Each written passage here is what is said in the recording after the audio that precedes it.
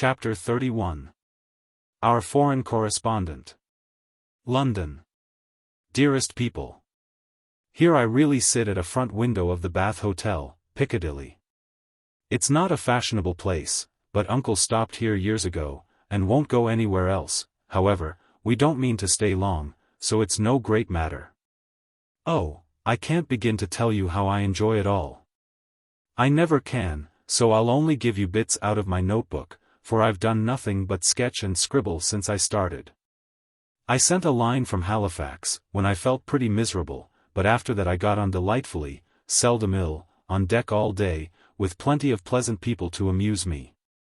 Everyone was very kind to me, especially the officers. Don't laugh, Joe, gentlemen really are very necessary aboard ship, to hold on to, or to wait upon one. And as they have nothing to do, it's a mercy to make them useful, otherwise they would smoke themselves to death, I'm afraid. Aunt and Flo were poorly all the way, and liked to be let alone, so when I had done what I could for them, I went and enjoyed myself. Such walks on deck, such sunsets, such splendid air and waves. It was almost as exciting as riding a fast horse, when we went rushing on so grandly. I wish Beth could have come, it would have done her so much good. As for Joe, she would have gone up and sat on the maintop jib, or whatever the high thing is called, made friends with the engineers, and tooted on the captain's speaking trumpet. She'd have been in such a state of rapture. It was all heavenly, but I was glad to see the Irish coast, and found it very lovely, so green and sunny, with brown cabins here and there, ruins on some of the hills, and gentlemen's country seats in the valleys, with deer feeding in the parks. It was early in the morning, but I didn't regret getting up to see it, for the bay was full of little boats, the shore so picturesque, and a rosy sky overhead. I never shall forget it. At Queenstown one of my new acquaintances left us, Mr. Lennox, and when I said something about the lakes of Killarney, he sighed and sung, with a look at me. Oh! Have you e'er heard of Kate Kearney? She lives on the banks of Killarney. From the glance of her eye, shun danger and fly. For fatal's the glance of Kate Kearney. Wasn't that nonsensical? We only stopped at Liverpool a few hours. It's a dirty, noisy place, and I was glad to leave it. Uncle rushed out and bought a pair of dogskin gloves, some ugly, thick shoes, and an umbrella, and got shaved a la mutton chop, the first thing. Then he flattered himself that he looked like a true Briton. But the first time he had the mud cleaned off his shoes, the little bootblack knew that an American stood in them, and said, with a grin, "There you are, sir. I've give 'em the latest Yankee shine." It amused Uncle immensely. Oh, I must tell you what that absurd Lennox did. He got his friend Ward, who came on with us, to order a bouquet for me, and the first thing I saw in my room was a lovely one, with Robert Lennox's compliments, on the card. Wasn't that fun, girls? I like traveling. I never shall get to London if I don't hurry. The trip was like riding through a long picture gallery, full of lovely landscapes. The farmhouses were my delight. With thatched roofs, ivy up to the eaves, latticed windows, and stout women with rosy children at the doors. The very cattle looked more tranquil than ours, as they stood knee-deep in clover, and the hens had a contented cluck, as if they never got nervous, like Yankee biddies. Such perfect color I never saw, the grass so green, sky so blue, grain so yellow, wood so dark. I was in a rapture all the way. So was Flo. And we kept bouncing from one side to the other, trying to see everything while we were whisking along at the rate of 60 miles an hour. Aunt was tired and went to sleep, but Uncle read his guidebook, and wouldn't be astonished at anything. This is the way we went on, Amy, flying up, oh, that must be Kenilworth, that grey place among the trees. Flo, darting to my window, how sweet. We must go there some time, won't we, Papa? Uncle, calmly admiring his boots, no, my dear, not unless you want beer, that's a brewery. A pause, then Flo cried out, bless me, there's a gallows and a man going up. Where? Shrieks Amy, staring out at two tall posts with a crossbeam and some dangling chains. "A colliery," remarks uncle, with a twinkle of the eye. "Here's a lovely flock of lambs all lying down," says Amy. "See, papa, aren't they pretty?" added Flo sentimentally. "Geese, young ladies," returns uncle, in a tone that keeps us quiet till Flo settles down to enjoy the flirtations of Captain Cavendish, and I have the scenery all to myself. Of course it rained when we got to London, and there was nothing to be seen but fog and umbrellas. We rested, unpacked, and shopped a little between the showers. Aunt Mary got me some new things, for I came off in such a hurry I wasn't half ready. A white hat and blue feather, a muslin dress to match, and the loveliest mantle you ever saw. Shopping in Regent Street is perfectly splendid, things seem so cheap, nice ribbons only 6 pence a yard. I laid in a stock, but shall get my gloves in Paris. Doesn't that sound sort of elegant and rich? Flo and I, for the fun of it, ordered a hansom cab, while Aunt and Uncle were out, and went for a drive, though we learned afterward that it wasn't the thing for young ladies to ride in them alone. It was so droll. For when we were shut in by the wooden apron, the man drove so fast that Flo was frightened, and told me to stop him. But he was up outside behind somewhere, and I couldn't get at him. He didn't hear me call, nor see me flap my parasol in front, and there we were, quite helpless, rattling away, and whirling around corners at a breakneck pace. At last, in my despair, I saw a little door in the roof, and on poking it open, a red eye appeared, and a beery voice said, "Now then, Mum." I gave my order as soberly as I could, and slamming down the door, with an "Aye, Mum," the man made his horse walk, as if going to a funeral. I poked again, and said, a little faster. Then off he went, helter-skelter, as before, and we resigned ourselves to our fate. Today was fair and we went to Hyde Park, close by, for we are more aristocratic than we look. The Duke of Devonshire lives near. I often see his footmen lounging at the back gate, and the Duke of Wellington's house is not far off. Such sights as I saw, my dear. It was as good as punch, for there were fat dowagers rolling about in their red and yellow coaches, with gorgeous gemises in silk stockings and velvet coats, up behind. And powdered coachmen in front. Smart maids, with the rosiest children I ever saw, handsome girls, looking half asleep. Dandies, in queer English hats and lavender kids, lounging about, and tall soldiers, in short red jackets and muffin caps stuck on one side, looking so funny I longed to sketch them. Rotten Row means Route de Roy, or the King's Way, but now it's more like a riding school than anything else. The horses are splendid, and the men, especially the grooms, ride well. But the women are stiff, and bounce, which isn't according to our rules.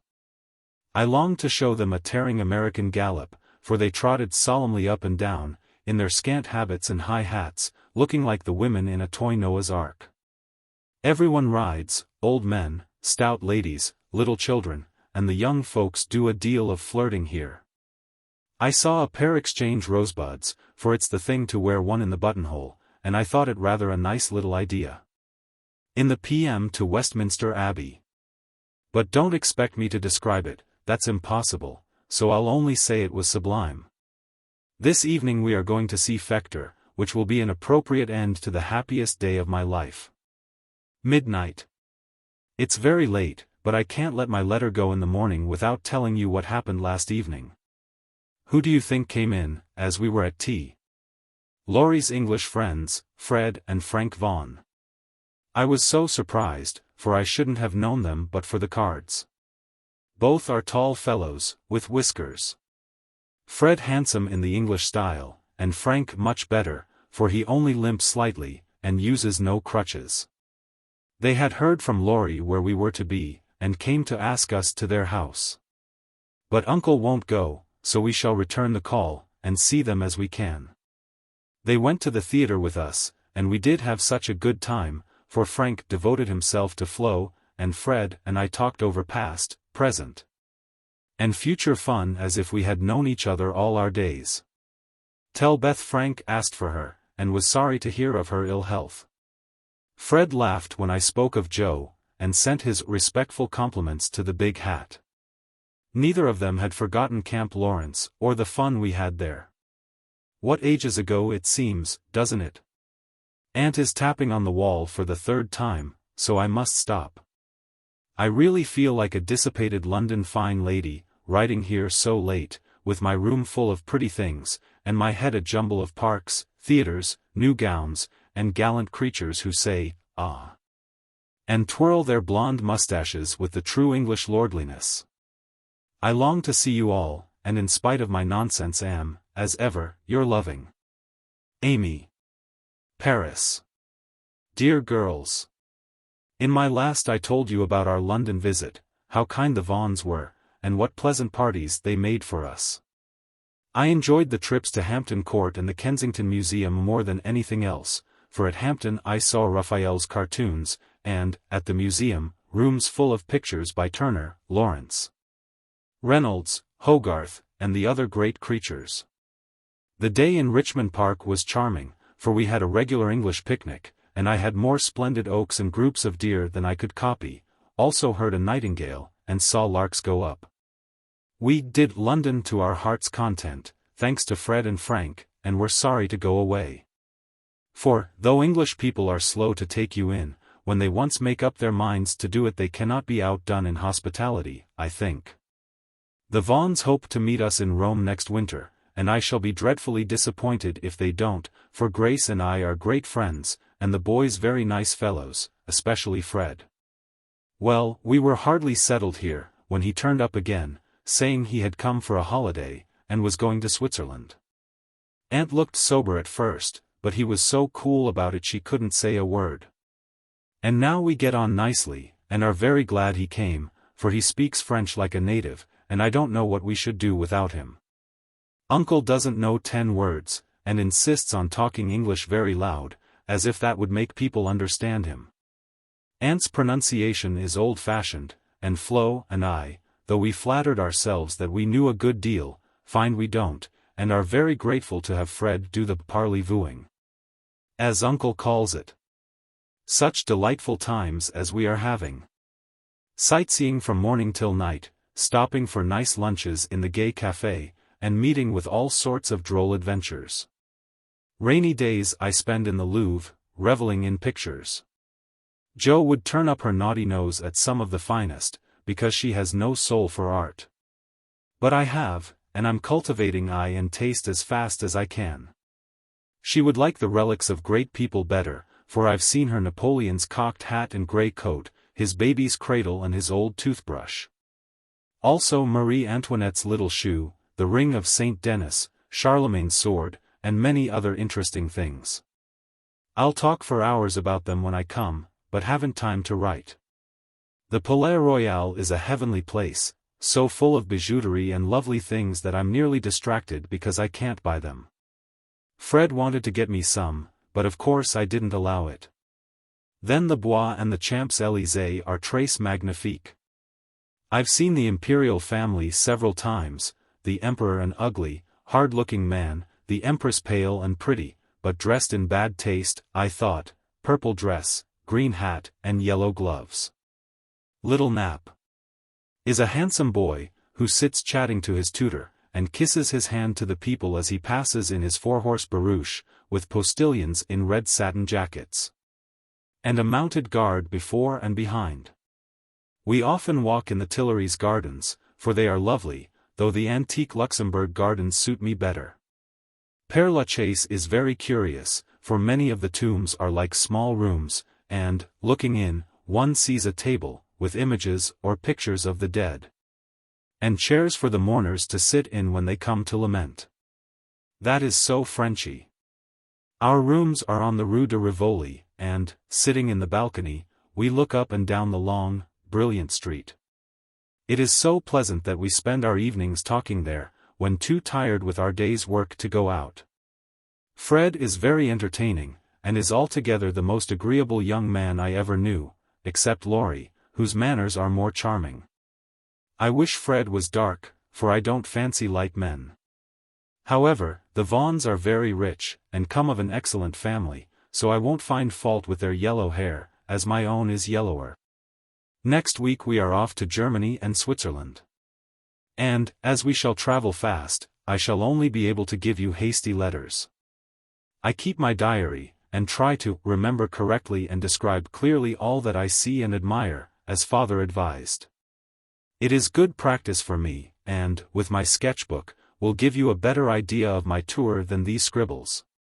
Adieu, I embrace you tenderly. Votre Amy. Heidelberg. My dear Mama. Having a quiet hour before we leave for Bern, I'll try to tell you what has happened, for some of it is very important, as you will see. The sail up the Rhine was perfect, and I just sat and enjoyed it with all my might. Get father's old guidebooks, and read about it. I haven't words beautiful enough to describe it. At Koblenz we had a lovely time, for some students from Bonn, with whom Fred got acquainted on the boat, gave us a serenade. It was a moonlight night, and, about 1 o'clock, Flo and I were waked by the most delicious music under our windows. We flew up, and hid behind the curtains. But sly peeps showed us Fred and the students singing away down below. It was the most romantic thing I ever saw. The river, the bridge of boats, the great fortress opposite, moonlight everywhere, and music fit to melt a heart of stone. When they were done we threw down some flowers, and saw them scramble for them, kiss their hands to the invisible ladies, and go laughing away, to smoke and drink beer, I suppose. Next morning Fred showed me one of the crumpled flowers in his vest pocket, and looked very sentimental. I laughed at him, and said I didn't throw it, but Flo, which seemed to disgust him, for he tossed it out of the window, and turned sensible again. I'm afraid I'm going to have trouble with that boy, it begins to look like it. The baths at Nassau were very gay, so was Baden-Baden, where Fred lost some money, and I scolded him. He needs someone to look after him when Frank is not with him. Kate said once she hoped he'd marry soon, and I quite agree with her that it would be well for him. Frankfurt was delightful. I saw Goethe's house, Schiller's statue, and Danneker's famous Ariadne. It was very lovely, but I should have enjoyed it more if I had known the story better. I didn't like to ask, as everyone knew it, or pretended they did. I wish Joe would tell me all about it. I ought to have read more, for I find I don't know anything, and it mortifies me. Now comes the serious part, for it happened here, and Fred is just gone. He has been so kind and jolly that we all got quite fond of him. I never thought of anything but a traveling friendship, till the serenade night. Since then I've begun to feel that the moonlight walks, balcony talks, and daily adventures were something more to him than fun. I haven't flirted, Mother, truly, but remembered what you said to me, and have done my very best. I can't help it if people like me. I don't try to make them, and it worries me if I don't care for them, though Joe says I haven't got any heart. Now I know Mother will shake her head, and the girls say, oh, the mercenary little wretch, but I've made up my mind, and, if Fred asks me, I shall accept him, though I'm not madly in love. I like him, and we get on comfortably together. He is handsome, young, clever enough, and very rich, ever so much richer than the Laurences. I don't think his family would object, and I should be very happy, for they are all kind, well-bred, generous people, and they like me. Fred, as the eldest twin, will have the estate, I suppose, and such a splendid one as it is. A city house in a fashionable street, not so showy as our big houses, but twice as comfortable, and full of solid luxury, such as English people believe in. I like it, for it's genuine. I've seen the plate, the family jewels, the old servants, and pictures of the country place, with its park, great house, lovely grounds, and fine horses. Oh, it would be all I should ask. And I'd rather have it than any title such as girls snap up so readily, and find nothing behind. I may be mercenary, but I hate poverty, and don't mean to bear it a minute longer than I can help. One of us must marry well. Meg didn't, Joe won't, Beth can't yet, so I shall, and make everything cozy all round. I wouldn't marry a man I hated or despised. You may be sure of that. And, though Fred is not my model hero, he does very well, and, in time, I should get fond enough of him if he was very fond of me, and let me do just as I liked. So I've been turning the matter over in my mind the last week, for it was impossible to help seeing that Fred liked me. He said nothing, but little things showed it. He never goes with Flo, always gets on my side of the carriage, table, or promenade, looks sentimental when we are alone, and frowns at anyone else who ventures to speak to me. Yesterday, at dinner, when an Austrian officer stared at us, and then said something to his friend, a rakish-looking baron, about Ein Wunderschönes Blondchen, Fred looked as fierce as a lion. And cut his meat so savagely, it nearly flew off his plate. He isn't one of the cool, stiff Englishmen, but is rather peppery, for he has Scotch blood in him, as one might guess from his bonny blue eyes. Well, last evening we went up to the castle about sunset, at least all of us but Fred, who was to meet us there, after going to the poste restante for letters. We had a charming time poking about the ruins, the vaults where the monster tun is, and the beautiful gardens made by the Elector, long ago, for his English wife. I liked the great terrace best, for the view was divine. So, while the rest went to see the rooms inside, I sat there trying to sketch the grey stone lion's head on the wall, with scarlet woodbine sprays hanging round it. I felt as if I'd got into a romance, sitting there, watching the Neckar rolling through the valley, listening to the music of the Austrian band below, and waiting for my lover. Like a real storybook girl. I had a feeling that something was going to happen, and I was ready for it. I didn't feel blushy or quaky, but quite cool, and only a little excited. By and by I heard Fred's voice, and then he came hurrying through the great arch to find me. He looked so troubled that I forgot all about myself, and asked what the matter was. He said he'd just got a letter begging him to come home, for Frank was very ill, so he was going at once, in the night train, and only had time to say goodbye. I was very sorry for him, and disappointed for myself, but only for a minute, because he said, as he shook hands, and said it in a way that I could not mistake, "I shall soon come back. You won't forget me, Amy?" I didn't promise, but I looked at him, and he seemed satisfied, and there was no time for anything but messages and goodbyes, for he was off in an hour, and we all miss him very much. I know he wanted to speak, but I think, from something he once hinted, that he had promised his father not to do anything of the sort yet awhile, for he is a rash boy. And the old gentleman dreads a foreign daughter-in-law. We shall soon meet in Rome, and then, if I don't change my mind, I'll say, "Yes, thank you," when he says, "Will you, please?" Of course this is all very private, but I wished you to know what was going on. Don't be anxious about me, remember I am your prudent Amy, and be sure I will do nothing rashly. Send me as much advice as you like, I'll use it if I can. I wish I could see you for a good talk, Marmee. Love and trust me. Ever your Amy. Chapter 32. Tender Troubles. Joe, I'm anxious about Beth.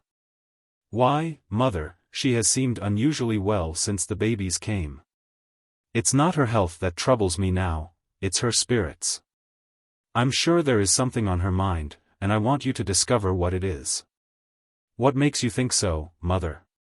She sits alone a good deal, and doesn't talk to her father as much as she used.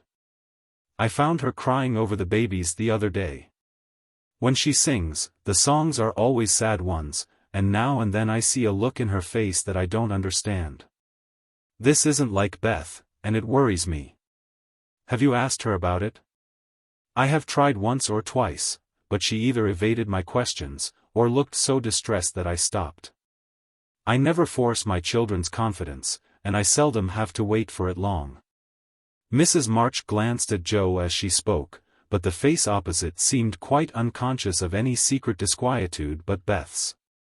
And, after sewing thoughtfully for a minute, Joe said, "I think she is growing up, and so begins to dream dreams, and have hopes and fears and fidgets, without knowing why. Or being able to explain them. Why, Mother, Beth's 18, but we don't realize it, and treat her like a child, forgetting she's a woman. So she is. "Dear heart, how fast you do grow up," returned her mother, with a sigh and a smile. "Can't be helped, Marmee, so you must resign yourself to all sorts of worries, and let your birds hop out of the nest, one by one. I promise never to hop very far, if that is any comfort to you." "It is a great comfort, Joe. I always feel strong when you are at home, now Meg is gone. Beth is too feeble and Amy too young to depend upon, but when the tug comes, you are always ready." "Why, you know I don't mind hard jobs much, and there must always be one scrub in a family. Amy is splendid in fine works, and I'm not. But I feel in my element when all the carpets are to be taken up, or half the family falls sick at once. Amy is distinguishing herself abroad, but if anything is amiss at home, I'm your man. I leave Beth to your hands, then, for she will open her tender little heart to her Joe sooner than to anyone else. Be very kind, and don't let her think anyone watches or talks about her. If she only would get quite strong and cheerful again, I shouldn't have a wish in the world.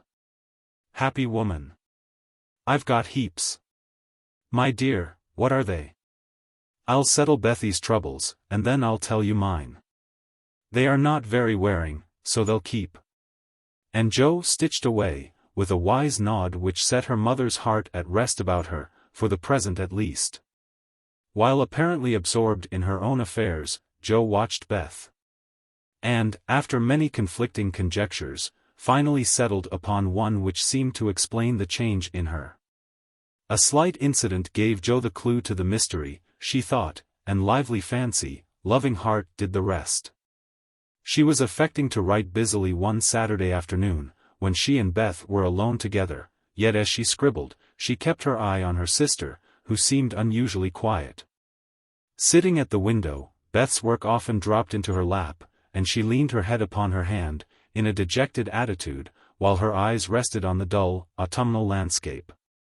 Suddenly someone passed below, whistling like an operatic blackbird, and a voice called out, "All serene. Coming in tonight." Beth started, leaned forward, smiled and nodded, watched the passer-by till his quick tramp died away, then said softly, as if to herself, "How strong and well and happy that dear boy looks." Said Joe, still intent upon her sister's face, for the bright color faded as quickly as it came, the smile vanished, and presently a tear lay shining on the window ledge. Beth whisked it off, and glanced apprehensively at Joe, but she was scratching away at a tremendous rate, apparently engrossed in Olympia's oath. The instant Beth turned, Joe began her watch again, saw Beth's hand go quietly to her eyes more than once, and, in her half-averted face, read a tender sorrow that made her own eyes fill. Fearing to betray herself, she slipped away, murmuring something about needing more paper. "Mercy on me, Beth loves Laurie," she said, sitting down in her own room, pale with the shock of the discovery which she believed she had just made. "I never dreamt of such a thing. What will mother say? I wonder if he—" There Joe stopped, and turned scarlet with a sudden thought. If he shouldn't love back again, how dreadful it would be. He must, I'll make him. And she shook her head threateningly at the picture of the mischievous-looking boy laughing at her from the wall. "Oh dear, we are growing up with a vengeance. Here's Meg married and a mama, Amy flourishing away at Paris, and Beth in love. I'm the only one that has sense enough to keep out of mischief." Joe thought intently for a minute, with her eyes fixed on the picture, then she smoothed out her wrinkled forehead, and said, with a decided nod at the face opposite, "No, thank you, sir. You're very charming, but you've no more stability than a weathercock, so you needn't write touching notes, and smile in that insinuating way, for it won't do a bit of good, and I won't have it."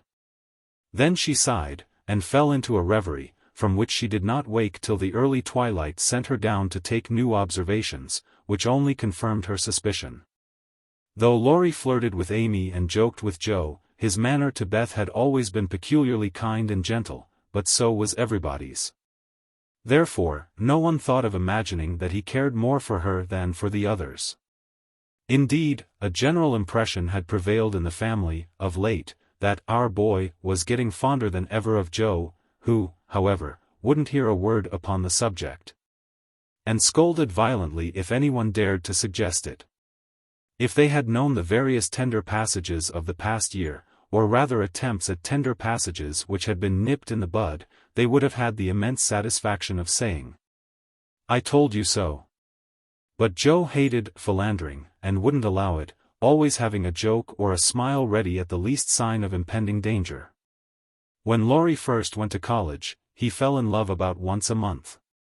But these small flames were as brief as ardent, did no damage, and much amused Joe, who took great interest in the alternations of hope, despair, and resignation, which were confided to her in their weekly conferences. But there came a time when Laurie ceased to worship at many shrines, hinted darkly at one all-absorbing passion, and indulged occasionally in Byronic fits of gloom. Then he avoided the tender subject altogether, wrote philosophical notes to Joe, turned studious, and gave out that he was going to dig, intending to graduate in a blaze of glory. This suited the young lady better than twilight confidences, tender pressures of the hand, and eloquent glances of the eye.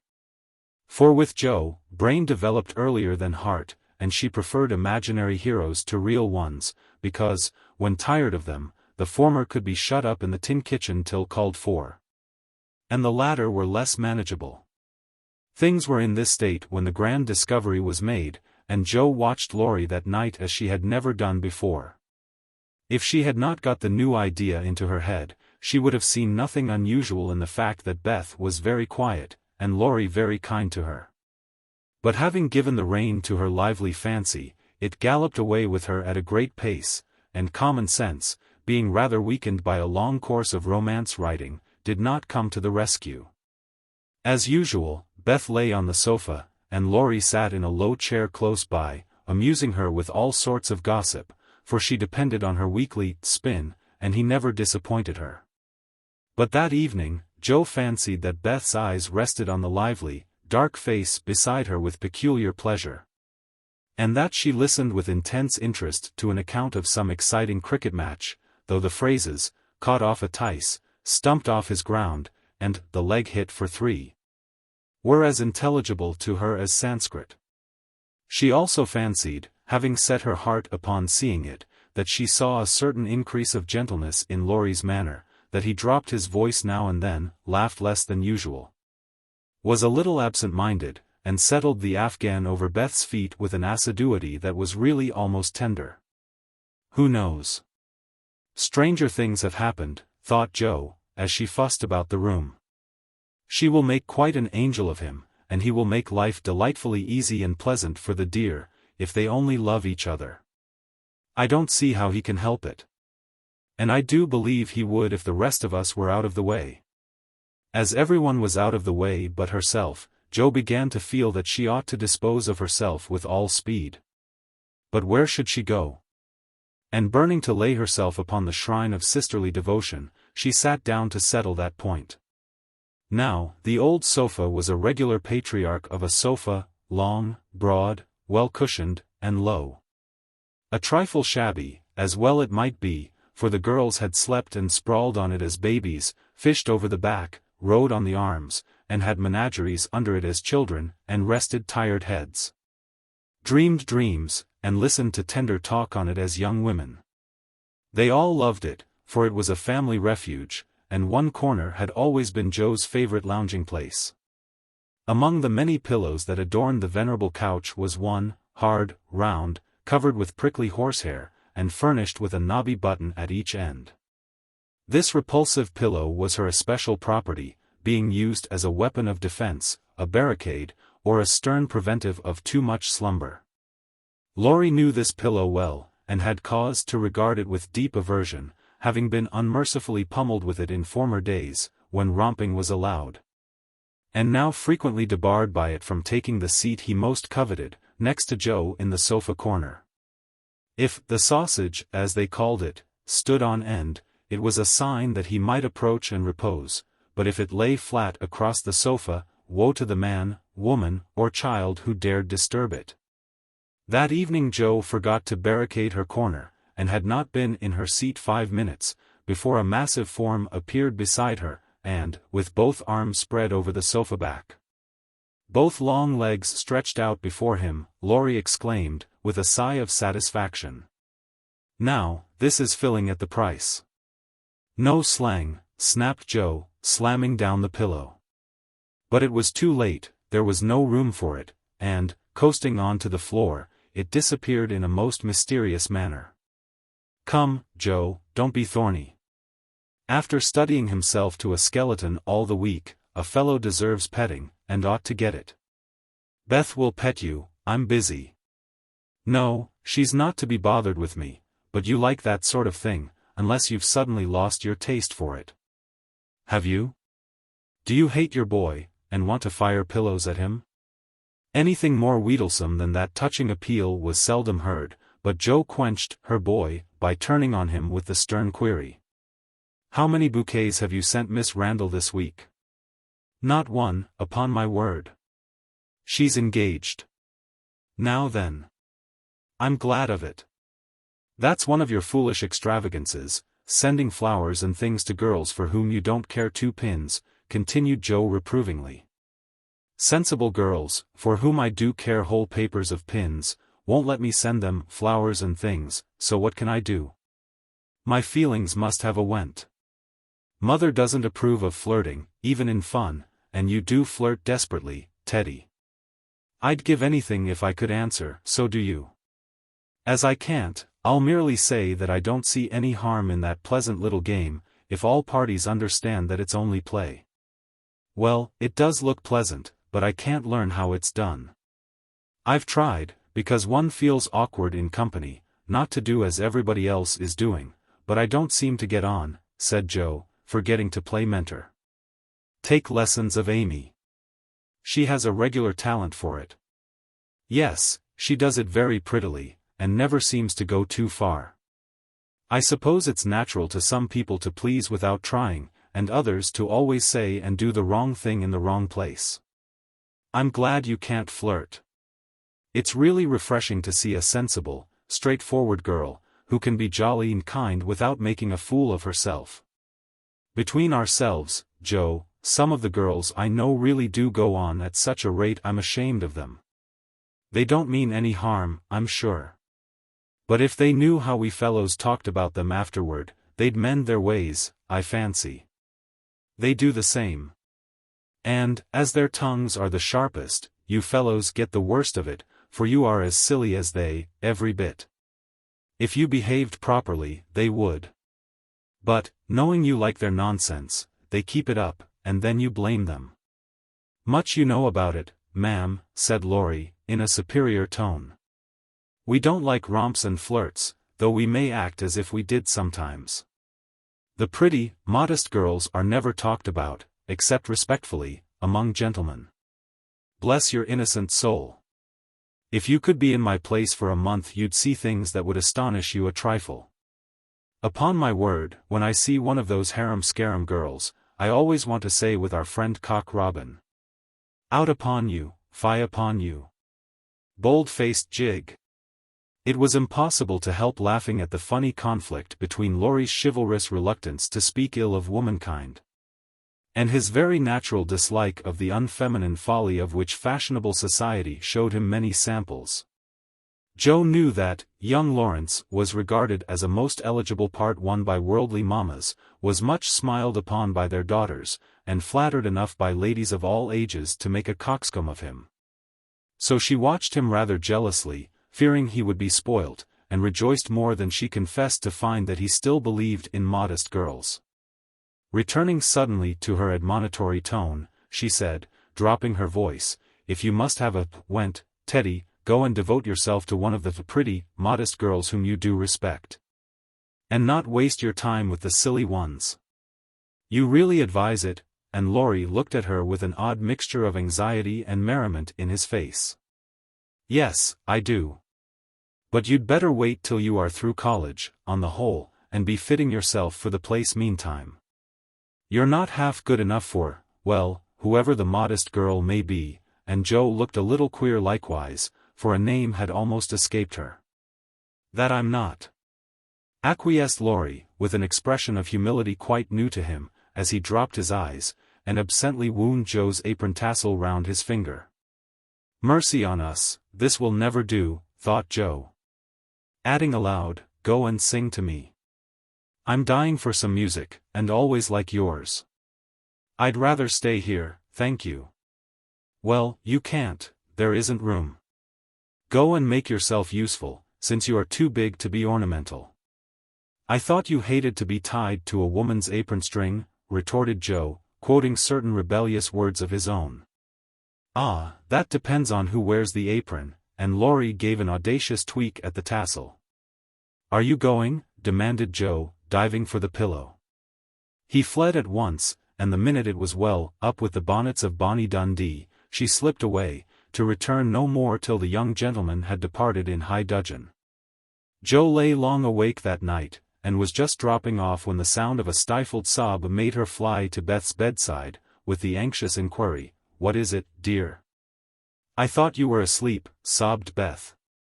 "Is it the old pain, my precious?" "No, it's a new one, but I can bear it," and Beth tried to check her tears. "Tell me all about it, and let me cure it as I often did the other." "You can't, there is no cure." There Beth's voice gave way, and, clinging to her sister, she cried so despairingly that Joe was frightened. "Where is it? Shall I call Mother?"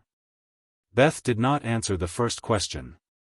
But in the dark one hand went involuntarily to her heart, as if the pain were there, with the other she held Joe fast, whispering eagerly, "No, no, don't call her, don't tell her. I shall be better soon. Lie down here and pour my head. I'll be quiet, and go to sleep, indeed I will." Joe obeyed. But as her hand went softly to and fro across Beth's hot forehead and wet eyelids, her heart was very full, and she longed to speak. But young as she was, Joe had learned that hearts, like flowers, cannot be rudely handled, but must open naturally. So, though she believed she knew the cause of Beth's new pain, she only said, in her tenderest tone, "Does anything trouble you, dearie?" "Yes, Joe," after a long pause. "Wouldn't it comfort you to tell me what it is?" "Not now, not yet." "Then I won't ask, but remember, Bethy, that Mother and Joe are always glad to hear and help you, if they can." "I know it. I'll tell you by and by. Is the pain better now?" "Oh, yes, much better, you are so comfortable, Joe." "Go to sleep, dear, I'll stay with you." So cheek to cheek they fell asleep, and on the morrow Beth seemed quite herself again, for at 18, neither heads nor hearts ache long, and a loving word can medicine most ills. But Joe had made up her mind, and, after pondering over a project for some days, she confided it to her mother. "You asked me the other day what my wishes were. I'll tell you one of them, Marmee," she began, as they sat alone together. "I want to go away somewhere this winter for a change." "Why, Joe?" And her mother looked up quickly, as if the words suggested a double meaning. With her eyes on her work, Joe answered soberly, "I want something new. I feel restless, and anxious to be seeing, doing, and learning more than I am. I brood too much over my own small affairs, and need stirring up, so, as I can be spared this winter, I'd like to hop a little way, and try my wings." "Where will you hop?" "To New York. I had a bright idea yesterday, and this is it. You know Mrs. Kirk wrote to you for some respectable young person to teach her children and so. It's rather hard to find just the thing, but I think I should suit if I tried. My dear, go out to service in that great boarding house," and Mrs. March looked surprised, but not displeased. "It's not exactly going out to service, for Mrs. Kirk is your friend, the kindest soul that ever lived, and would make things pleasant for me, I know. Her family is separate from the rest, and no one knows me there. Don't care if they do, it's honest work, and I'm not ashamed of it." "Nor I, but you're writing? All the better for the change. I shall see and hear new things, get new ideas, and, even if I haven't much time there, I shall bring home quantities of material for my rubbish. I have no doubt of it. But are these your only reasons for this sudden fancy? No, Mother. May I know the others? Jo looked up and Jo looked down, then said slowly, with sudden color in her cheeks, "It may be vain and wrong to say it, but, I'm afraid, Laurie is getting too fond of me." "Then you don't care for him in the way it is evident he begins to care for you," and Mrs. March looked anxious as she put the question. "Mercy, no. I love the dear boy, as I always have, and am immensely proud of him, but as for anything more, it's out of the question." "I'm glad of that, Jo." "Why, please?" "Because, dear, I don't think you suited to one another. As friends you are very happy, and your frequent quarrels soon blow over, but I fear you would both rebel if you were mated for life. You are too much alike and too fond of freedom, not to mention hot tempers and strong wills, to get on happily together, in a relation which needs infinite patience and forbearance, as well as love. That's just the feeling I had, though I couldn't express it. I'm glad you think he is only beginning to care for me. It would trouble me sadly to make him unhappy. For I couldn't fall in love with the dear old fellow merely out of gratitude, could I? You are sure of his feeling for you?" The color deepened in Jo's cheeks, as she answered, with the look of mingled pleasure, pride, and pain which young girls wear when speaking of first lovers. "I'm afraid it is so, Mother. He hasn't said anything, but he looks a great deal. I think I had better go away before it comes to anything." "I agree with you, and if it can be managed you shall go." Jo looked relieved, and, after a pause, said, smiling, "How Mrs. Moffat would wonder at your want of management, if she knew, and how she will rejoice that Annie still may hope." "Ah, Jo, mothers may differ in their management, but the hope is the same in all, the desire to see their children happy. Meg is so, and I am content with her success. You I leave to enjoy your liberty till you tire of it, for only then will you find that there is something sweeter. Amy is my chief care now, but her good sense will help her. For Beth, I indulge no hopes except that she may be well. By the way, she seems brighter this last day or two. Have you spoken to her?" "Yes. She owned she had a trouble, and promised to tell me by and by. I said no more, for I think I know it," and Jo told her little story. Mrs. March shook her head, and did not take so romantic a view of the case, but looked grave, and repeated her opinion that, for Laurie's sake, Jo should go away for a time. "Let us say nothing about it to him till the plan is settled, then I'll run away before he can collect his wits and be tragical.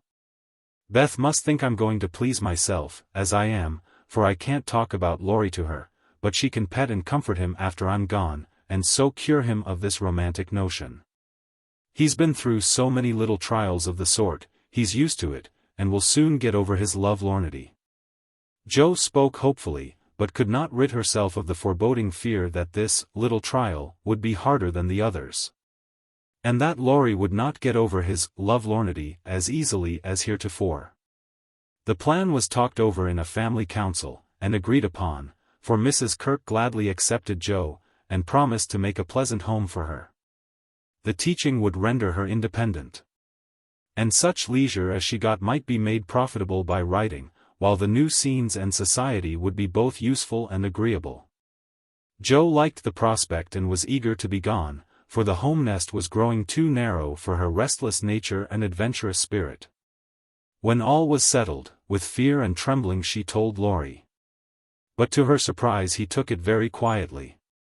He had been graver than usual of late, but very pleasant, and, when jokingly accused of turning over a new leaf, he answered soberly, "So I am. And I mean this one shall stay turned." Jo was very much relieved that one of his virtuous fits should come on just then, and made her preparations with a lightened heart, for Beth seemed more cheerful, and hoped she was doing the best for all. "One thing I leave to your especial care," she said, the night before she left. "You mean your papers?" asked Beth. "No, my boy. Be very good to him, won't you?" "Of course I will. But I can't fill your place, and he'll miss you sadly." "It won't hurt him, so remember, I leave him in your charge, to plague, pet, and keep in order. I'll do my best, for your sake, promised Beth, wondering why Joe looked at her so queerly. When Laurie said, goodbye, he whispered significantly, it won't do a bit of good, Joe. My eye is on you. So mind what you do, or I'll come and bring you home. Chapter 33. Joe's Journal. New York, November. Dear Marmee and Beth. I'm going to write you a regular volume, for I've got heaps to tell, though I'm not a fine young lady traveling on the continent. When I lost sight of Father's dear old face, I felt a trifle blue, and might have shed a briny drop or two, if an Irish lady with 4 small children, all crying more or less, hadn't diverted my mind. For I amused myself by dropping gingerbread nuts over the seat every time they opened their mouths to roar. Soon the sun came out, and taking it as a good omen, I cleared up likewise, and enjoyed my journey with all my heart. Mrs. Kirk welcomed me so kindly I felt at home at once, even in that big house full of strangers. She gave me a funny little sky parlor, all she had. But there is a stove in it, and a nice table in a sunny window, so I can sit here and write whenever I like. A fine view and a church tower opposite atone for the many stairs, and I took a fancy to my den on the spot. The nursery, where I am to teach and sew, is a pleasant room annexed Mrs. Kirk's private parlor, and the 2 little girls are pretty children, rather spoilt, I fancy. But they took to me after telling them the 7 bad pigs. And I've no doubt I shall make a model governess. I am to have my meals with the children, if I prefer it to the great table, and for the present I do, for I am bashful, though no one will believe it. Now, my dear, make yourself at home, said Mrs. K in her motherly way. I'm on the drive from morning to night, as you may suppose with such a family. But a great anxiety will be off my mind if I know the children are safe with you. My rooms are always open to you, and your own shall be as comfortable as I can make it. There are some pleasant people in the house if you feel sociable, and your evenings are always free. Come to me if anything goes wrong, and be as happy as you can. There's the tea bell. I must run and change my cap, and off she bustled, leaving me to settle myself in my new nest. As I went downstairs, soon after, I saw something I liked. The flights are very long in this tall house, and as I stood waiting at the head of the 3rd one for a little servant girl to lumber up, I saw a gentleman come along behind her.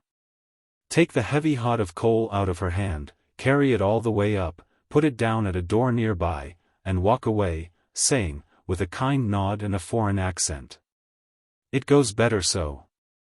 The little back is too young to have such heaviness." Wasn't it good of him? I like such things, for, as father says, trifles show character. When I mentioned it to Mrs. K that evening, she laughed, and said, "That must have been Professor Bear, he's always doing things of that sort." Mrs. K told me he was from Berlin.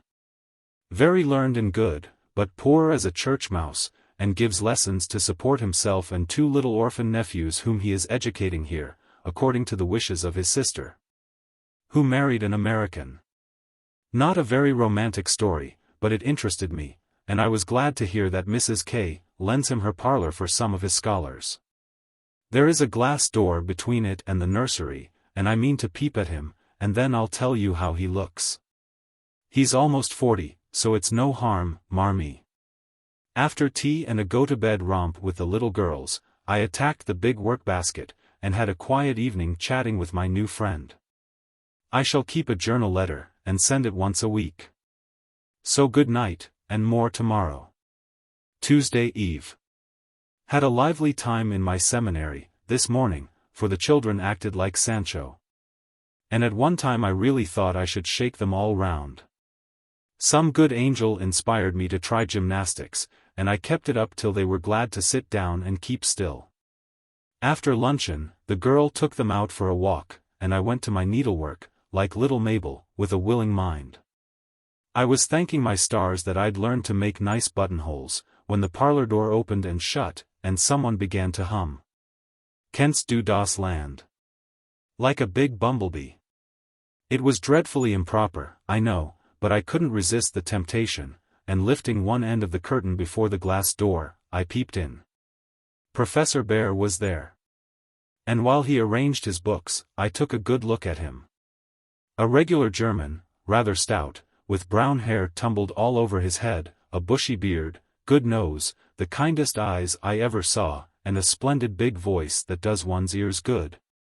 After our sharp or slipshod American gabble. His clothes were rusty, his hands were large, and he hadn't a really handsome feature in his face, except his beautiful teeth, yet I liked him, for he had a fine head. His linen was very nice, and he looked like a gentleman, though 2 buttons were off his coat, and there was a patch on one shoe. He looked sober in spite of his humming, till he went to the window to turn the hyacinth bulbs toward the sun, and stroke the cat, who received him like an old friend. Then he smiled. And when a tap came at the door, called out in a loud, brisk tone, "Herein." I was just going to run, when I caught sight of a morsel of a child carrying a big book, and stopped to see what was going on. "Me wants my bear," said the mite, slamming down her book, and running to meet him. "Thou shalt have thy bear. Come, then, and take a good hug from him, my Tina," said the professor, catching her up, with a laugh, and holding her so high over his head that she had to stoop her little face to kiss him. "Now me muse tuddy my lesson," went on the funny little thing. So he put her up at the table, opened the great dictionary she had brought, and gave her a paper and pencil, and she scribbled away, turning a leaf now and then, and passing her little fat finger down the page, as if finding a word, so soberly that I nearly betrayed myself by a laugh, while Mr. Bär stood stroking her pretty hair, with a fatherly look. That made me think she must be his own, though she looked more French than German. Another knock and the appearance of 2 young ladies sent me back to my work, and there I virtuously remained through all the noise and gabbling that went on next door. One of the girls kept laughing affectedly, and saying, "Now professor," in a coquettish tone, and the other pronounced her German with an accent that must have made it hard for him to keep sober. Both seemed to try his patience sorely, for more than once I heard him say emphatically, "No, no, it is not so, you have not attend to what I say." And once there was a loud rap, as if he struck the table with his book, followed by the despairing exclamation, "Prut! It all goes bad this day." Poor man, I pitied him. And when the girls were gone, took just one more peep, to see if he survived it. He seemed to have thrown himself back in his chair, tired out, and sat there with his eyes shut till the clock struck 2, when he jumped up, put his books in his pocket, as if ready for another lesson, and, taking little Tina, who had fallen asleep on the sofa, in his arms, he carried her quietly away. I fancy he has a hard life of it. Mrs. Kirk asked me if I wouldn't go down to the 5 o'clock dinner. And, feeling a little bit homesick, I thought I would, just to see what sort of people are under the same roof with me. So I made myself respectable, and tried to slip in behind Mrs. Kirk. But as she is short, and I'm tall, my efforts at concealment were rather a failure. She gave me a seat by her, and after my face cooled off, I plucked up courage, and looked about me. The long table was full, and everyone intent on getting their dinner, the gentlemen especially, who seemed to be eating on time, for they bolted in every sense of the word, vanishing as soon as they were done. There was the usual assortment of young men absorbed in themselves, young couples absorbed in each other, married ladies in their babies, and old gentlemen in politics. I don't think I shall care to have much to do with any of them, except one sweet-faced maiden lady, who looks as if she had something in her. Cast away at the very bottom of the table was the professor, shouting answers to the questions of a very inquisitive, deaf old gentleman on one side, and talking philosophy with a Frenchman on the other. If Amy had been here, she'd have turned her back on him forever, because, sad to relate, he had a great appetite, and shovelled in his dinner in a manner which would have horrified her ladyship. I didn't mind, for I like to see folks eat with a relish, as Hannah says, and the poor man must have needed a deal of food after teaching idiots all day. As I went upstairs after dinner, 2 of the young men were settling their hats before the hall mirror, and I heard one say low to the other, "Who's the new party? Governess, or something of that sort. What the deuce is she at our table for? Friend of the old lady's. Handsome head, but no style. Not a bit of it. Give us a light and come on." I felt angry at first, and then I didn't care, for a governess is as good as a clerk, and I've got sense, if I haven't style, which is more than some people have. Judging from the remarks of the elegant beings who clattered away, smoking like bad chimneys. I hate ordinary people. Thursday. Yesterday was a quiet day, spent in teaching, sewing, and writing in my little room, which is very cozy, with a light and fire. I picked up a few bits of news, and was introduced to the professor. It seems that Tina is the child of the Frenchwoman who does the fine ironing in the laundry here. The little thing has lost her heart to Mr. Bear, and follows him about the house like a dog whenever he is at home, which delights him, as he is very fond of children, though a bachelor. Kitty and Minnie Kirk likewise regard him with affection, and tell all sorts of stories about the plays he invents, the presents he brings, and the splendid tales he tells. The young men quiz him, it seems, call him Old Fritz, Lager Beer, Ursa Major, and make all manner of jokes on his name. But he enjoys it like a boy, Mrs. K. says, and takes it so good-naturedly that they all like him, in spite of his foreign ways. The maiden lady is a Miss Norton, rich, cultivated, and kind. She spoke to me at dinner today, for I went to table again, it's such fun to watch people, and asked me to come and see her at her room. She has fine books and pictures, knows interesting persons, and seems friendly, so I shall make myself agreeable, for I do want to get into good society, only it isn't the same sort that Amy likes. I was in our parlor last evening, when Mr. Bear came in with some newspapers for Mrs. Kirk. She wasn't there, but Minnie, who is a little old woman, introduced me very prettily. "This is Mamma's friend, Miss March." "Yes. And she's jolly and we like her lots," added Kitty, who is an enfant terrible. We both bowed, and then we laughed, for the prim introduction and the blunt addition were rather a comical contrast. "Ah, yes, I hear these naughty ones go to vex you, Mies Marsh. If so again, call at me and I come," he said, with a threatening frown that delighted the little wretches. I promised I would, and he departed, but it seems as if I was doomed to see a good deal of him, for today, as I passed his door on my way out, by accident I knocked against it with my umbrella. It flew open, and there he stood in his dressing gown, with a big blue sock on one hand, and a darning needle in the other. He didn't seem at all ashamed of it, for when I explained and hurried on, he waved his hand, sock and all, saying in his loud, cheerful way, "You have a fine day to make your walk. Bon voyage, mademoiselle." I laughed all the way downstairs, but it was a little pathetic, also, to think of the poor man having to mend his own clothes. The German gentlemen embroider, I know. But darning hose is another thing, and not so pretty. Saturday. Nothing has happened to write about, except a call on Miss Norton, who has a room full of lovely things, and who was very charming, for she showed me all her treasures. And asked me if I would sometimes go with her to lectures and concerts, as her escort, if I enjoyed them.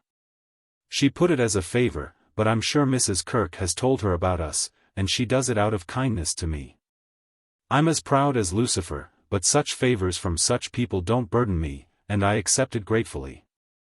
When I got back to the nursery there was such an uproar in the parlor that I looked in. And there was Mr. Bear down on his hands and knees, with Tina on his back, Kitty leading him with a jump rope, and Minnie feeding two small boys with seed cakes. As they roared and ramped in cages built of chairs. "We are playing Nargery," explained Kitty. "Dis is mine effluent," added Tina, holding on by the professor's hair. "Mama always allows us to do what we like Saturday afternoon, when Franz and Emile come, doesn't she, Mr. Bear?" said Minnie. The effluent sat up, looking as much in earnest as any of them, and said soberly to me, "I give you my word it is so. If we make too large a noise you shall say, 'Hush.' To us, and we go more softly. I promised to do so, but left the door open, and enjoyed the fun as much as they did, for a more glorious frolic I never witnessed. They played tag and soldiers, danced and sung, and when it began to grow dark they all piled onto the sofa about the professor, while he told charming fairy stories of the storks on the chimney tops, and the little kobolds, who ride the snowflakes as they fall. I wish Americans were as simple and natural as Germans, don't you? I'm so fond of writing, should go spinning on forever if motives of economy didn't stop me, for though I've used thin paper and written fine, I tremble to think of the stamps this long letter will need. Pray forward Amy's as soon as you can spare them. My small news will sound very flat after her splendors, but you will like them, I know. Is Teddy studying so hard that he can't find time to write to his friends? Take good care of him for me, Beth, and tell me all about the babies, and give heaps of love to everyone. From your faithful Joe. P.S. On reading over my letter it strikes me as rather bary, but I am always interested in odd people, and I really had nothing else to write about. Bless you. December. My precious Betsy. As this is to be a scribble-scrabble letter, I direct it to you, for it may amuse you, and give you some idea of my goings-on. For, though quiet, they are rather amusing, for which, oh, be joyful. After what Amy would call Herculaneum efforts, in the way of mental and moral agriculture, my young ideas begin to shoot and my little twigs to bend as I could wish. They are not so interesting to me as Tina and the boys, but I do my duty by them, and they are fond of me. Franz and Emil are jolly little lads, quite after my own heart. For the mixture of German and American spirit in them produces a constant state of effervescence. Saturday afternoons are riotous times, whether spent in the house or out. For on pleasant days they all go to walk, like a seminary, with the professor and myself to keep order, and then such fun. We are very good friends now, and I've begun to take lessons. I really couldn't help it, and it all came about in such a droll way that I must tell you. To begin at the beginning, Mrs. Kirk called to me, one day, as I passed Mr. Bear's room, where she was rummaging. Did you ever see such a den, my dear? Just come and help me put these books to rights, for I've turned everything upside down, trying to discover what he has done with the 6 new handkerchiefs I gave him not long ago. I went in, and while we worked I looked about me, for it was a den, to be sure. Books and papers everywhere, a broken meerschaum, and an old flute over the mantelpiece as if done with. A ragged bird, without any tail, chirped on one window seat, and a box of white mice adorned the other, half-finished boats and bits of string lay among the manuscripts.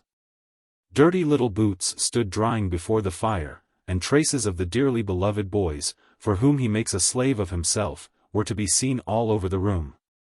After a grand rummage 3 of the missing articles were found, one over the birdcage, one covered with ink, and a third burnt brown, having been used as a holder. Such a man!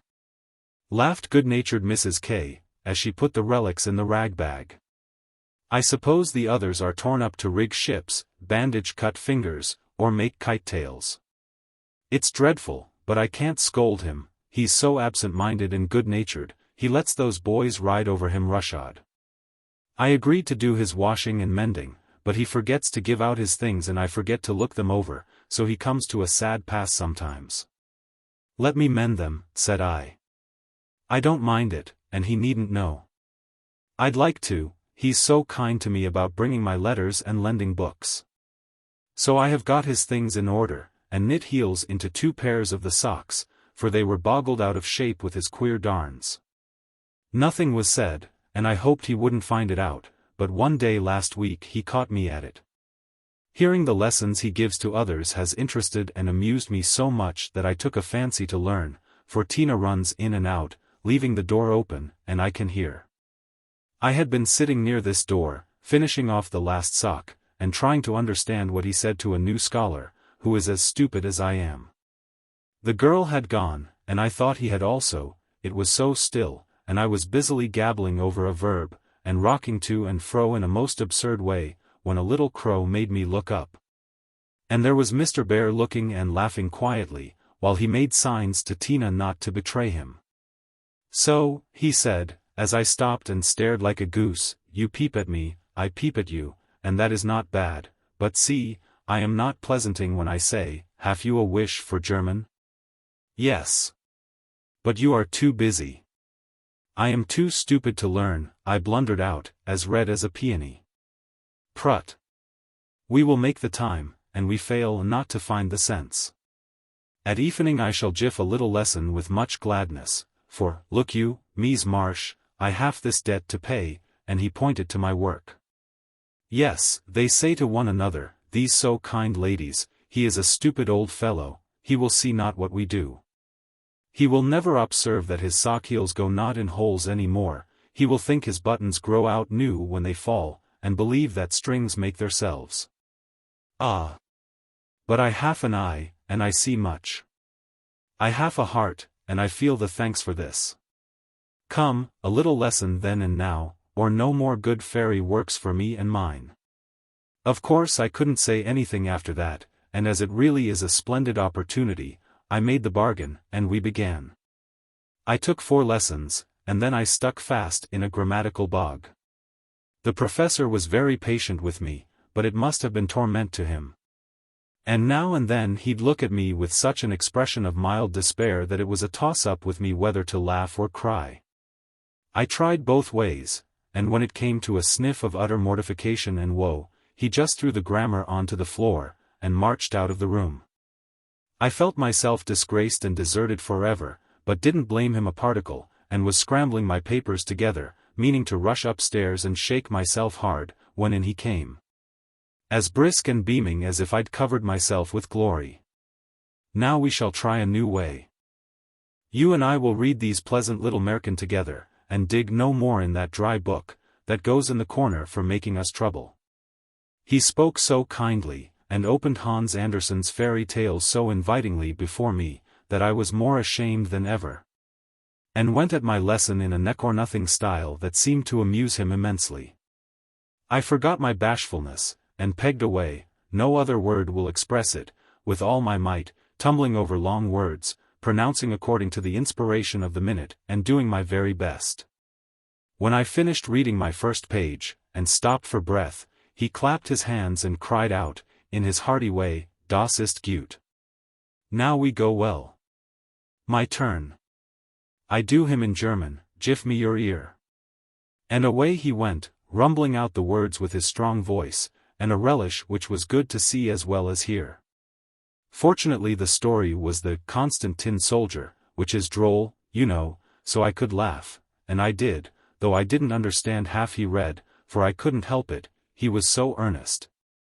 I so excited, and the whole thing so comical.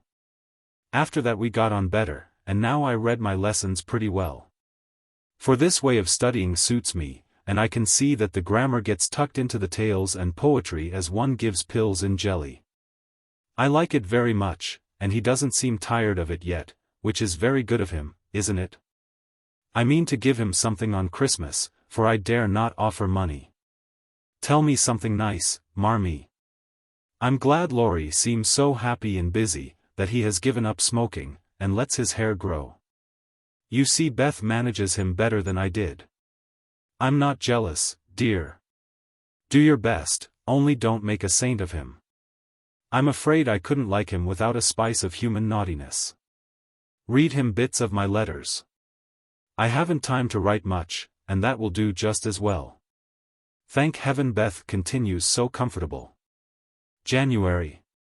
A happy new year to you all, my dearest family, which of course includes Mr. L. and a young man by the name of Teddy. I can't tell you how much I enjoyed your Christmas bundle, for I didn't get it till night, and had given up hoping. Your letter came in the morning, but you said nothing about a parcel, meaning it for a surprise, so I was disappointed, for I'd had a kind of a feeling that you wouldn't forget me. I felt a little low in my mind, as I sat up in my room, after tea, and when the big, muddy, battered-looking bundle was brought to me, I just hugged it and pranced.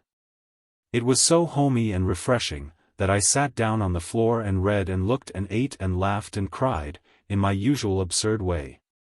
The things were just what I wanted, and all the better for being made instead of bought. Beth's new ink bib was capital, and Hannah's box of hard gingerbread will be a treasure. I'll be sure and wear the nice flannels you sent, Marmee, and read carefully the books Father has marked. Thank you all, heaps and heaps. Speaking of books reminds me that I'm getting rich in that line for, on New Year's Day, Mr. Bear gave me a fine Shakespeare.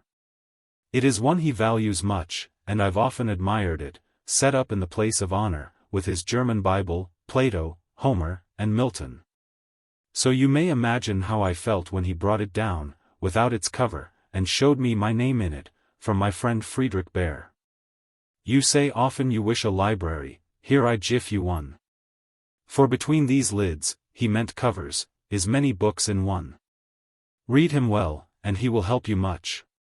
For the study of character in this book will help you to read it in the world and paint it with your pen. I thanked him as well as I could, and talk now about my library, as if I had 100 books. I never knew how much there was in Shakespeare before.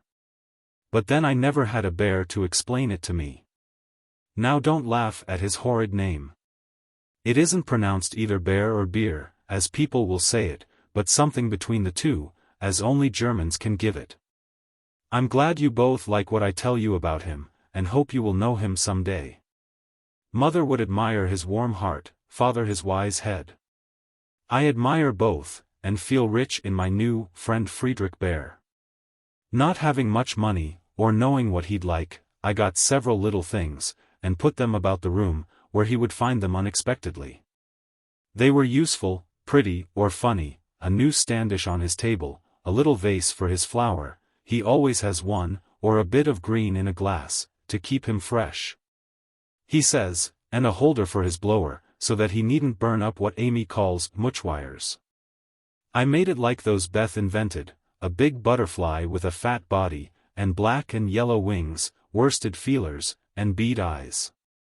It took his fancy immensely, and he put it on his mantelpiece as an article of virtu, so it was rather a failure after all. Poor as he is, he didn't forget a servant or a child in the house. And not a soul here, from the French laundry woman to Miss Norton, forgot him. I was so glad of that. They got up a masquerade, and had a gay time New Year's Eve. I didn't mean to go down, having no dress, but at the last minute, Mrs. Kirk remembered some old brocades, and Miss Norton lent me lace and feathers. So I dressed up as Mrs. Malaprop, and sailed in with a mask on. No one knew me, for I disguised my voice, and no one dreamed of the silent, haughty Miss March, for they think I am very stiff and cool, most of them. And so I am to whippersnappers, could dance and dress, and burst out into a nice derangement of epitaphs, like an allegory on the banks of the Nile. I enjoyed it very much. And when we unmasked, it was fun to see them stare at me. I heard one of the young men tell another that he knew I'd been an actress. In fact, he thought he remembered seeing me at one of the minor theaters. Meg will relish that joke. Mr. Bear was Nick Bottom, and Tina was Titania, a perfect little fairy in his arms. To see them dance was quite a landscape, to use a Teddyism. I had a very happy New Year, after all. And when I thought it over in my room, I felt as if I was getting on a little in spite of my many failures. For I'm cheerful all the time now, work with a will, and take more interest in other people than I used to, which is satisfactory. Bless you all. Ever your loving Joe. Chapter 34. A friend. Though very happy in the social atmosphere about her, and very busy with the daily work that earned her bread, and made it sweeter for the effort, Joe still found time for literary labors. The purpose which now took possession of her was a natural one to a poor and ambitious girl, but the means she took to gain her end were not the best. She saw that money conferred power, money and power, therefore, she resolved to have, not to be used for herself alone, but for those whom she loved more than self. The dream of filling home with comforts, giving Beth everything she wanted, from strawberries in winter to an organ in her bedroom. Going abroad herself, and always having more than enough, so that she might indulge in the luxury of charity, had been for years Jo's most cherished castle in the air. The prize story experience had seemed to open a way which might, after long traveling and much uphill work, lead to this delightful chateau en Espagne. But the novel disaster quenched her courage for a time, for public opinion is a giant which has frightened stouter-hearted Jacks on bigger beanstalks than hers. Like that immortal hero, she reposed a while after the first attempt, which resulted in a tumble, and the least lovely of the giant's treasures, if I remember rightly. But the "up again and take another" spirit was as strong in Jo as in Jack. So she scrambled up, on the shady side this time, and got more booty, but nearly left behind her what was far more precious than the moneybags. She took to writing sensation stories. For in those dark ages, even all-perfect America read rubbish. She told no one, but concocted a thrilling tale, and boldly carried it herself to Mr. Dashwood, editor of the weekly Volcano. She had never read Sartor Resartus, but she had a womanly instinct that clothes possess an influence more powerful over many than the worth of character or the magic of manners. So she dressed herself in her best, and, trying to persuade herself that she was neither excited nor nervous, bravely climbed 2 pairs of dark and dirty stairs to find herself in a disorderly room. A cloud of cigar smoke, and the presence of 3 gentlemen, sitting with their heels rather higher than their hats, which articles of dress none of them took the trouble to remove on her appearance. Somewhat daunted by this reception, Jo hesitated on the threshold, murmuring in much embarrassment, "Excuse me, I was looking for the weekly Volcano office. I wished to see Mr. Dashwood." Down went the highest pair of heels, up rose the smokiest gentleman, and, carefully cherishing his cigar between his fingers, he advanced, with a nod and a countenance expressive of nothing but sleep. Feeling that she must get through the matter somehow, Jo produced her manuscript, and, blushing redder and redder with each sentence, blundered out fragments of the little speech carefully prepared for the occasion. "A friend of mine desired me to offer a story, just as an experiment, would like your opinion, be glad to write more if this suits." While she blushed and blundered, Mr. Dashwood had taken the manuscript, and was turning over the leaves with a pair of rather dirty fingers, and casting critical glances up and down the neat pages.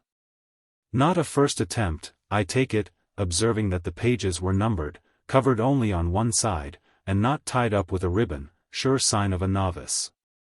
"No, sir. She has had some experience, and got a prize for a tale in the Blarneystone Banner." "Oh, did she?"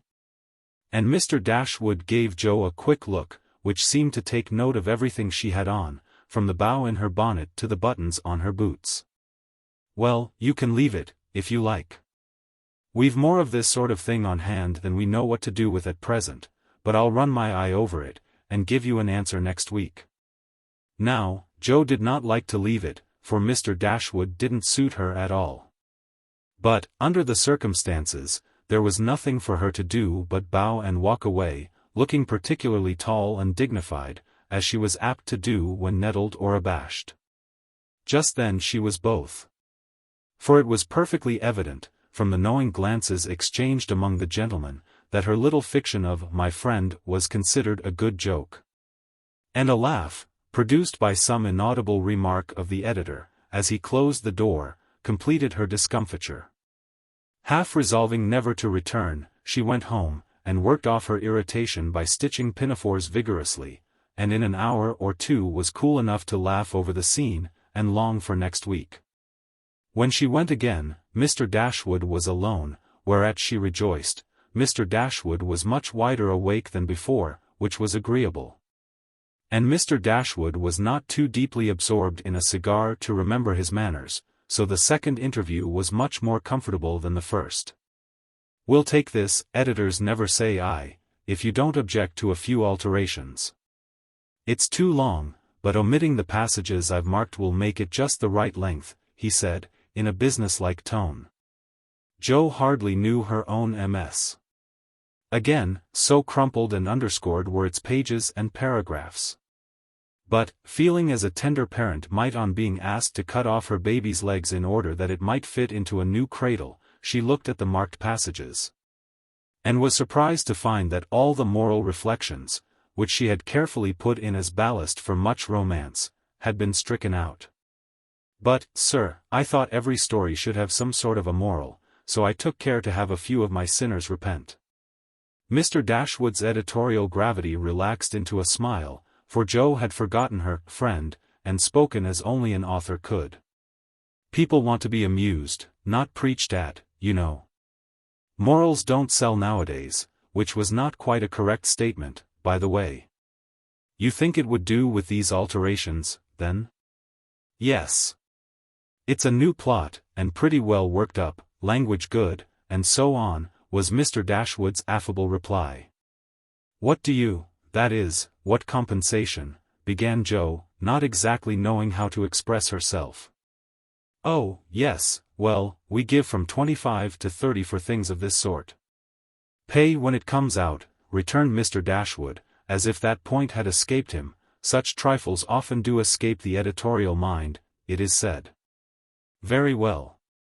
You can have it, said Jo, handing back the story, with a satisfied air, for, after the $1-a-column work, even 25 seemed good pay. Shall I tell my friend you will take another if she has one better than this? Asked Jo, unconscious of her little slip of the tongue, and emboldened by her success. Well, we'll look at it. Can't promise to take it. Tell her to make it short and spicy, and never mind the moral. What name would your friend like to put to it, in a careless tone? None at all, if you please. She doesn't wish her name to appear, and has no nom de plume, said Jo, blushing in spite of herself. Just as she likes, of course.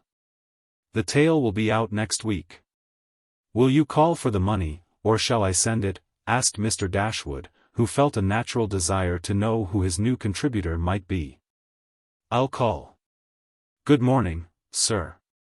As she departed, Mr. Dashwood put up his feet, with the graceful remark, poor and proud, as usual, but she'll do. Following Mr. Dashwood's directions, and making Mrs. Northberry her model, Jo rashly took a plunge into the frothy sea of sensational literature. But, thanks to the life-preserver thrown her by a friend, she came up again, not much the worse for her ducking.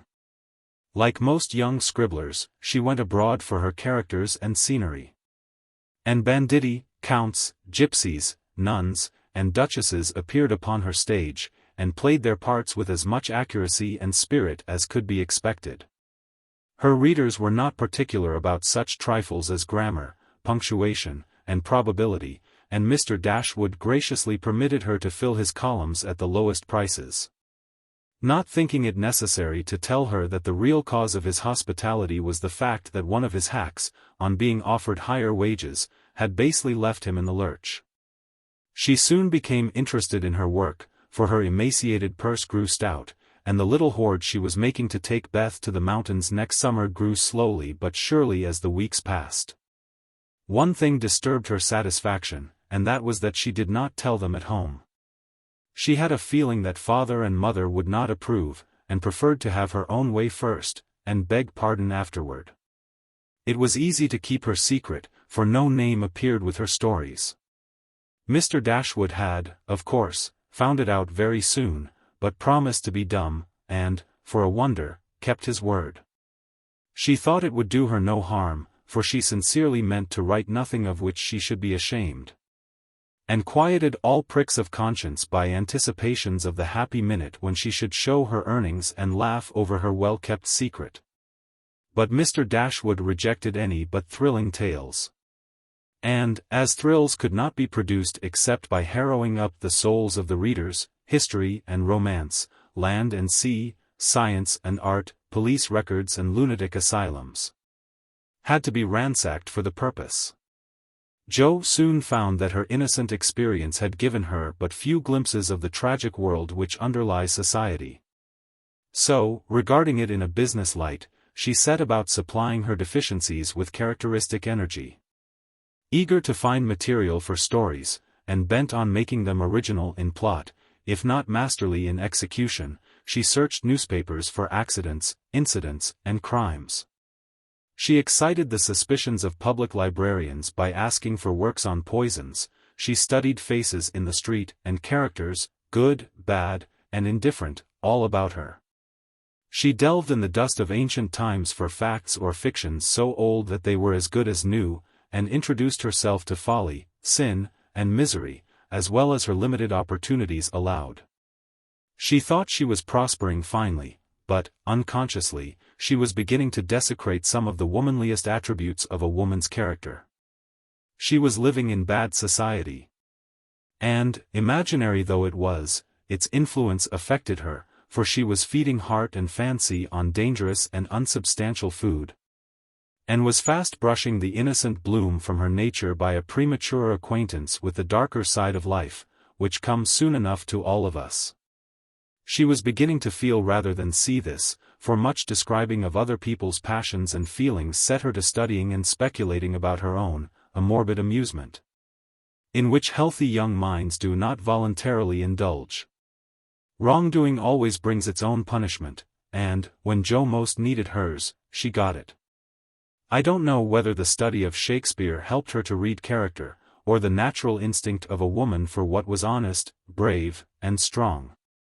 But while endowing her imaginary heroes with every perfection under the sun, Jo was discovering a live hero, who interested her in spite of many human imperfections.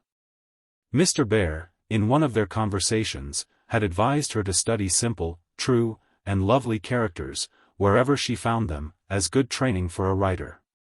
Jo took him at his word, for she coolly turned round and studied him, a proceeding which would have much surprised him, had he known it, for the worthy professor was very humble in his own conceit. Why everybody liked him was what puzzled Jo, at first. He was neither rich nor great, young nor handsome, in no respect what is called fascinating, imposing, or brilliant. And yet he was as attractive as a genial fire, and people seemed to gather about him as naturally as about a warm hearth. He was poor, yet always appeared to be giving something away. A stranger, yet everyone was his friend, no longer young, but as happy-hearted as a boy, plain and peculiar, yet his face looked beautiful to many, and his oddities were freely forgiven for his sake. Jo often watched him, trying to discover the charm, and, at last, decided that it was benevolence which worked the miracle. If he had any sorrow, it sat with its head under its wing, and he turned only his sunny side to the world. There were lines upon his forehead, but time seemed to have touched him gently, remembering how kind he was to others. The pleasant curves about his mouth were the memorials of many friendly words and cheery laughs. His eyes were never cold or hard, and his big hand had a warm, strong grasp that was more expressive than words. His very clothes seemed to partake of the hospitable nature of the wearer. They looked as if they were at ease, and liked to make him comfortable. His capacious waistcoat was suggestive of a large heart underneath. His rusty coat had a social air, and the baggy pockets plainly proved that little hands often went in empty and came out full. His very boots were benevolent, and his collars never stiff and raspy like other people's. "That's it," said Jo to herself, when she at length discovered that genuine goodwill towards one's fellow men could beautify and dignify even a stout German teacher, who shovelled in his dinner, darned his own socks, and was burdened with the name of Bear. Jo valued goodness highly, but she also possessed a most feminine respect for intellect, and a little discovery which she made about the professor added much to her regard for him. He never spoke of himself, and no one ever knew that in his native city he had been a man much honored and esteemed for learning and integrity, till a countryman came to see him, and, in a conversation with Miss Norton, divulged the pleasing fact. From her Jo learned it, and liked it all the better because Mr. Bear had never told it. She felt proud to know that he was an honored professor in Berlin, though only a poor language master in America. And his homely, hard-working life was much beautified by the spice of romance which this discovery gave it. Another and a better gift than intellect was shown her in a most unexpected manner. Miss Norton had the entree into literary society, which Jo would have had no chance of seeing but for her.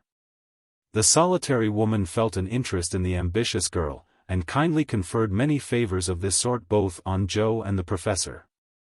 She took them with her, one night, to a select symposium, held in honor of several celebrities.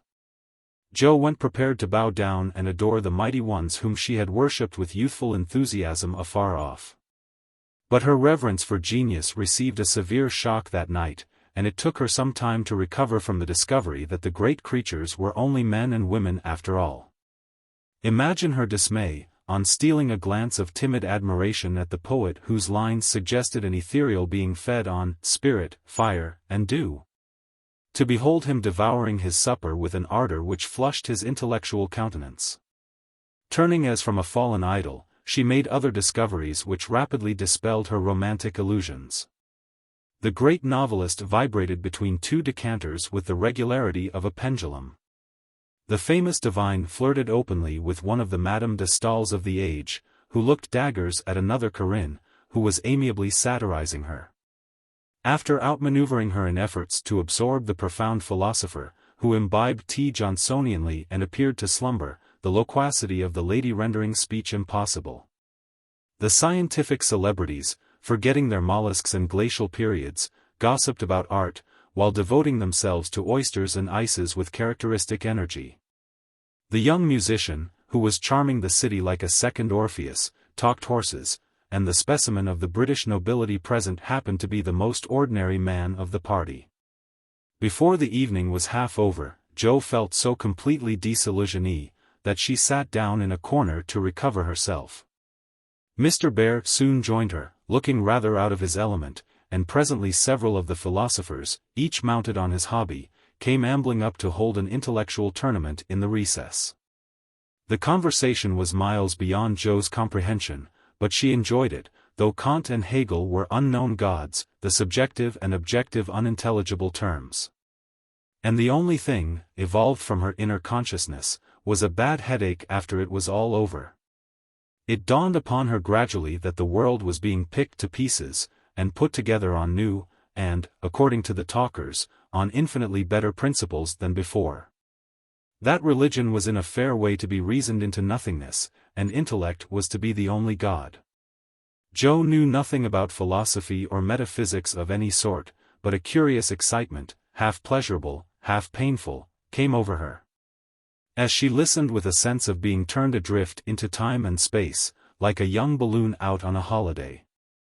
She looked round to see how the professor liked it, and found him looking at her with the grimmest expression she had ever seen him wear. He shook his head, and beckoned her to come away.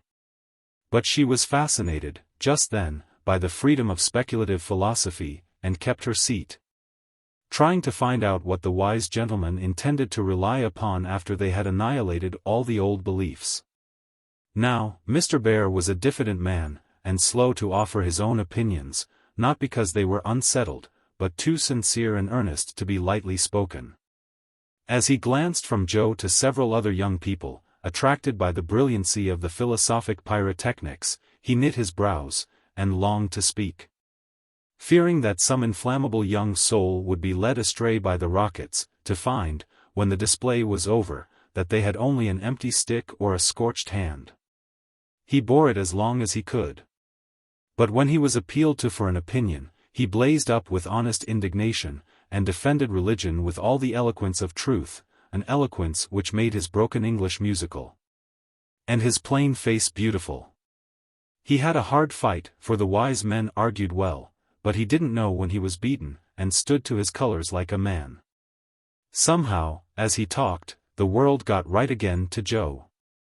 The old beliefs, that had lasted so long, seemed better than the new. God was not a blind force, and immortality was not a pretty fable, but a blessed fact. She felt as if she had solid ground under her feet again, and when Mr. Bear paused, out-talked, but not one whit convinced, Jo wanted to clap her hands and thank him. She did neither. But she remembered this scene, and gave the professor her heartiest respect, for she knew it cost him an effort to speak out then and there, because his conscience would not let him be silent. She began to see that character is a better possession than money, rank, intellect, or beauty. And to feel that if greatness is what a wise man has defined it to be, truth, reverence, and goodwill, then her friend Friedrich Bär was not only good, but great. This belief strengthened daily. She valued his esteem, she coveted his respect, she wanted to be worthy of his friendship, and, just when the wish was sincerest, she came near losing everything. It all grew out of a cocked hat. For one evening the professor came in to give Jo her lesson, with a paper soldier cap on his head, which Tina had put there, and he had forgotten to take off. It's evident he doesn't look in his glass before coming down, thought Jo, with a smile, as he said, "Good evening," and sat soberly down. Quite unconscious of the ludicrous contrast between his subject and his headgear, for he was going to read her The Death of Wallenstein. She said nothing at first, for she liked to hear him laugh out his big, hearty laugh, when anything funny happened, so she left him to discover it for himself, and presently forgot all about it. For to hear a German read Schiller is rather an absorbing occupation. After the reading came the lesson, which was a lively one, for Jo was in a gay mood that night, and the cocked hat kept her eyes dancing with merriment. The professor didn't know what to make of her, and stopped at last, to ask, with an air of mild surprise that was irresistible. "Mies March, for what do you laugh in your master's face? Have you no respect for me, that you go on so bad?" "How can I be respectful, sir, when you forget to take your hat off?" said Jo. Lifting his hand to his head, the absent-minded professor gravely felt and removed the little cocked hat, looked at it a minute, and then threw back his head, and laughed like a merry bass viol. "Ah! I see him now, it is that imp Tina who makes me a fool with my cap. Well, it is nothing, but see you, if this lesson goes not well, you too shall wear him." But the lesson did not go at all for a few minutes, because Mr. Bär caught sight of a picture on the hat, and, unfolding it, said, with an air of great disgust, "I wish these papers did not come in the house. They are not for children to see, nor young people to read. It is not well, and I have no patience with those who make this harm." Jo glanced at the sheet, and saw a pleasing illustration composed of a lunatic, a corpse, a villain, and a viper. She did not like it. But the impulse that made her turn it over was not one of displeasure, but fear, because, for a minute, she fancied the paper was the volcano. It was not, however, and her panic subsided as she remembered that, even if it had been, and one of her own tales in it, there would have been no name to betray her. She had betrayed herself, however, by a look and a blush, for, though an absent man, the professor saw a good deal more than people fancied. He knew that Jo wrote, and had met her down among the newspaper offices more than once, but as she never spoke of it, he asked no questions, in spite of a strong desire to see her work. Now it occurred to him that she was doing what she was ashamed to own, and it troubled him.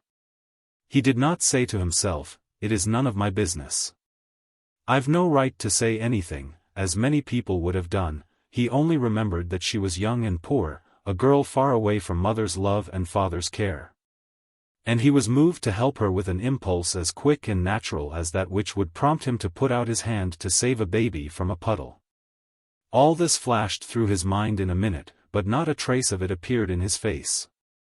And by the time the paper was turned, and Jo's needle threaded, he was ready to say quite naturally, but very gravely, "Yes, you are right to put it from you. I do not like to think that good young girls should see such things. They are made pleasant to some, but I would more rather give my boys gunpowder to play with than this bad trash. All may not be bad, only silly, you know, and if there is a demand for it, I don't see any harm in supplying it. Many very respectable people make an honest living out of what are called sensation stories," said Jo, scratching gathers so energetically that a row of little slits followed her pin. "There is a demand for whiskey, but I think you and I do not care to sell it. If the respectable people knew what harm they did, they would not feel that the living was honest. They have no right to put poison in the sugarplum, and let the small ones eat it. No, they should think a little, and sweep mud in the street before they do this thing." Mr. Bär spoke warmly, and walked to the fire, crumpling the paper in his hands. Jo sat still, looking as if the fire had come to her. For her cheeks burned long after the cocked hat had turned to smoke, and gone harmlessly up the chimney. "I should like much to send all the rest after him," muttered the professor, coming back with a relieved air. Jo thought what a blaze her pile of papers upstairs would make, and her hard-earned money lay rather heavily on her conscience at that minute. Then she thought consolingly to herself, "Mine are not like that, they are only silly, never bad, so I won't be worried." And taking up her book, she said, with a studious face, "Shall we go on, sir? I'll be very good and proper now." "I shall hope so," was all he said, but he meant more than she imagined.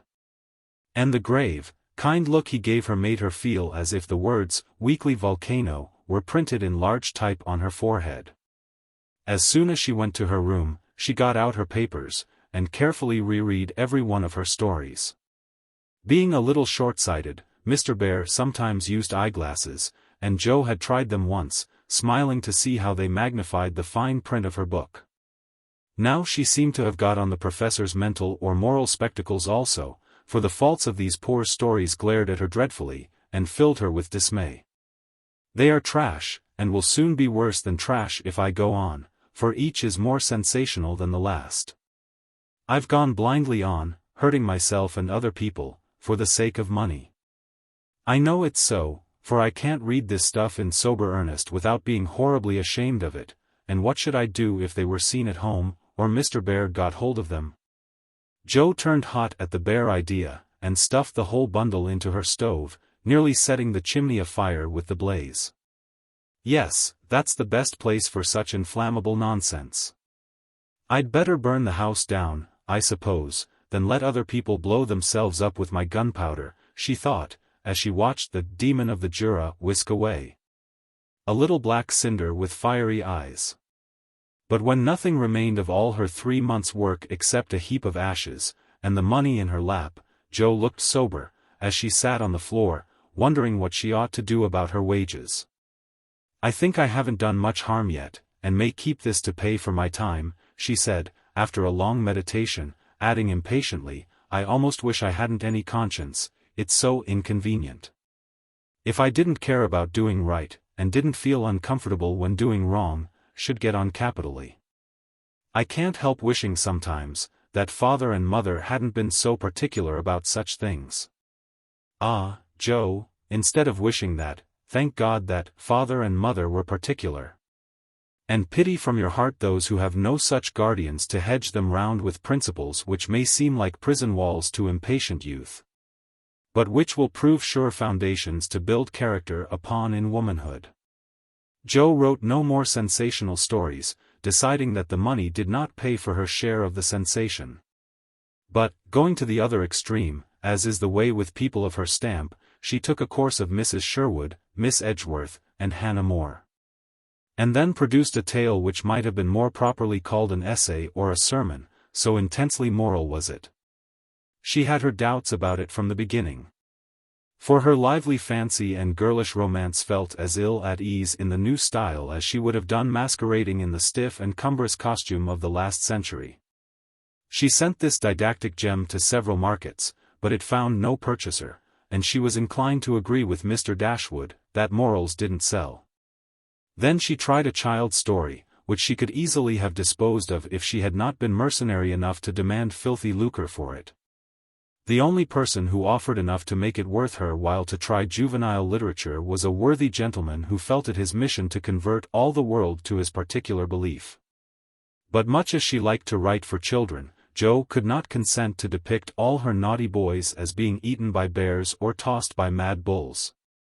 Because they did not go to a particular Sabbath school, nor all the good infants, who did go, as rewarded by every kind of bliss, from gilded gingerbread to escorts of angels. When they departed this life with psalms or sermons on their lisping tongues. So nothing came of these trials, and Jo corked up her inkstand, and said, in a fit of very wholesome humility, "I don't know anything. I'll wait till I do before I try again, and, meantime, sweep mud in the street, if I can't do better, that's honest, at least." Which decision proved that her second tumble down the beanstalk had done her some good. While these internal revolutions were going on, her external life had been as busy and uneventful as usual. And if she sometimes looked serious or a little sad, no one observed it but Professor Bear. He did it so quietly that Jo never knew he was watching to see if she would accept and profit by his reproof, but she stood the test, and he was satisfied. For, though no words passed between them, he knew that she had given up writing. Not only did he guess it by the fact that the second finger of her right hand was no longer inky, but she spent her evenings downstairs now, was met no more among newspaper offices, and studied with a dogged patience, which assured him that she was bent on occupying her mind with something useful, if not pleasant. He helped her in many ways, proving himself a true friend, and Jo was happy. For, while her pen lay idle, she was learning other lessons beside German, and laying a foundation for the sensation story of her own life. It was a pleasant winter and a long one, for she did not leave Mrs. Kirk till June. Everyone seemed sorry when the time came. The children were inconsolable, and Mr. Bear's hair stuck straight up all over his head, for he always rumpled it wildly when disturbed in mind. "Going home? Ah, you are happy that you have a home to go in," he said, when she told him, and sat silently pulling his beard, in the corner, while she held a little levee on that last evening. She was going early, so she bade them all goodbye overnight, and when his turn came, she said warmly, "Now, sir, you won't forget to come and see us, if you ever travel our way, will you? I'll never forgive you if you do, for I want them all to know my friend. Do you? Shall I come?" he asked, looking down at her with an eager expression which she did not see. "Yes, come next month. Laurie graduates then, and you'd enjoy commencement as something new." "That is your best friend, of whom you speak," he said, in an altered tone. "Yes, my boy Teddy. I'm very proud of him, and should like you to see him." Jo looked up then, quite unconscious of anything but her own pleasure in the prospect of showing them to one another. Something in Mr. Bear's face suddenly recalled the fact that she might find Laurie more than a best friend, and, simply because she particularly wished not to look as if anything was the matter, she involuntarily began to blush. And the more she tried not to, the redder she grew. If it had not been for Tina on her knee, she didn't know what would have become of her. Fortunately, the child was moved to hug her. So she managed to hide her face an instant, hoping the professor did not see it. But he did, and his own changed again from that momentary anxiety to its usual expression, as he said cordially, "I fear I shall not make the time for that, but I wish the friend much success. And you all happiness. God bless you," and with that, he shook hands warmly, shouldered Tina, and went away. But after the boys were abed, he sat long before his fire, with the tired look on his face, and the heimweh, or homesickness, lying heavy at his heart. Once, when he remembered Jo, as she sat with the little child in her lap and that new softness in her face, he leaned his head on his hands a minute, and then roamed about the room, as if in search of something that he could not find. "It is not for me, I must not hope it now," he said to himself, with a sigh that was almost a groan. Then, as if reproaching himself for the longing that he could not repress, he went and kissed the two tousled heads upon the pillow, took down his seldom used meerschaum, and opened his Plato. He did his best, and did it manfully, but I don't think he found that a pair of rampant boys, a pipe, or even the divine Plato, were very satisfactory substitutes for wife and child and home. Early as it was, he was at the station, next morning, to see Jo off. And, thanks to him, she began her solitary journey with the pleasant memory of a familiar face smiling its farewell, a bunch of violets to keep her company, and, best of all, the happy thought, "Well, the winter's gone, and I've written no books, earned no fortune. But I've made a friend worth having, and I'll try to keep him all my life." Chapter 35. Heartache. Whatever his motive might have been, Laurie studied to some purpose that year, for he graduated with honor, and gave the Latin oration with the grace of a Phillips and the eloquence of a Demosthenes, so his friends said. They were all there, his grandfather, oh, so proud. Mr. and Mrs. March, John and Meg, Joe and Beth, and all exulted over him with the sincere admiration which boys make light of at the time, but fail to win from the world by any after-triumphs. "I've got to stay for this confounded supper, but I shall be home early tomorrow. You'll come and meet me as usual, girls?" Laurie said, as he put the sisters into the carriage after the joys of the day were over. He said girls, but he meant Joe, for she was the only one who kept up the old custom. She had not the heart to refuse her splendid, successful boy anything, and answered warmly. "I'll come, Teddy, rain or shine, and march before you, playing, 'Hail the Conquering Hero Comes,' on a Jew's harp." Laurie thanked her with a look that made her think, in a sudden panic, "Oh, dearie me. I know he'll say something, and then what shall I do?" Evening meditation and morning work somewhat allayed her fears. And having decided that she wouldn't be vain enough to think people were going to propose when she had given them every reason to know what her answer would be, she set forth at the appointed time, hoping Teddy wouldn't do anything to make her hurt his poor little feelings. A call at Meg's, and a refreshing sniff and sip at the Daisy and Demijohn, still further fortified her for the tête-à-tête, but when she saw a stalwart figure looming in the distance, she had a strong desire to turn about and run away. "Where's the Jew's harp, Joe?" cried Laurie, as soon as he was within speaking distance. "I forgot it," and Joe took heart again, for that salutation could not be called lover-like. She always used to take his arm on these occasions. Now she did not, and he made no complaint, which was a bad sign, but talked on rapidly about all sorts of faraway subjects, till they turned from the road into the little path that led homeward through the grove. Then he walked more slowly, suddenly lost his fine flow of language, and, now and then, a dreadful pause occurred. To rescue the conversation from one of the wells of silence into which it kept falling, Joe said hastily, "Now you must have a good long holiday." "I intend to." Something in his resolute tone made Joe look up quickly to find him looking down at her with an expression that assured her the dreaded moment had come, and made her put out her hand with an imploring, "No, Teddy, please don't." "I will, and you must hear me." "It's no use, Joe, we've got to have it out, and the sooner the better for both of us," he answered, getting flushed and excited all at once. "Say what you like, then." "I'll listen," said Joe, with a desperate sort of patience. Laurie was a young lover, but he was in earnest, and meant to have it out, if he died in the attempt.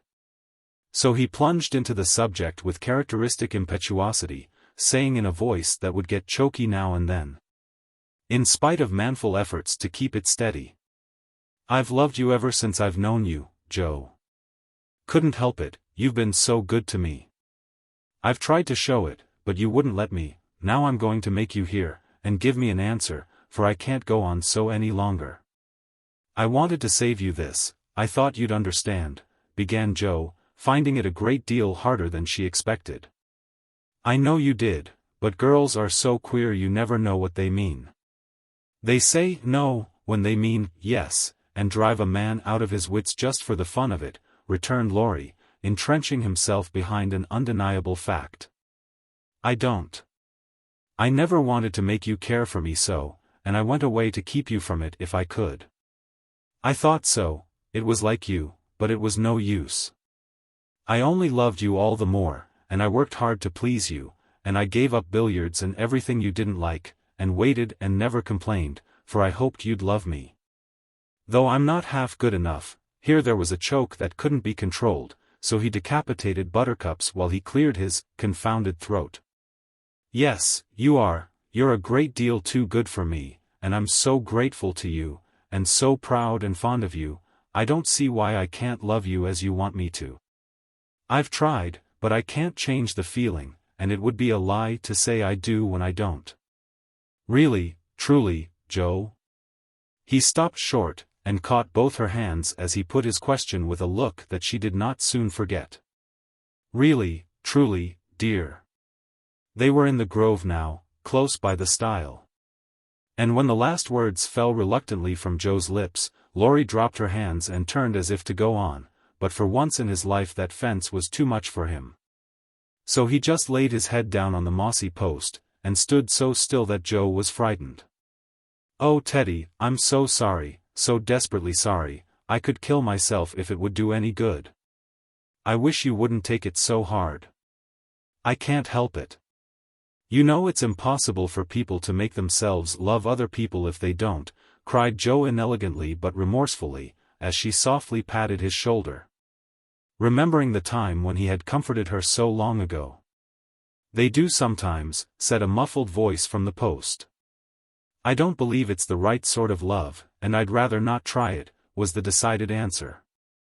There was a long pause, while a blackbird sung blithely on the willow by the river, and the tall grass rustled in the wind. Presently Joe said very soberly, as she sat down on the step of the stile. "Laurie, I want to tell you something." He started as if he had been shot, threw up his head, and cried out, in a fierce tone. "Don't tell me that, Joe, I can't bear it now." "Tell what?" she asked, wondering at his violence. "That you love that old man." "What old man?" demanded Joe, thinking he must mean his grandfather. "That devilish professor you were always writing about. If you say you love him, I know I shall do something desperate," and he looked as if he would keep his word, as he clenched his hands, with a wrathful spark in his eyes. Joe wanted to laugh, but restrained herself, and said warmly, for she, too, was getting excited with all this. "Don't swear, Teddy. He isn't old, nor anything bad, but good and kind, and the best friend I've got, next to you. Pray, don't fly into a passion. I want to be kind, but I know I shall get angry if you abuse my professor. I haven't the least idea of loving him or anybody else. But you will after a while, and then what will become of me? You'll love someone else too, like a sensible boy, and forget all this trouble. I can't love anyone else, and I'll never forget you, Joe, never. Never." With a stamp to emphasize his passionate words. "What shall I do with him?" sighed Joe, finding that emotions were more unmanageable than she expected. "You haven't heard what I wanted to tell you. Sit down and listen, for indeed I want to do right and make you happy," she said, hoping to soothe him with a little reason, which proved that she knew nothing about love. Seeing a ray of hope in that last speech, Laurie threw himself down on the grass at her feet, leaned his arm on the lower step of the stile, and looked up at her with an expectant face. Now that arrangement was not conducive to calm speech or clear thought on Joe's part. For how could she say hard things to her boy while he watched her with eyes full of love and longing, and lashes still wet with the bitter drop or two her hardness of heart had wrung from him? She gently turned his head away, saying, as she stroked the wavy hair which had been allowed to grow for her sake, "How touching that was, to be sure. I agree with Mother that you and I are not suited to each other, because our quick tempers and strong wills would probably make us very miserable. If we were so foolish as to—" Joe paused a little over the last word, but Laurie uttered it with a rapturous expression. "Mary, no, we shouldn't. If you loved me, Joe, I should be a perfect saint, for you could make me anything you like. No, I can't. I've tried it and failed, and I won't risk our happiness by such a serious experiment. We don't agree and we never shall, so we'll be good friends all our lives, but we won't go and do anything rash." "Yes, we will if we get the chance," muttered Laurie rebelliously. "Now do be reasonable, and take a sensible view of the case," implored Joe, almost at her wit's end. "I won't be reasonable. I don't want to take what you call a sensible view. It won't help me, and it only makes you harder. I don't believe you've got any heart. I wish I hadn't." There was a little quiver in Joe's voice, and, thinking it a good omen, Laurie turned round, bringing all his persuasive powers to bear as he said, in the wheedlesome tone that had never been so dangerously wheedlesome before, "Don't disappoint us, dear. Everyone expects it. Grandpa has set his heart upon it, your people like it, and I can't get on without you. Say you will, and let's be happy. Do. Not until months afterward did Jo understand how she had the strength of mind to hold fast to the resolution she had made when she decided that she did not love her boy, and never could. It was very hard to do, but she did it, knowing that delay was both useless and cruel. "I can't say, yes, truly, so I won't say it at all. You'll see that I'm right, by and by, and thank me for it," she began solemnly. "I'll be hanged if I do," and Laurie bounced up off the grass, burning with indignation at the bare idea. "Yes, you will," persisted Jo, "you'll get over this after a while, and find some lovely, accomplished girl, who will adore you, and make a fine mistress for your fine house." "I shouldn't. I'm homely and awkward and odd and old, and you'd be ashamed of me, and we should quarrel. We can't help it even now, you see, and I shouldn't like elegant society and you would. And you'd hate my scribbling, and I couldn't get on without it, and we should be unhappy, and wish we hadn't done it, and everything would be horrid." "Anything more?" asked Laurie, finding it hard to listen patiently to this prophetic burst. "Nothing more, except that I don't believe I shall ever marry. I'm happy as I am, and love my liberty too well to be in any hurry to give it up for any mortal man." "I know better," broke in Laurie. "You think so now. But there'll come a time when you will care for somebody, and you'll love him tremendously, and live and die for him. I know you will, it's your way, and I shall have to stand by and see it." And the despairing lover cast his hat upon the ground with a gesture that would have seemed comical, if his face had not been so tragical. "Yes, I will live and die for him, if he ever comes and makes me love him in spite of myself, and you must do the best you can," cried Jo, losing patience with poor Teddy. "I've done my best, but you won't be reasonable, and it's selfish of you to keep teasing for what I can't give. I shall always be fond of you, very fond indeed, as a friend, but I'll never marry you. And the sooner you believe it, the better for both of us, so now." That speech was like fire to gunpowder. Laurie looked at her a minute as if he did not quite know what to do with himself, then turned sharply away, saying, in a desperate sort of tone, "You'll be sorry some day, Jo." "Oh, where are you going?" she cried, for his face frightened her. "To the devil," was the consoling answer. For a minute Jo's heart stood still, as he swung himself down the bank, toward the river. But it takes much folly, sin, or misery to send a young man to a violent death, and Laurie was not one of the weak sort who are conquered by a single failure. He had no thought of a melodramatic plunge, but some blind instinct led him to fling hat and coat into his boat, and row away with all his might, making better time up the river than he had done in many a race. Jo drew a long breath and unclasped her hands as she watched the poor fellow trying to outstrip the trouble which he carried in his heart. "That will do him good, and he'll come home in such a tender, penitent state of mind, that I shan't dare to see him," she said. Adding, as she went slowly home, feeling as if she had murdered some innocent thing, and buried it under the leaves, "Now I must go and prepare Mr. Laurence to be very kind to my poor boy. I wish he'd love Beth, perhaps he may, in time, but I begin to think I was mistaken about her. Oh dear! How can girls like to have lovers and refuse them? I think it's dreadful." Being sure that no one could do it so well as herself, she went straight to Mr. Laurence, told the hard story bravely through, and then broke down, crying so dismally over her own insensibility that the kind old gentleman, though sorely disappointed, did not utter a reproach. He found it difficult to understand how any girl could help loving Laurie, and hoped she would change her mind, but he knew even better than Jo that love cannot be forced, so he shook his head sadly, and resolved to carry his boy out of harm's way. For young impetuosity's parting words to Jo disturbed him more than he would confess.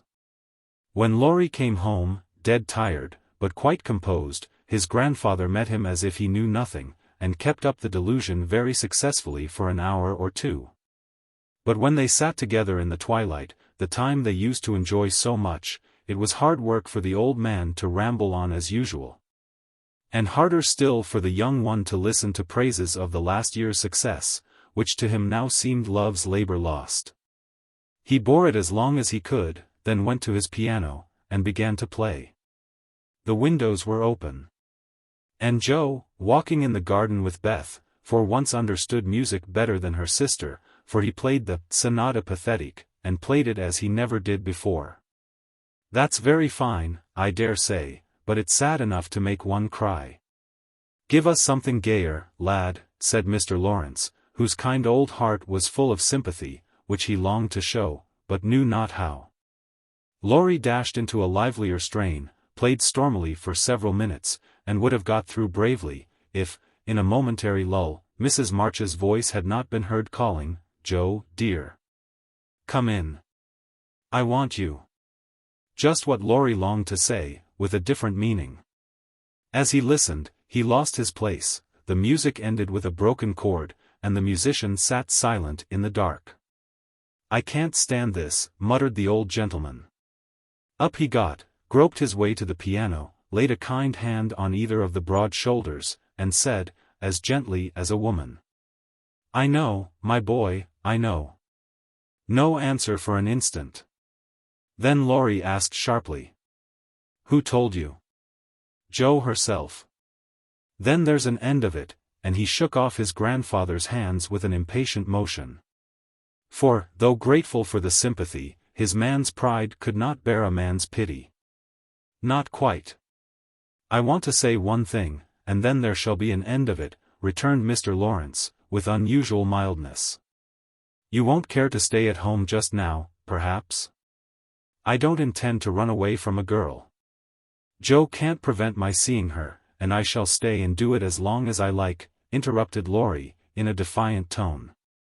"Not if you are the gentleman I think you. I'm disappointed, but the girl can't help it, and the only thing left for you to do is to go away for a time." "Where will you go?" "Anywhere. I don't care what becomes of me," and Laurie got up, with a reckless laugh, that grated on his grandfather's ear. "Take it like a man, and don't do anything rash, for God's sake. Why not go abroad, as you planned, and forget it?" "I can't." "But you've been wild to go, and I promised you should when you got through college." "Ah, but I didn't mean to go alone." And Laurie walked fast through the room, with an expression which it was well his grandfather did not see. "I don't ask you to go alone. There's someone ready and glad to go with you, anywhere in the world." "Who, sir?" stopping to listen. "Myself." Laurie came back as quickly as he went, and put out his hand, saying huskily, "I'm a selfish brute. But, you know, grandfather. Lord help me, yes, I do know, for I've been through it all before, once in my own young days, and then with your father.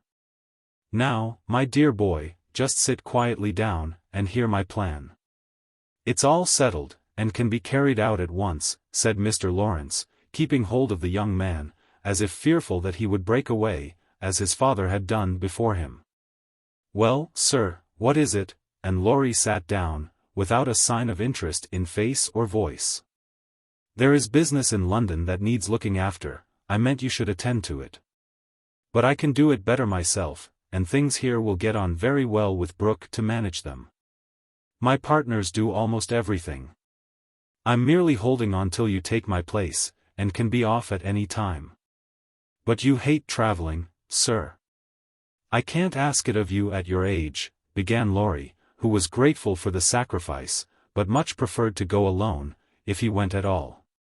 The old gentleman knew that perfectly well, and particularly desired to prevent it, for the mood in which he found his grandson assured him that it would not be wise to leave him to his own devices. So, stifling a natural regret at the thought of the home comforts he would leave behind him, he said stoutly, "Bless your soul, I'm not superannuated yet. I quite enjoy the idea. It will do me good, and my old bones won't suffer, for traveling nowadays is almost as easy as sitting in a chair."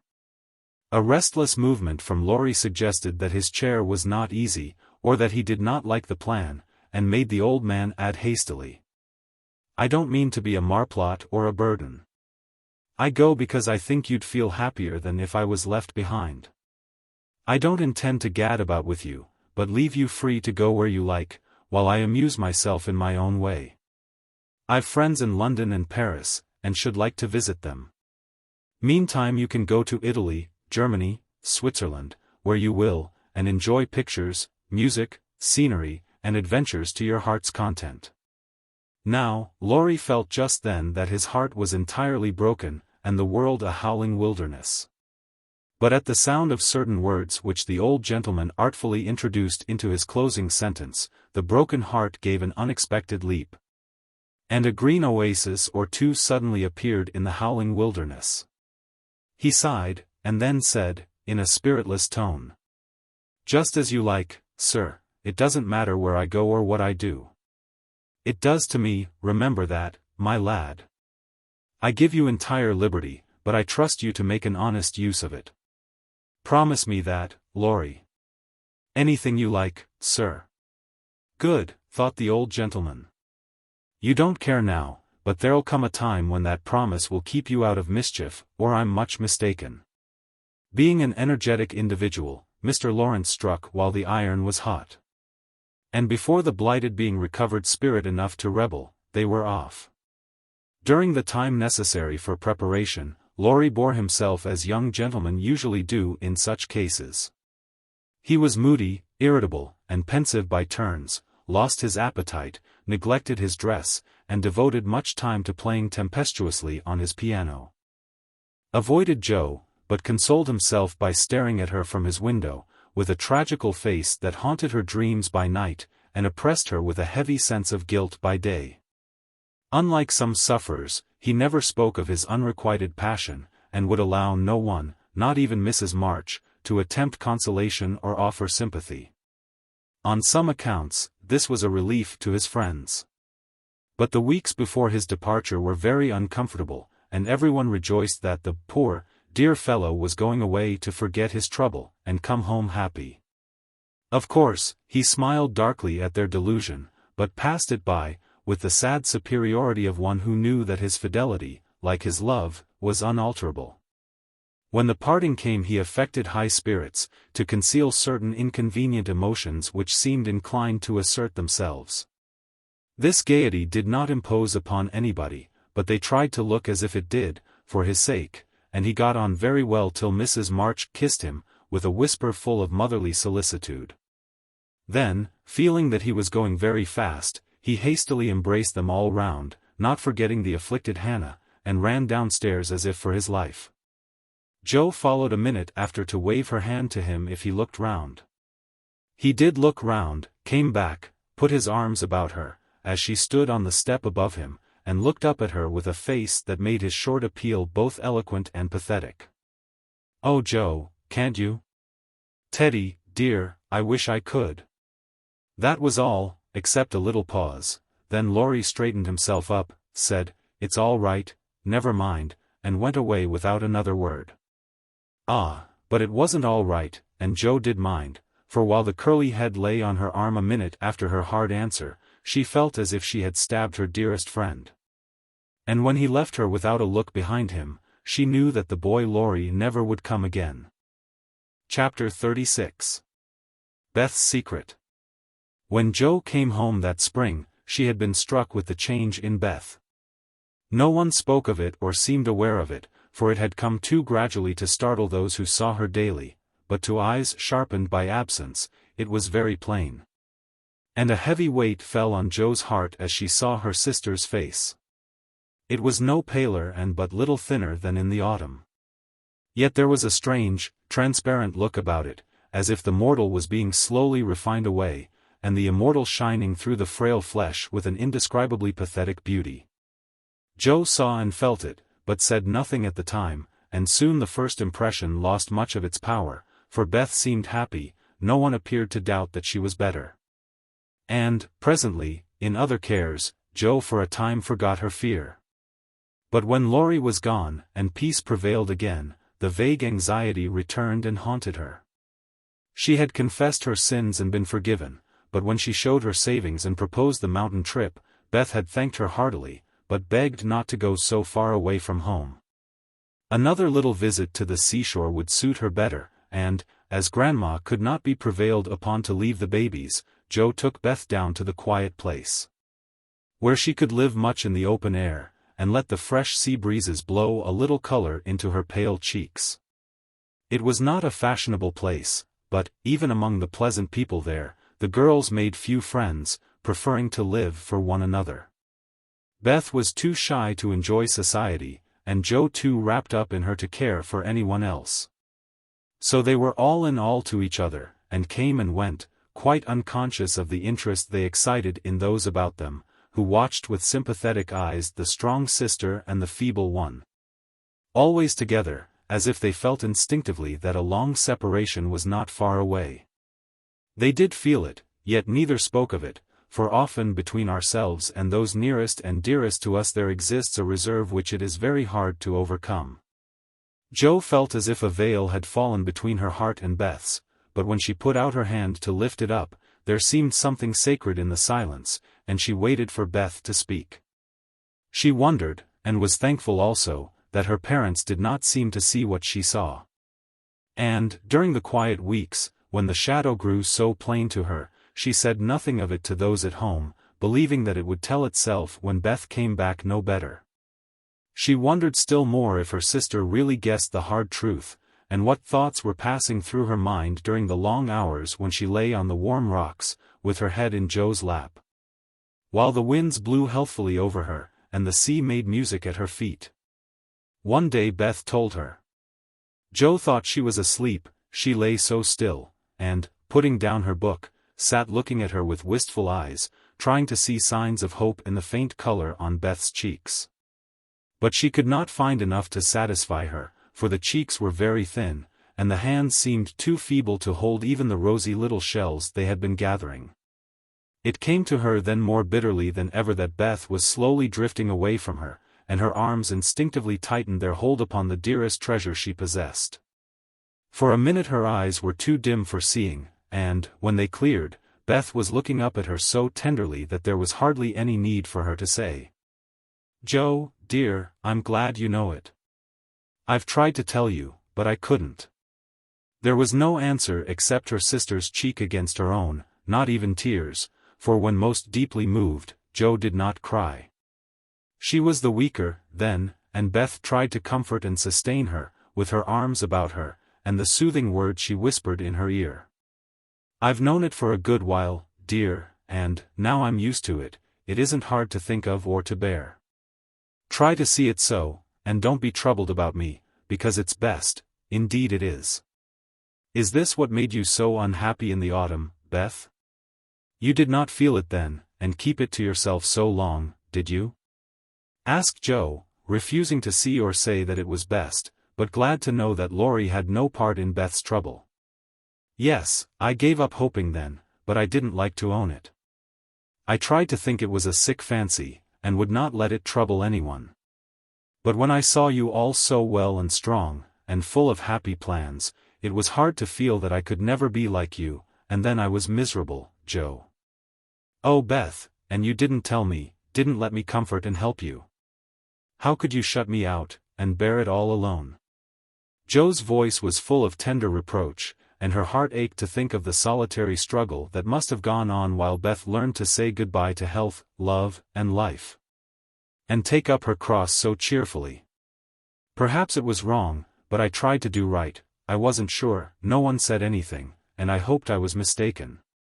It would have been selfish to frighten you all when Marmee was so anxious about Meg, and Amy away, and you so happy with Laurie, at least, I thought so then. And I thought that you loved him, Beth, and I went away because I couldn't," cried Joe, glad to say all the truth. Beth looked so amazed at the idea that Joe smiled in spite of her pain, and added softly, "Then you didn't, dearie? I was afraid it was so, and imagined your poor little heart full of lovelornity all that while." "Why, Joe, how could I, when he was so fond of you?" asked Beth, as innocently as a child. "I do love him dearly, he is so good to me, how can I help it? But he never could be anything to me but my brother. I hope he truly will be, sometime." "Not through me," said Joe decidedly. "Amy is left for him, and they would suit excellently, but I have no heart for such things, now." I don't care what becomes of anybody but you, Beth. You must get well. I want to, oh, so much. I try, but every day I lose a little, and feel more sure that I shall never gain it back. It's like the tide, Joe, when it turns, it goes slowly, but it can't be stopped. It shall be stopped, your tide must not turn so soon, 19 is too young. Beth, I can't let you go. I'll work and pray and fight against it. I'll keep you in spite of everything. There must be ways, it can't be too late. God won't be so cruel as to take you from me, cried poor Joe rebelliously, for her spirit was far less piously submissive than Beth's. Simple, sincere people seldom speak much of their piety, it shows itself in acts, rather than in words, and has more influence than homilies or protestations. Beth could not reason upon or explain the faith that gave her courage and patience to give up life, and cheerfully wait for death. Like a confiding child, she asked no questions, but left everything to God and nature, Father and Mother of us all, feeling sure that they, and they only, could teach and strengthen heart and spirit for this life and the life to come. She did not rebuke Joe with saintly speeches, only loved her better for her passionate affection, and clung more closely to the dear human love, from which our Father never means us to be weaned, but through which he draws us closer to himself. She could not say, I'm glad to go, for life was very sweet to her. She could only sob out, I try to be willing, while she held fast to Joe, as the first bitter wave of this great sorrow broke over them together. By and by Beth said, with recovered serenity, You'll tell them this when we go home? I think they will see it without words, sighed Joe, for now it seemed to her that Beth changed every day. Perhaps not, I've heard that the people who love best are often blindest to such things. If they don't see it, you will tell them for me. I don't want any secrets, and it's kinder to prepare them. Meg has John and the babies to comfort her, but you must stand by Father and Mother, won't you, Joe? If I can, but, Beth, I don't give up yet. I'm going to believe that it is a sick fancy, and not let you think it's true, said Joe, trying to speak cheerfully. Beth lay a minute thinking, and then said in her quiet way, I don't know how to express myself, and shouldn't try, to anyone but you, because I can't speak out, except to my Joe. I only mean to say that I have a feeling that it never was intended I should live long. I'm not like the rest of you, I never made any plans about what I'd do when I grew up. I never thought of being married, as you all did. I couldn't seem to imagine myself anything but stupid little Beth, trotting about at home, of no use anywhere but there. I never wanted to go away, and the hard part now is the leaving you all. I'm not afraid, but it seems as if I should be homesick for you even in heaven. Joe could not speak. And for several minutes there was no sound but the sigh of the wind and the lapping of the tide. A white-winged gull flew by, with the flash of sunshine on its silvery breast. Beth watched it till it vanished, and her eyes were full of sadness. A little gray-coated sandbird came tripping over the beach, peeping softly to itself, as if enjoying the sun and sea.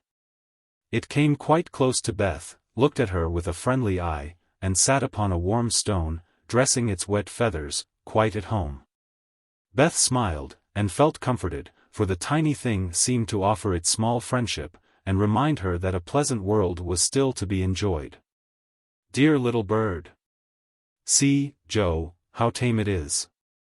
I like peeps better than the gulls, they are not so wild and handsome, but they seem happy, confiding little things. I used to call them my birds, last summer. And Mother said they reminded her of me, busy, Quaker-colored creatures, always near the shore, and always chirping that contented little song of theirs.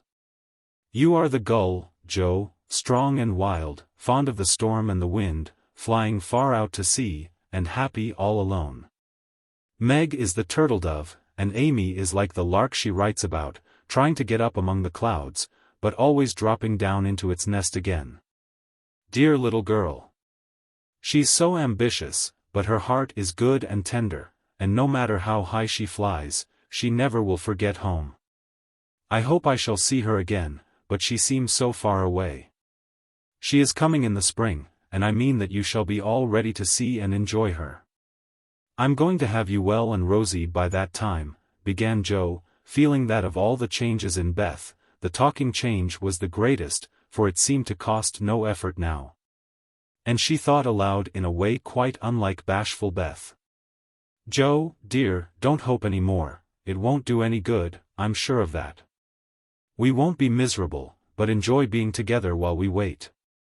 We'll have happy times, for I don't suffer much, and I think the tide will go out easily, if you help me. Joe leaned down to kiss the tranquil face. And with that silent kiss, she dedicated herself soul and body to Beth. She was right, there was no need of any words when they got home, for father and mother saw plainly, now, what they had prayed to be saved from seeing. Tired with her short journey, Beth went at once to bed, saying how glad she was to be at home, and when Joe went down, she found that she would be spared the hard task of telling Beth's secret. Her father stood leaning his head on the mantelpiece, and did not turn as she came in, but her mother stretched out her arms as if for help, and Joe went to comfort her without a word. Chapter 37. New Impressions. At 3 o'clock in the afternoon, all the fashionable world at Nice may be seen on the Promenade d'Anglais, a charming place. For the wide walk, bordered with palms, flowers, and tropical shrubs, is bounded on one side by the sea, on the other by the Grand Drive, lined with hotels and villas. While beyond lie orange orchards and the hills. Many nations are represented, many languages spoken, many costumes worn, and, on a sunny day, the spectacle is as gay and brilliant as a carnival. Haughty English, lively French, sober Germans, handsome Spaniards, ugly Russians, meek Jews, free and easy Americans, all drive, sit, or saunter here, chatting over the news. And criticizing the latest celebrity who has arrived, Ristori or Dickens, Victor Emmanuel or the Queen of the Sandwich Islands. The equipages are as varied as the company, and attract as much attention, especially the low basket barouches in which ladies drive themselves, with a pair of dashing ponies. Gay nets to keep their voluminous flounces from overflowing the diminutive vehicles, and little grooms on the perch behind. Along this walk, on Christmas Day, a tall young man walked slowly, with his hands behind him, and a somewhat absent expression of countenance. He looked like an Italian, was dressed like an Englishman, and had the independent air of an American, a combination which caused sundry pairs of feminine eyes to look approvingly after him. And sundry dandies in black velvet suits, with rose-colored neckties, buff gloves, and orange flowers in their buttonholes, to shrug their shoulders, and then envy him his inches. There were plenty of pretty faces to admire, but the young man took little notice of them, except to glance, now and then, at some blonde girl or lady in blue. Presently he strolled out of the promenade, and stood a moment at the crossing, as if undecided whether to go and listen to the band in the Jardin Public, or to wander along the beach toward Castle Hill. The quick trot of ponies' feet made him look up, as one of the little carriages, containing a single lady, came rapidly down the street. The lady was young, blonde, and dressed in blue. He stared a minute, then his whole face woke up, and, waving his hat like a boy, he hurried forward to meet her. "Oh Laurie, is it really you? I thought you'd never come," cried Amy, dropping the reins, and holding out both hands, to the great scandalization of a French mamma, who hastened her daughter's steps, lest she should be demoralized by beholding the free manners of these mad English. "I was detained by the way, but I promised to spend Christmas with you, and here I am. How is your grandfather? When did you come? Where are you staying?" "Very well, last night, at the Chow Vane. I called at your hotel, but you were all out. I have so much to say, I don't know where to begin. Get in, and we can talk at our ease. I was going for a drive, and longing for company. Flo's saving up for tonight. What happens then? A ball? A Christmas party at our hotel. There are many Americans there, and they give it in honor of the day. You'll go with us, of course?" Aunt will be charmed. Thank you. Where now? Asked Laurie, leaning back and folding his arms, a proceeding which suited Amy, who preferred to drive. For her parasol whip and blue reins over the white ponies' backs, afforded her infinite satisfaction. I'm going to the banker's first, for letters, and then to Castle Hill. The view is so lovely, and I like to feed the peacocks. Have you ever been there? Often, years ago, but I don't mind having a look at it. Now tell me all about yourself. The last I heard of you, your grandfather wrote that he expected you from Berlin. Yes, I spent a month there, and then joined him in Paris, where he has settled for the winter. He has friends there, and finds plenty to amuse him, so I go and come, and we get on capitally. That's a sociable arrangement, said Amy, missing something in Laurie's manner, though she couldn't tell what. Why, you see, he hates to travel, and I hate to keep still. So we each suit ourselves, and there is no trouble. I am often with him, and he enjoys my adventures, while I like to feel that someone is glad to see me when I get back from my wanderings. Dirty old hole, isn't it? He added, with a look of disgust, as they drove along the boulevard to the Place Napoleon, in the old city. The dirt is picturesque, so I don't mind. The river and the hills are delicious, and these glimpses of the narrow cross-streets are my delight. Now we shall have to wait for that procession to pass, it's going to the Church of St. John. While Laurie listlessly watched the procession of priests under their canopies, white-veiled nuns bearing lighted tapers, and some brotherhood in blue, chanting as they walked, Amy watched him. And felt a new sort of shyness steal over her. For he was changed, and she could not find the merry-faced boy she left in the moody-looking man beside her. He was handsomer than ever, and greatly improved, she thought. But now that the flush of pleasure at meeting her was over, he looked tired and spiritless, not sick, nor exactly unhappy. But older and graver than a year or two of prosperous life should have made him. She couldn't understand it, and did not venture to ask questions. So she shook her head, and touched up her ponies, as the procession wound away across the arches of the Paglioni Bridge, and vanished in the church. Que pensez-vous? She said, airing her French, which had improved in quantity, if not in quality, since she came abroad. That mademoiselle has made good use of her time, and the result is charming, replied Laurie, bowing, with his hand on his heart, and an admiring look. She blushed with pleasure, but somehow the compliment did not satisfy her like the blunt praises he used to give her at home, when he promenaded round her on festival occasions. And told her she was altogether jolly, with a hearty smile and an approving pat on the head. She didn't like the new tone, for, though not blasé, it sounded indifferent in spite of the look. If that's the way he's going to grow up, I wish he'd stay a boy, she thought, with a curious sense of disappointment and discomfort, trying meantime to seem quite easy and gay. At a Vigdor's she found the precious home letters, and, giving the reins to Laurie, read them luxuriously as they wound up the shady road between green hedges. Where tea roses bloomed as freshly as in June. Beth is very poorly, mother says. I often think I ought to go home, but they all say, stay, so I do, for I shall never have another chance like this, said Amy, looking sober over one page. I think you are right, there, you could do nothing at home, and it is a great comfort to them to know that you are well and happy, and enjoying so much, my dear. He drew a little nearer, and looked more like his old self, as he said that. And the fear that sometimes weighed on Amy's heart was lightened, for the look, the act, the brotherly "my dear," seemed to assure her that if any trouble did come, she would not be alone in a strange land. Presently she laughed, and showed him a small sketch of Jo in her scribbling suit, with the bow rampantly erect upon her cap, and issuing from her mouth the words, "Genius burns." Laurie smiled, took it, put it in his vest pocket, to keep it from blowing away, and listened with interest to the lively letter Amy read him. This will be a regularly Merry Christmas to me, with presents in the morning, you and letters in the afternoon, and a party at night, said Amy, as they alighted among the ruins of the old fort. And a flock of splendid peacocks came trooping about them, tamely waiting to be fed. While Amy stood laughing on the bank above him as she scattered crumbs to the brilliant birds, Laurie looked at her as she had looked at him, with a natural curiosity to see what changes time and absence had wrought. He found nothing to perplex or disappoint, much to admire and approve.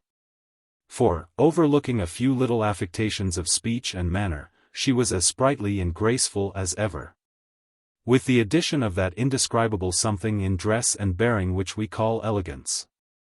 Always mature for her age, she had gained a certain aplomb in both carriage and conversation, which made her seem more of a woman of the world than she was. But her old petulance now and then showed itself, her strong will still held its own, and her native frankness was unspoiled by foreign polish.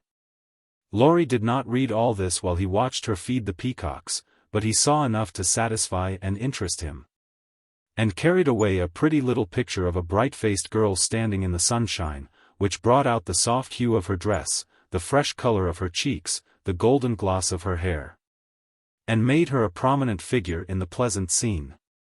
As they came up onto the stone plateau that crowns the hill, Amy waved her hand as if welcoming him to her favorite haunt, and said, pointing here and there, "Do you remember the cathedral and the Corso, the fishermen dragging their nets in the bay, and the lovely road to Villa Franca, Schubert's tower, just below, and, best of all, that speck far out to sea which they say is Corsica?" "I remember, it's not much changed," he answered, without enthusiasm. "What Joe would give for a sight of that famous speck," said Amy, feeling in good spirits, and anxious to see him so also.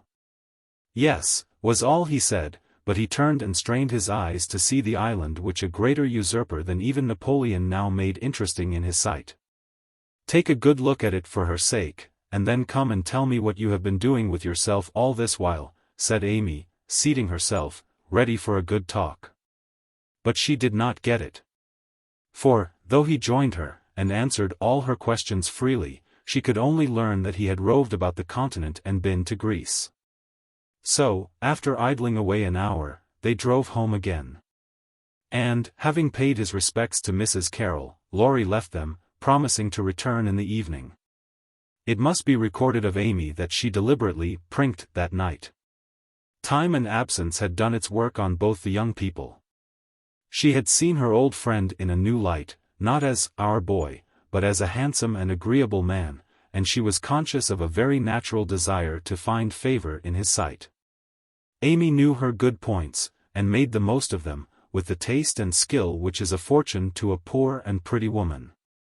Tarleton and tulle were cheap at Nice, so she enveloped herself in them on such occasions, and, following the sensible English fashion of simple dress for young girls, got up charming little toilettes with fresh flowers, a few trinkets, and all manner of dainty devices, which were both inexpensive and effective. It must be confessed that the artist sometimes got possession of the woman, and indulged in antique coiffures, statuesque attitudes, and classic draperies. But, dear heart, we all have our little weaknesses, and find it easy to pardon such in the young, who satisfy our eyes with their comeliness, and keep our hearts merry with their artless vanities. "I do want him to think I look well, and tell them so at home," said Amy to herself, as she put on Flo's old white silk ball dress, and covered it with a cloud of fresh illusion, out of which her white shoulders and golden head emerged with a most artistic effect. Her hair she had the sense to let alone, after gathering up the thick waves and curls into a Hebe-like knot at the back of her head. "It's not the fashion, but it's becoming, and I can't afford to make a fright of myself," she used to say, when advised to frizzle, puff, or braid, as the latest style commanded. Having no ornaments fine enough for this important occasion, Amy looped her fleecy skirts with rosy clusters of azalea, and framed the white shoulders in delicate green vines. Remembering the painted boots, she surveyed her white satin slippers with girlish satisfaction, and chassed down the room, admiring her aristocratic feet all by herself. "My new fan just matches my flowers, my gloves fit to a charm, and the real lace on Aunt's mutchwire gives an air to my whole dress. If I only had a classical nose and mouth I should be perfectly happy," she said, surveying herself with a critical eye, and a candle in each hand. In spite of this affliction, she looked unusually gay and graceful as she glided away. She seldom ran, it did not suit her style, she thought, for, being tall, the stately and Junoesque was more appropriate than the sportive or piquante. She walked up and down the long saloon while waiting for Laurie, and once arranged herself under the chandelier, which had a good effect upon her hair. Then she thought better of it, and went away to the other end of the room, as if ashamed of the girlish desire to have the first view a propitious one. It so happened that she could not have done a better thing, for Laurie came in so quietly she did not hear him. And, as she stood at the distant window, with her head half turned, and one hand gathering up her dress, the slender, white figure against the red curtains was as effective as a well-placed statue. "Good evening, Diana," said Laurie, with the look of satisfaction she liked to see in his eyes when they rested on her. "Good evening, Apollo," she answered, smiling back at him, for he, too, looked unusually debonair. And the thought of entering the ballroom on the arm of such a personable man caused Amy to pity the poor plain Mrs. Davis from the bottom of her heart. "Here are your flowers. I arranged them myself, remembering that you didn't like what Hannah calls a sot bouquet," said Laurie, handing her a delicate nosegay. In a holder that she had long coveted as she daily passed it in Cardiglia's window. "How kind you are," she exclaimed gratefully. "If I'd known you were coming I'd have had something ready for you today, though not as pretty as this, I'm afraid." "Thank you. It isn't what it should be, but you have improved it," he added, as she snapped the silver bracelet on her wrist. "Please don't. I thought you liked that sort of thing." "Not from you. It doesn't sound natural, and I like your old bluntness better." "I'm glad of it," he answered, with a look of relief. Then buttoned her gloves for her, and asked if his tie was straight, just as he used to do when they went to parties together, at home. The company assembled in the long salle à manger, that evening, was such as one sees nowhere but on the continent. The hospitable Americans had invited every acquaintance they had in Nice, and, having no prejudice against titles, secured a few to add luster to their Christmas ball. A Russian prince condescended to sit in a corner for an hour, and talk with a massive lady, dressed like Hamlet's mother, in black velvet, with a pearl bridle under her chin. A Polish count, aged 18, devoted himself to the ladies, who pronounced him a fascinating dear, and a German serene something, having come for the supper alone, roamed vaguely about, seeking what he might devour. Baron Rothschild's private secretary, a large-nosed Jew, in tight boots, affably beamed upon the world, as if his master's name crowned him with a golden halo. A stout Frenchman, who knew the emperor, came to indulge his mania for dancing, and Lady de Jones, a British matron, adorned the scene with her little family of 8. Of course, there were many light-footed, shrill-voiced American girls, handsome, lifeless-looking English ditto, and a few plain but piquante French demoiselles. Likewise the usual set of traveling young gentlemen, who disported themselves gaily, while mammas of all nations lined the walls, and smiled upon them benignly when they danced with their daughters. Any young girl can imagine Amy's state of mind when she took the stage that night, leaning on Laurie's arm. She knew she looked well, she loved to dance, she felt that her foot was on her native heath in a ballroom, and enjoyed the delightful sense of power which comes when young girls first discover the new and lovely kingdom they are born to rule by virtue of beauty, youth, and womanhood. She did pity the Davis girls, who were awkward, plain, and destitute of escort, except a grim papa and 3 grimmer maiden aunts, and she bowed to them in her friendliest manner as she passed. Which was good of her, as it permitted them to see her dress, and burn with curiosity to know who her distinguished-looking friend might be. With the first burst of the band, Amy's color rose, her eyes began to sparkle, and her feet to tap the floor impatiently. For she danced well, and wanted Laurie to know it, therefore the shock she received can better be imagined than described, when he said, in a perfectly tranquil tone, "Do you care to dance? One usually does at a ball." Her amazed look and quick answer caused Laurie to repair his error as fast as possible. "I meant the first dance. May I have the honor?" I can give you one if I put off the count. He dances divinely. But he will excuse me, as you are an old friend, said Amy, hoping that the name would have a good effect, and show Laurie that she was not to be trifled with. Nice little boy, but rather a short pole to support. A daughter of the gods. Divinely tall, and most divinely fair. Was all the satisfaction she got, however. The set in which they found themselves was composed of English, and Amy was compelled to walk decorously through a cotillion, feeling all the while as if she could dance the tarantula with a relish. Laurie resigned her to the nice little boy, and went to do his duty to Flo, without securing Amy for the joys to come, which reprehensible want of forethought was properly punished.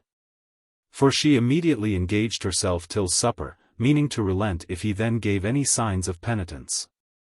She showed him her ball book with demure satisfaction when he strolled, instead of rushing, up to claim her for the next, a glorious polkarettoa. But his polite regrets didn't impose upon her, and when she gallopaded away with the Count, she saw Laurie sit down by her aunt with an actual expression of relief. That was unpardonable. And Amy took no more notice of him for a long while, except a word now and then, when she came to her chaperone, between the dances, for a necessary pin or a moment's rest. Her anger had a good effect, however, for she hid it under a smiling face, and seemed unusually blithe and brilliant. Laurie's eyes followed her with pleasure, for she neither romped nor sauntered, but danced with spirit and grace, making the delightsome pastime what it should be. He very naturally fell to studying her from this new point of view, and, before the evening was half over, had decided that little Amy was going to make a very charming woman. It was a lively scene, for soon the spirit of the social season took possession of everyone, and Christmas merriment made all faces shine, hearts happy, and heels light. The musicians fiddled, tooted, and banged as if they enjoyed it, everybody danced who could, and those who couldn't admired their neighbors with uncommon warmth. The air was dark with devices, and many Joneses gamboled like a flock of young giraffes. The golden secretary darted through the room like a meteor, with a dashing Frenchwoman, who carpeted the floor with her pink satin train. The serene Teuton found the supper table, and was happy, eating steadily through the bill of fare, and dismayed the garçons by the ravages he committed. But the emperor's friend covered himself with glory, for he danced everything, whether he knew it or not, and introduced impromptu pirouettes when the figures bewildered him. The boyish abandon of that stout man was charming to behold, for, though he carried weight, he danced like an india-rubber ball. He ran, he flew, he pranced, his face glowed, his bald head shone. His coat-tails waved wildly, his pumps actually twinkled in the air, and when the music stopped, he wiped the drops from his brow, and beamed upon his fellow-men like a French Pickwick without glasses.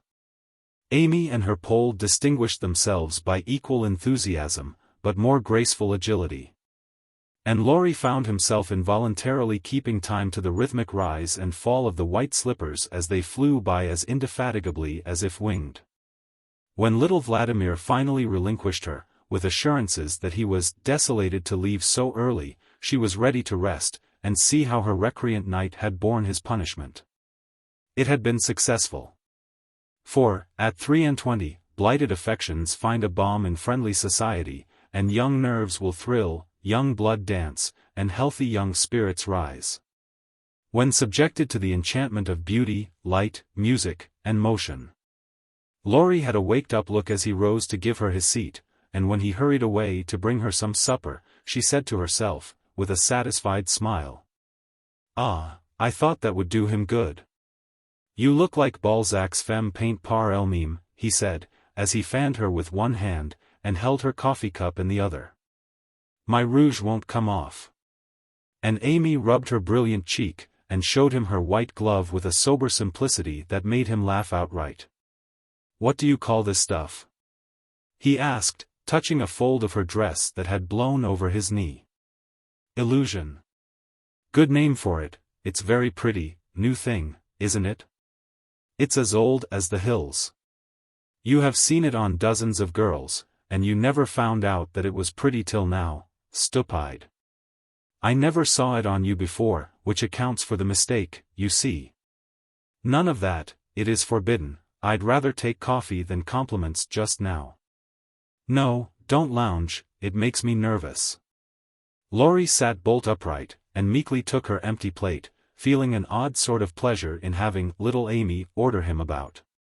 For she had lost her shyness now, and felt an irresistible desire to trample on him, as girls have a delightful way of doing when lords of creation show any signs of subjection.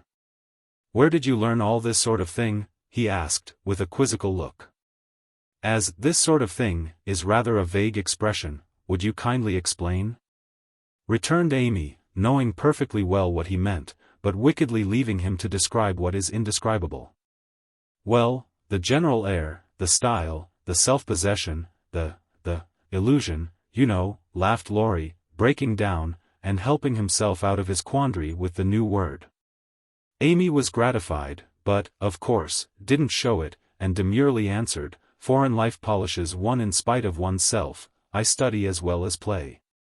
And as for this," with a little gesture toward her dress, "why, tulle is cheap, posies to be had for nothing, and I am used to making the most of my poor little things."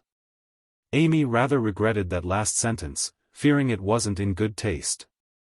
But Laurie liked her the better for it, and found himself both admiring and respecting the brave patience that made the most of opportunity, and the cheerful spirit that covered poverty with flowers. Amy did not know why he looked at her so kindly, nor why he filled up her book with his own name, and devoted himself to her for the rest of the evening, in the most delightful manner. But the impulse that wrought this agreeable change was the result of one of the new impressions which both of them were unconsciously giving and receiving. Chapter 38. On the Shelf. In France the young girls have a dull time of it till they are married, when "Vive la liberté" becomes their motto.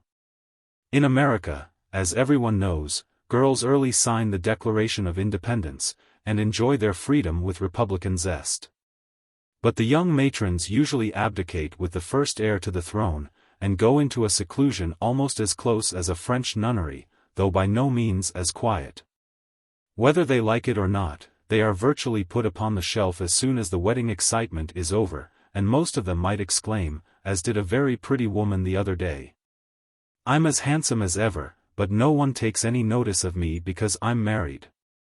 Not being a belle or even a fashionable lady, Meg did not experience this affliction till her babies were a year old, for in her little world primitive customs prevailed.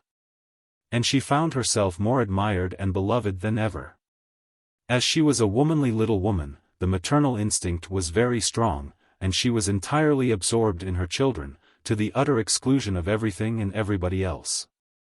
Day and night she brooded over them with tireless devotion and anxiety, leaving John to the tender mercies of the help, for an Irish lady now presided over the kitchen department. Being a domestic man, John decidedly missed the wifely attentions he had been accustomed to receive. But, as he adored his babies, he cheerfully relinquished his comfort for a time, supposing, with masculine ignorance, that peace would soon be restored. But 3 months passed, and there was no return of repose. Meg looked worn and nervous, the babies absorbed every minute of her time, the house was neglected, and Kitty, the cook, who took life acy, kept him on short commons. When he went out in the morning he was bewildered by small commissions for the captive mamma. If he came gaily in at night, eager to embrace his family, he was quenched by a "hush. They are just asleep after worrying all day." If he proposed a little amusement at home, no, it would disturb the babies. If he hinted at a lecture or concert, he was answered with a reproachful look, and a decided "leave my children for pleasure, never." His sleep was broken by infant wails and visions of a phantom figure pacing noiselessly to and fro in the watches of the night. His meals were interrupted by the frequent flight of the presiding genius, who deserted him, half-helped, if a muffled chirp sounded from the nest above. And when he read his paper of an evening, Demi's colic got into the shipping list, and Daisy's fall affected the price of stocks, for Mrs. Brooke was only interested in domestic news. The poor man was very uncomfortable, for the children had bereft him of his wife. Home was merely a nursery, and the perpetual hushing made him feel like a brutal intruder whenever he entered the sacred precincts of Babyland. He bore it very patiently for 6 months, and, when no signs of amendment appeared, he did what other paternal exiles do, tried to get a little comfort elsewhere. Scott had married and gone to housekeeping not far off, and John fell into the way of running over for an hour or two of an evening, when his own parlor was empty, and his own wife singing lullabies that seemed to have no end. Mrs. Scott was a lively, pretty girl, with nothing to do but be agreeable, and she performed her mission most successfully. The parlor was always bright and attractive, the chessboard ready, the piano in tune, plenty of gay gossip, and a nice little supper set forth in tempting style. John would have preferred his own fireside if it had not been so lonely, but as it was, he gratefully took the next best thing, and enjoyed his neighbor's society. Meg rather approved of the new arrangement at first, and found it a relief to know that John was having a good time instead of dozing in the parlor, or tramping about the house and waking the children. But by and by, when the teething worry was over, and the idols went to sleep at proper hours, leaving Mama time to rest, she began to miss John, and find her work-basket dull company. When he was not sitting opposite in his old dressing gown, comfortably scorching his slippers on the fender, she would not ask him to stay at home, but felt injured because he did not know that she wanted him without being told, entirely forgetting the many evenings he had waited for her in vain. She was nervous and worn out with watching and worry, and in that unreasonable frame of mind which the best of mothers occasionally experience when domestic cares oppress them. Want of exercise robs them of cheerfulness, and too much devotion to that idol of American women, the teapot, makes them feel as if they were all nerve and no muscle. "Yes," she would say, looking in the glass, "I'm getting old and ugly. John doesn't find me interesting any longer, so he leaves his faded wife and goes to see his pretty neighbor, who has no encumbrances. Well, the babies love me. They don't care if I am thin and pale, and haven't time to crimp my hair, they are my comfort, and some day John will see what I've gladly sacrificed for them, won't he, my precious?" To which pathetic appeal Daisy would answer with a coo, or Demi with a crow, and Meg would put by her lamentations for a maternal revel, which soothed her solitude for the time being. But the pain increased as politics absorbed John, who was always running over to discuss interesting points with Scott, quite unconscious that Meg missed him. Not a word did she say, however, till her mother found her in tears one day, and insisted on knowing what the matter was, for Meg's drooping spirits had not escaped her observation. "I wouldn't tell anyone except you, Mother. But I really do need advice, for, if John goes on so much longer I might as well be widowed," replied Mrs. Brooke, drying her tears on Daisy's bib, with an injured air. "Goes on how, my dear?" asked her mother anxiously. "He's away all day, and at night, when I want to see him, he is continually going over to the Scotts. It isn't fair that I should have the hardest work, and never any amusement. Men are very selfish, even the best of them. So are women, don't blame John till you see where you are wrong yourself. But it can't be right for him to neglect me. Don't you neglect him?" "Why, Mother, I thought you'd take my part." "So I do, as far as sympathizing goes, but I think the fault is yours, Meg." "I don't see how." "Let me show you. Did John ever neglect you, as you call it, while you made it a point to give him your society of an evening, his only leisure time?" "No. But I can't do it now, with 2 babies to tend." "I think you could, dear, and I think you ought. May I speak quite freely, and will you remember that it's mother who blames as well as mother who sympathizes?" "Indeed I will. Speak to me as if I were little Meg again. I often feel as if I needed teaching more than ever since these babies look to me for everything." Meg drew her low chair beside her mother's, and, with a little interruption in either lap, the 2 women rocked and talked lovingly together, feeling that the tie of motherhood made them more one than ever. "You have only made the mistake that most young wives make, forgotten your duty to your husband in your love for your children. A very natural and forgivable mistake, Meg, but one that had better be remedied before you take to different ways. For children should draw you nearer than ever, not separate you, as if they were all yours, and John had nothing to do but support them. I've seen it for some weeks, but have not spoken, feeling sure it would come right in time. I'm afraid it won't. If I ask him to stay, he'll think I'm jealous. And I wouldn't insult him by such an idea. He doesn't see that I want him, and I don't know how to tell him without words. Make it so pleasant he won't want to go away. My dear, he's longing for his little home, but it isn't home without you, and you are always in the nursery. Oughtn't I to be there? Not all the time. Too much confinement makes you nervous, and then you are unfitted for everything. Besides, you owe something to John as well as to the babies. Don't neglect husband for children, don't shut him out of the nursery, but teach him how to help in it. His place is there as well as yours, and the children need him. Let him feel that he has his part to do, and he will do it gladly and faithfully, and it will be better for you all. You really think so, Mother? I know it, Meg, for I've tried it. And I seldom give advice unless I've proved its practicability.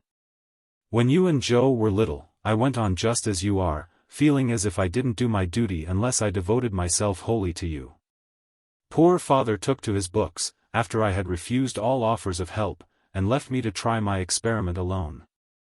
I struggled along as well as I could, but Joe was too much for me. I nearly spoilt her by indulgence. You were poorly, and I worried about you till I fell sick myself. Then father came to the rescue, quietly managed everything, and made himself so helpful that I saw my mistake, and never have been able to get on without him since. That is the secret of our home happiness. He does not let business wean him from the little cares and duties that affect us all. And I try not to let domestic worries destroy my interest in his pursuits. Each do our part alone in many things, but at home we work together, always. It is so, Mother, and my great wish is to be to my husband and children what you have been to yours. Show me how. I'll do anything you say. You always were my docile daughter. Well, dear, if I were you, I'd let John have more to do with the management of Demi, for the boy needs training, and it's none too soon to begin. Then I'd do what I have often proposed, let Hannah come and help you, she is a capital nurse, and you may trust the precious babies to her while you do more housework. You need the exercise, Hannah would enjoy the rest, and John would find his wife again. Go out more. Keep cheerful as well as busy, for you are the sunshine maker of the family, and if you get dismal there is no fair weather. Then I'd try to take an interest in whatever John likes, talk with him, let him read to you, exchange ideas, and help each other in that way. Don't shut yourself up in a bandbox because you are a woman, but understand what is going on, and educate yourself to take your part in the world's work, for it all affects you and yours. John is so sensible, I'm afraid he will think I'm stupid if I ask questions about politics and things. I don't believe he would. Love covers a multitude of sins, and of whom could you ask more freely than of him? Try it, and see if he doesn't find your society far more agreeable than Mrs. Scott's suppers. I will. Poor John. I'm afraid I have neglected him sadly, but I thought I was right, and he never said anything. He tried not to be selfish, but he has felt rather forlorn, I fancy. This is just the time, Meg, when young married people are apt to grow apart, and the very time when they ought to be most together. For the first tenderness soon wears off, unless care is taken to preserve it, and no time is so beautiful and precious to parents as the first years of the little lives given them to train. Don't let John be a stranger to the babies, for they will do more to keep him safe and happy in this world of trial and temptation than anything else.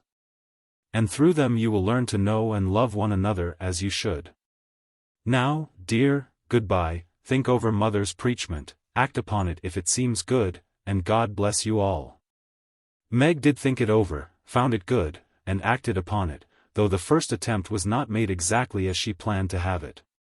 Of course the children tyrannized over her, and ruled the house as they found out that kicking and squalling brought them whatever they wanted. Mama was an abject slave to their caprices, but Papa was not so easily subjugated, and occasionally afflicted his tender spouse by an attempt at paternal discipline with his obstreperous son. For Demi inherited a trifle of his sire's firmness of character, we won't call it obstinacy, and when he made up his little mind to have or to do anything, all the king's horses and all the king's men could not change that pertinacious little mind. Mama thought the dear too young to be taught to conquer his prejudices, but Papa believed that it never was too soon to learn obedience. So Master Demi early discovered that when he undertook to wrestle with Parpar, he always got the worst of it. Yet, like the Englishman, baby respected the man who conquered him, and loved the father whose grave no was more impressive than all Mama's love pats. A few days after the talk with her mother, Meg resolved to try a social evening with John. So she ordered a nice supper, set the parlor in order, dressed herself prettily, and put the children to bed early, that nothing should interfere with her experiment. But, unfortunately, Demi's most unconquerable prejudice was against going to bed, and that night he decided to go on a rampage.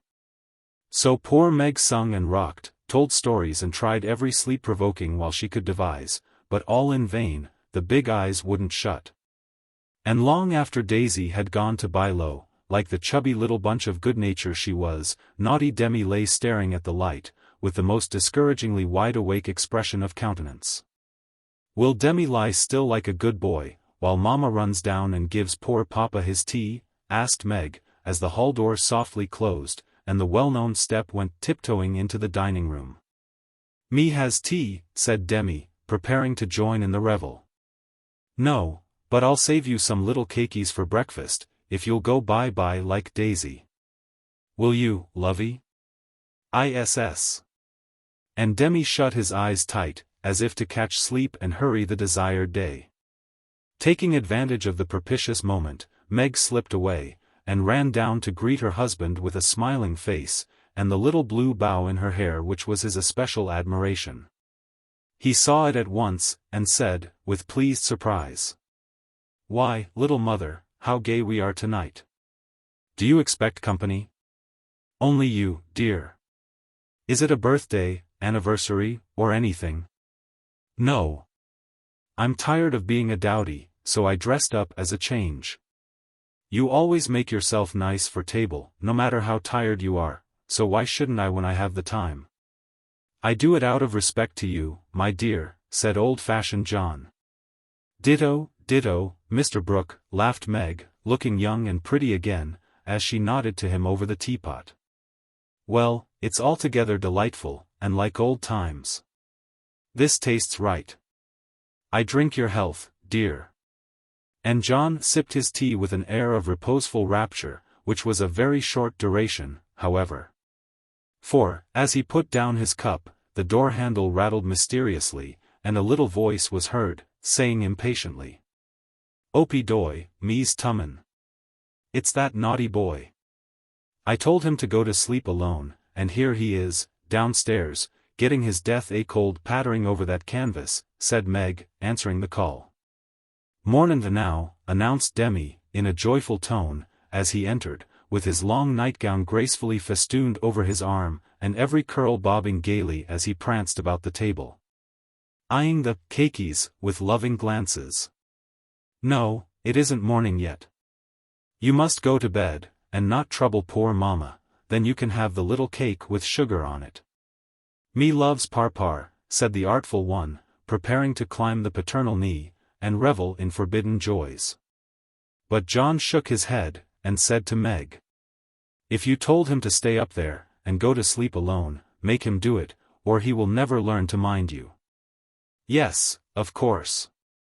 Come, Demi." And Meg led her son away, feeling a strong desire to spank the little marplot who hopped beside her, laboring under the delusion that the bribe was to be administered as soon as they reached the nursery.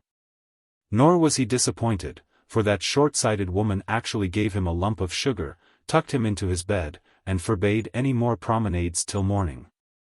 "ISS," said Demi the perjured, blissfully sucking his sugar, and regarding his first attempt as eminently successful. Meg returned to her place, and supper was progressing pleasantly, when the little ghost walked again, and exposed the maternal delinquencies by boldly demanding more Sudar, Marmar. Now this won't do, said John, hardening his heart against the engaging little sinner. We shall never know any peace till that child learns to go to bed properly. You have made a slave of yourself long enough, give him one lesson, and then there will be an end of it. Put him in his bed and leave him, Meg. He won't stay there. He never does, unless I sit by him. I'll manage him. Demi, go upstairs, and get into your bed, as Mama bids you. Sant, replied the young rebel, helping himself to the coveted cakey, and beginning to eat the same with calm audacity. You must never say that to Papa. I shall carry you if you don't go yourself. Go away, me don't love Parpar, and Demi retired to his mother's skirts for protection. But even that refuge proved unavailing, for he was delivered over to the enemy, with a "be gentle with him, John," which struck the culprit with dismay. For when Mama deserted him, then the judgment day was at hand. Bereft of his cake, defrauded of his frolic, and borne away by a strong hand to that detested bed, poor Demi could not restrain his wrath, but openly defied Papa, and kicked and screamed lustily all the way upstairs. The minute he was put into bed on one side, he rolled out on the other, and made for the door, only to be ignominiously caught up by the tail of his little toga, and put back again. Which lively performance was kept up till the young man's strength gave out, when he devoted himself to roaring at the top of his voice. This vocal exercise usually conquered Meg, but John sat as unmoved as the post which is popularly believed to be deaf. No coaxing, no sugar, no lullaby, no story. Even the light was put out, and only the red glow of the fire enlivened the big dark, which Demi regarded with curiosity rather than fear.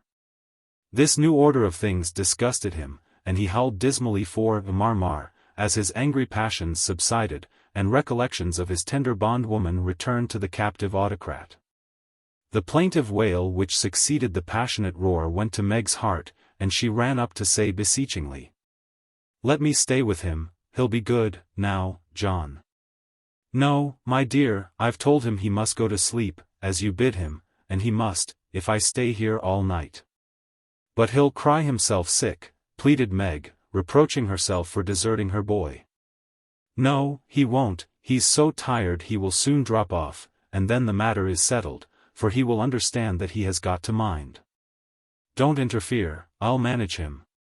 He's my child, and I can't have his spirit broken by harshness. He's my child, and I won't have his temper spoilt by indulgence. Go down, my dear, and leave the boy to me." When John spoke in that masterful tone, Meg always obeyed, and never regretted her docility.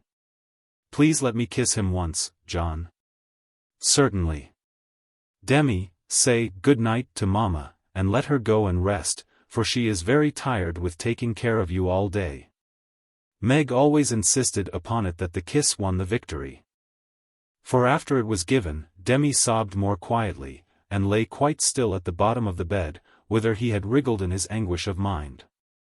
"Poor little man, he's worn out with sleep and crying.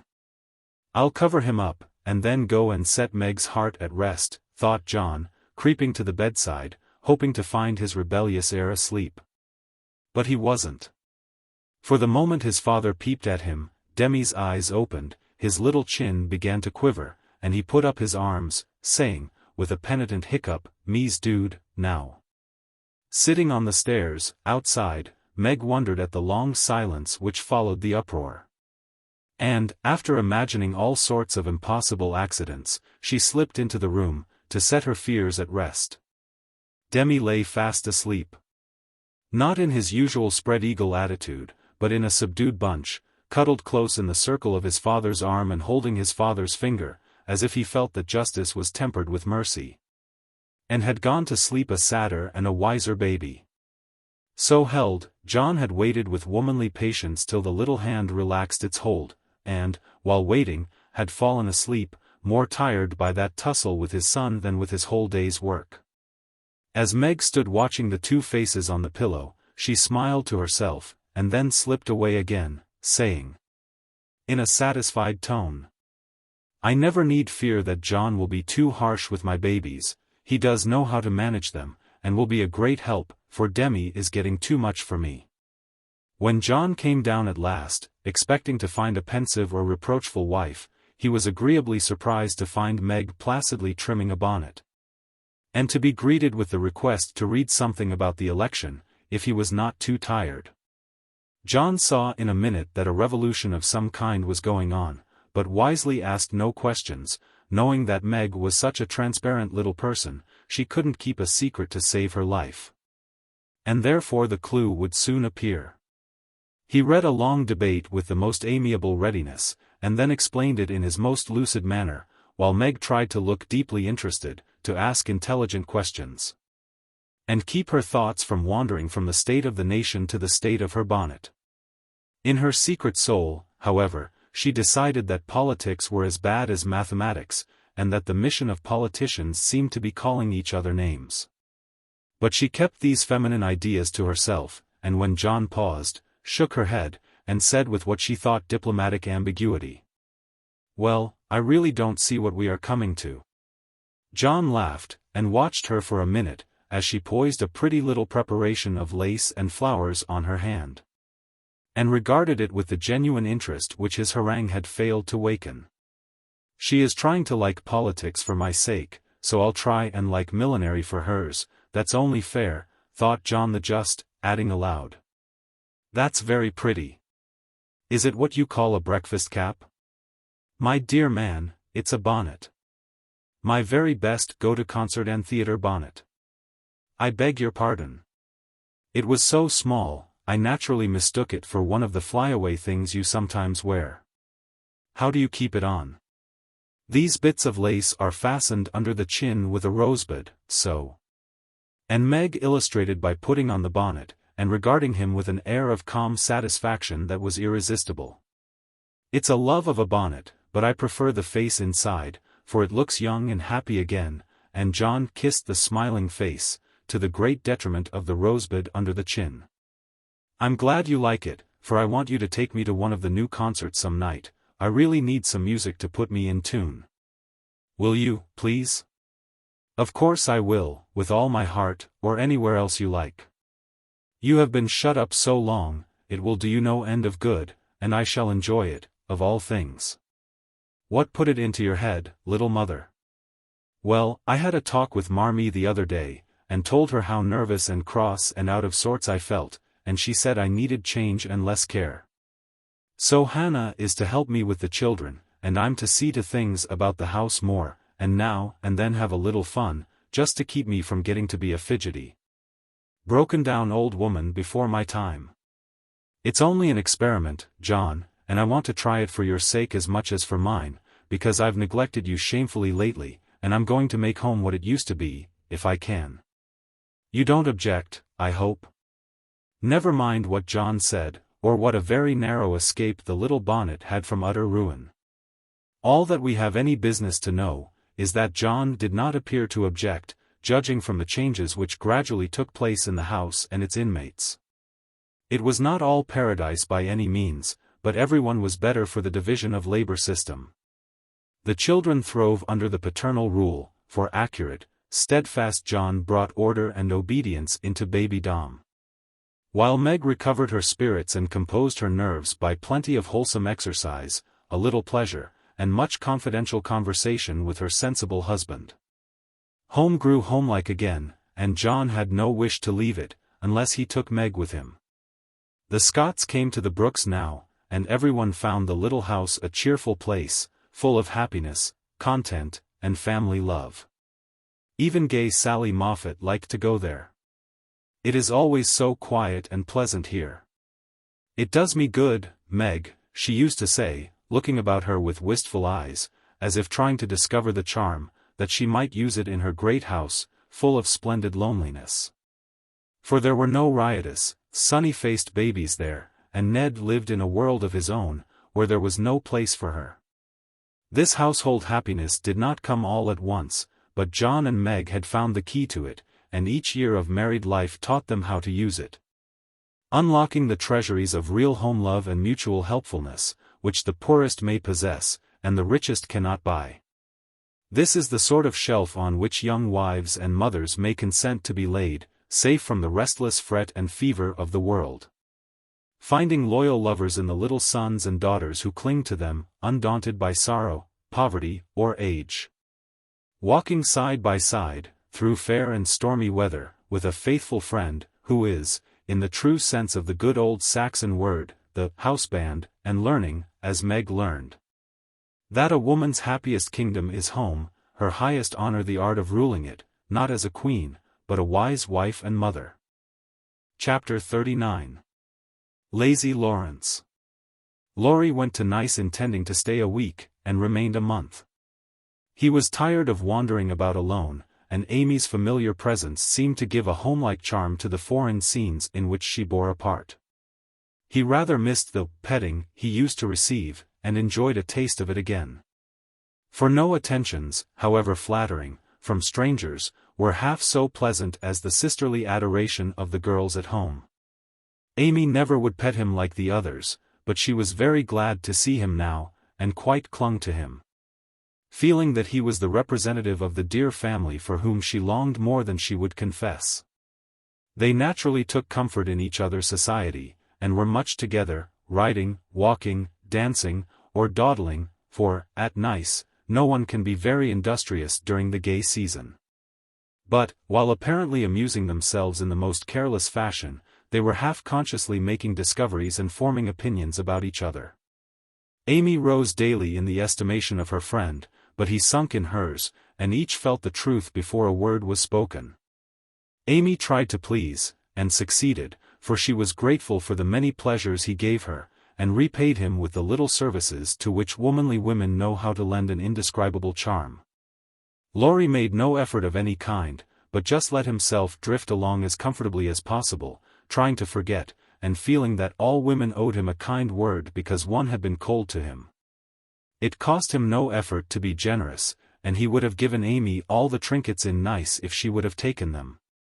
But, at the same time, he felt that he could not change the opinion she was forming of him, and he rather dreaded the keen blue eyes that seemed to watch him with such half-sorrowful, half-scornful surprise. All the rest have gone to Monaco for the day. I preferred to stay at home and write letters. They are done now, and I am going to Valrosa to sketch. Will you come? Said Amy, as she joined Laurie one lovely day when he lounged in as usual, about noon.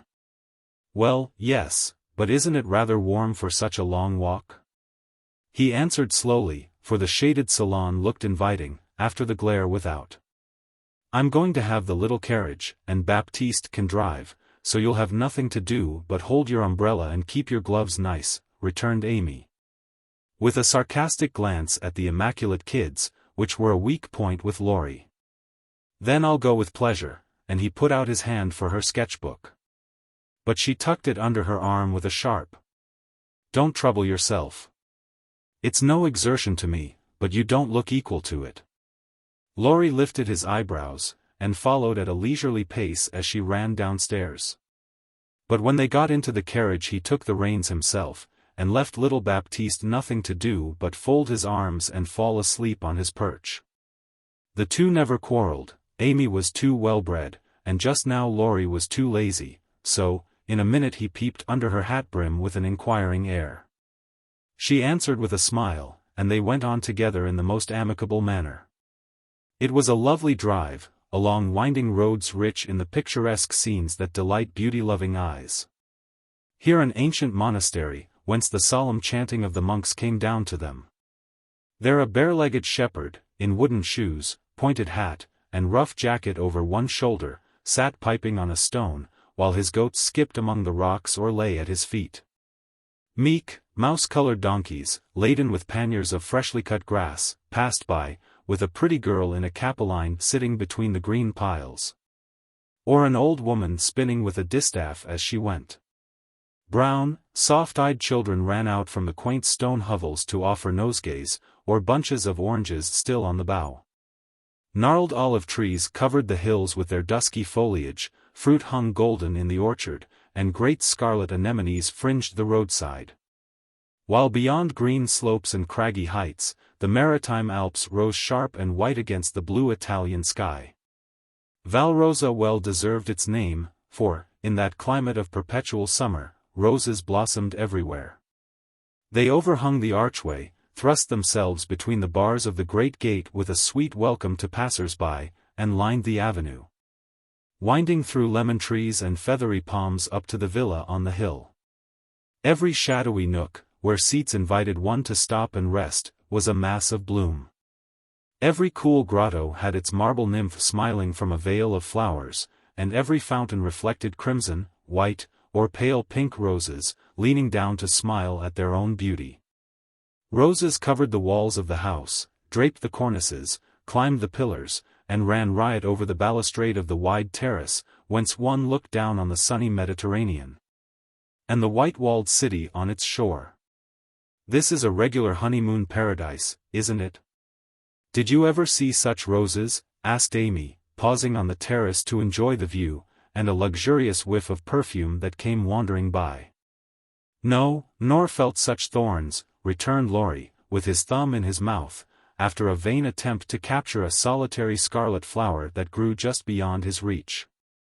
Try lower down, and pick those that have no thorns, said Amy, gathering 3 of the tiny cream-colored ones that starred the wall behind her.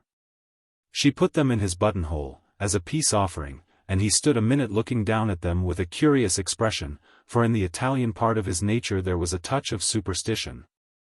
And he was just then in that state of half-sweet, half-bitter melancholy, when imaginative young men find significance in trifles, and food for romance everywhere.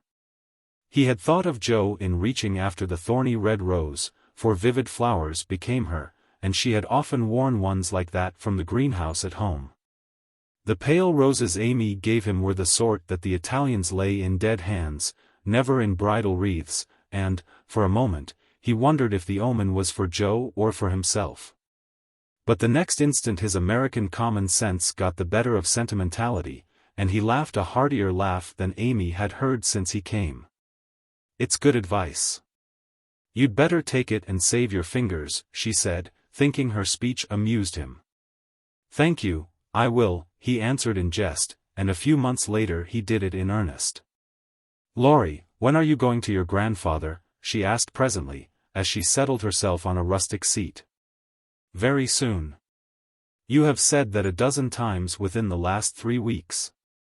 I dare say, short answers save trouble. He expects you, and you really ought to go. Hospitable creature. I know it. Then why don't you do it? Natural depravity, I suppose. Natural indolence, you mean. It's really dreadful, and Amy looked severe. Not so bad as it seems, for I should only plague him if I went, so I might as well stay, and plague you a little longer. You can bear it better. In fact, I think it agrees with you excellently. And Laurie composed himself for a lounge on the broad ledge of the balustrade. Amy shook her head, and opened her sketchbook with an air of resignation. But she had made up her mind to lecture that boy, and in a minute she began again. What are you doing just now? Watching lizards. No, I mean what do you intend and wish to do? Smoke a cigarette, if you'll allow me. How provoking you are. I don't approve of cigars, and I will only allow it on condition that you let me put you into my sketch. I need a figure. With all the pleasure in life. How will you have me, full length or 3/4, on my head or my heels? I should respectfully suggest a recumbent posture, then put yourself in also, and call it dolce far niente. Stay as you are, and go to sleep if you like. I intend to work hard, said Amy, in her most energetic tone. What delightful enthusiasm, and he leaned against a tall urn with an air of entire satisfaction. What would Jo say if she saw you now? Asked Amy impatiently, hoping to stir him up by the mention of her still more energetic sister's name. As usual, go away, Teddy, I'm busy. He laughed as he spoke, but the laugh was not natural, and a shade passed over his face, for the utterance of the familiar name touched the wound that was not healed yet. Both tone and shadow struck Amy, for she had seen and heard them before, and now she looked up in time to catch a new expression on Laurie's face, a hard, bitter look, full of pain, dissatisfaction, and regret. It was gone before she could study it, and the listless expression back again. She watched him for a moment with artistic pleasure, thinking how like an Italian he looked, as he lay basking in the sun with uncovered head, and eyes full of southern dreaminess. For he seemed to have forgotten her, and fallen into a reverie. "You look like the effigy of a young knight asleep on his tomb," she said, carefully tracing the well-cut profile defined against the dark stone. "Wish I was. That's a foolish wish, unless you have spoilt your life. You are so changed, I sometimes think." There Amy stopped, with a half-timid, half-wistful look, more significant than her unfinished speech. Laurie saw and understood the affectionate anxiety which she hesitated to express, and looking straight into her eyes, said, just as he used to say it to her mother, "It's all right, ma'am." That satisfied her and set at rest the doubts that had begun to worry her lately. It also touched her, and she showed that it did, by the cordial tone in which she said, "I'm glad of that. I didn't think you'd been a very bad boy, but I fancied you might have wasted money at that wicked Baden-Baden, lost your heart to some charming Frenchwoman with a husband, or got into some of the scrapes that young men seem to consider a necessary part of a foreign tour. Don't stay out there in the sun, come and lie on the grass here, and let us be friendly, as Joe used to say when we got in the sofa corner and told secrets." Laurie obediently threw himself down on the turf, and began to amuse himself by sticking daisies into the ribbons of Amy's hat, that lay there. "I'm all ready for the secrets." And he glanced up with a decided expression of interest in his eyes. "I've none to tell, you may begin. Haven't one to bless myself with. I thought perhaps you'd had some news from home. You have heard all that has come lately. Don't you hear often? I fancied Joe would send you volumes. She's very busy, I'm roving about so, it's impossible to be regular, you know." "When do you begin your great work of art, Raffaella?" he asked, changing the subject abruptly after another pause, in which he had been wondering if Amy knew his secret, and wanted to talk about it. "Never," she answered, with a despondent but decided air. "Rome took all the vanity out of me. For after seeing the wonders there, I felt too insignificant to live, and gave up all my foolish hopes in despair." "Why should you, with so much energy and talent?" "That's just why, because talent isn't genius, and no amount of energy can make it so. I want to be great, or nothing. I won't be a commonplace dauber, so I don't intend to try any more." "And what are you going to do with yourself now, if I may ask?" "Polish up my other talents, and be an ornament to society, if I get the chance." It was a characteristic speech, and sounded daring, but audacity becomes young people, and Amy's ambition had a good foundation. Laurie smiled, but he liked the spirit with which she took up a new purpose when a long-cherished one died, and spent no time lamenting. "Good. And here is where Fred Vaughan comes in, I fancy." Amy preserved a discreet silence, but there was a conscious look in her downcast face, that made Laurie sit up and say gravely, "Now I'm going to play brother, and ask questions. May I?" "I don't promise to answer. Your face will, if your tongue won't.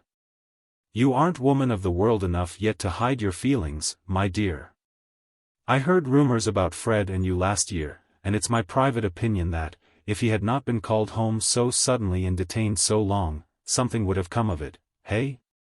"That's not for me to say," was Amy's prim reply, but her lips would smile, and there was a traitorous sparkle of the eye, which betrayed that she knew her power and enjoyed the knowledge. "You are not engaged, I hope," and Laurie looked very elder-brotherly and grave all of a sudden. "No. But you will be, if he comes back and goes properly down upon his knees, won't you?" "Very likely." "Then you are fond of old Fred?" "I could be, if I tried." "But you don't intend to try till the proper moment?" "Bless my soul, what unearthly prudence! He's a good fellow, Amy, but not the man I fancied you'd like. He is rich, a gentleman, and has delightful manners, began Amy, trying to be quite cool and dignified, but feeling a little ashamed of herself, in spite of the sincerity of her intentions. I understand, queens of society can't get on without money, so you mean to make a good match, and start in that way? Quite right and proper, as the world goes, but it sounds odd from the lips of one of your mother's girls. True, nevertheless. A short speech, but the quiet decision with which it was uttered contrasted curiously with the young speaker. Laurie felt this instinctively, and laid himself down again, with a sense of disappointment which he could not explain.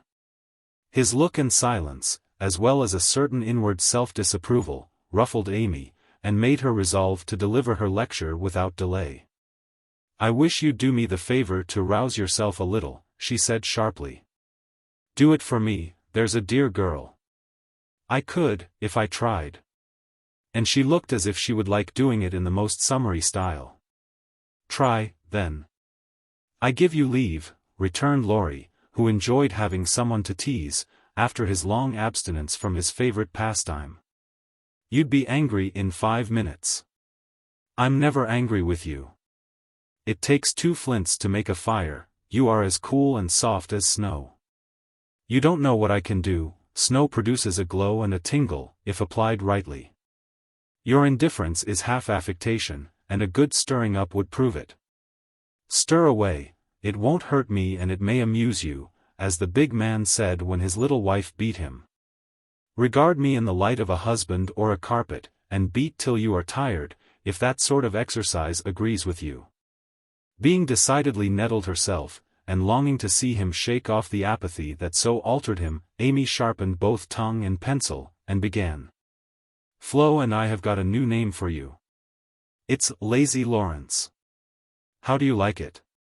She thought it would annoy him, but he only folded his arms under his head, with an imperturbable, "That's not bad." "Thank you, ladies. Do you want to know what I honestly think of you?" Pining to be told. "Well, I despise you." If she had even said, "I hate you," in a petulant or coquettish tone, he would have laughed, and rather liked it. But the grave, almost sad, accent of her voice made him open his eyes, and ask quickly. "Why, if you please?" "Because, with every chance for being good, useful, and happy, you are faulty, lazy, and miserable." "Strong language, mademoiselle. If you like it, I'll go on." "Pray, do.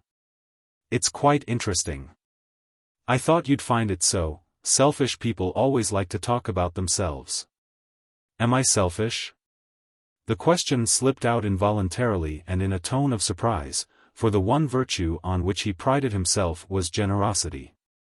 "Yes, very selfish," continued Amy, in a calm, cool voice, twice as effective, just then, as an angry one. "I'll show you how, for I've studied you while we have been frolicking, and I'm not at all satisfied with you. Here you have been abroad nearly 6 months, and done nothing but waste time and money and disappoint your friends. Isn't a fellow to have any pleasure after a 4 years' grind? You don't look as if you'd had much, at any rate, you are none the better for it, as far as I can see. I said, when we first met, that you had improved. Now I take it all back, for I don't think you half so nice as when I left you at home. You have grown abominably lazy, you like gossip, and waste time on frivolous things. You are contented to be petted and admired by silly people, instead of being loved and respected by wise ones. With money, talent, position, health, and beauty, you like that, old vanity. But it's the truth, so I can't help saying it, with all these splendid things to use and enjoy, you can find nothing to do but dawdle.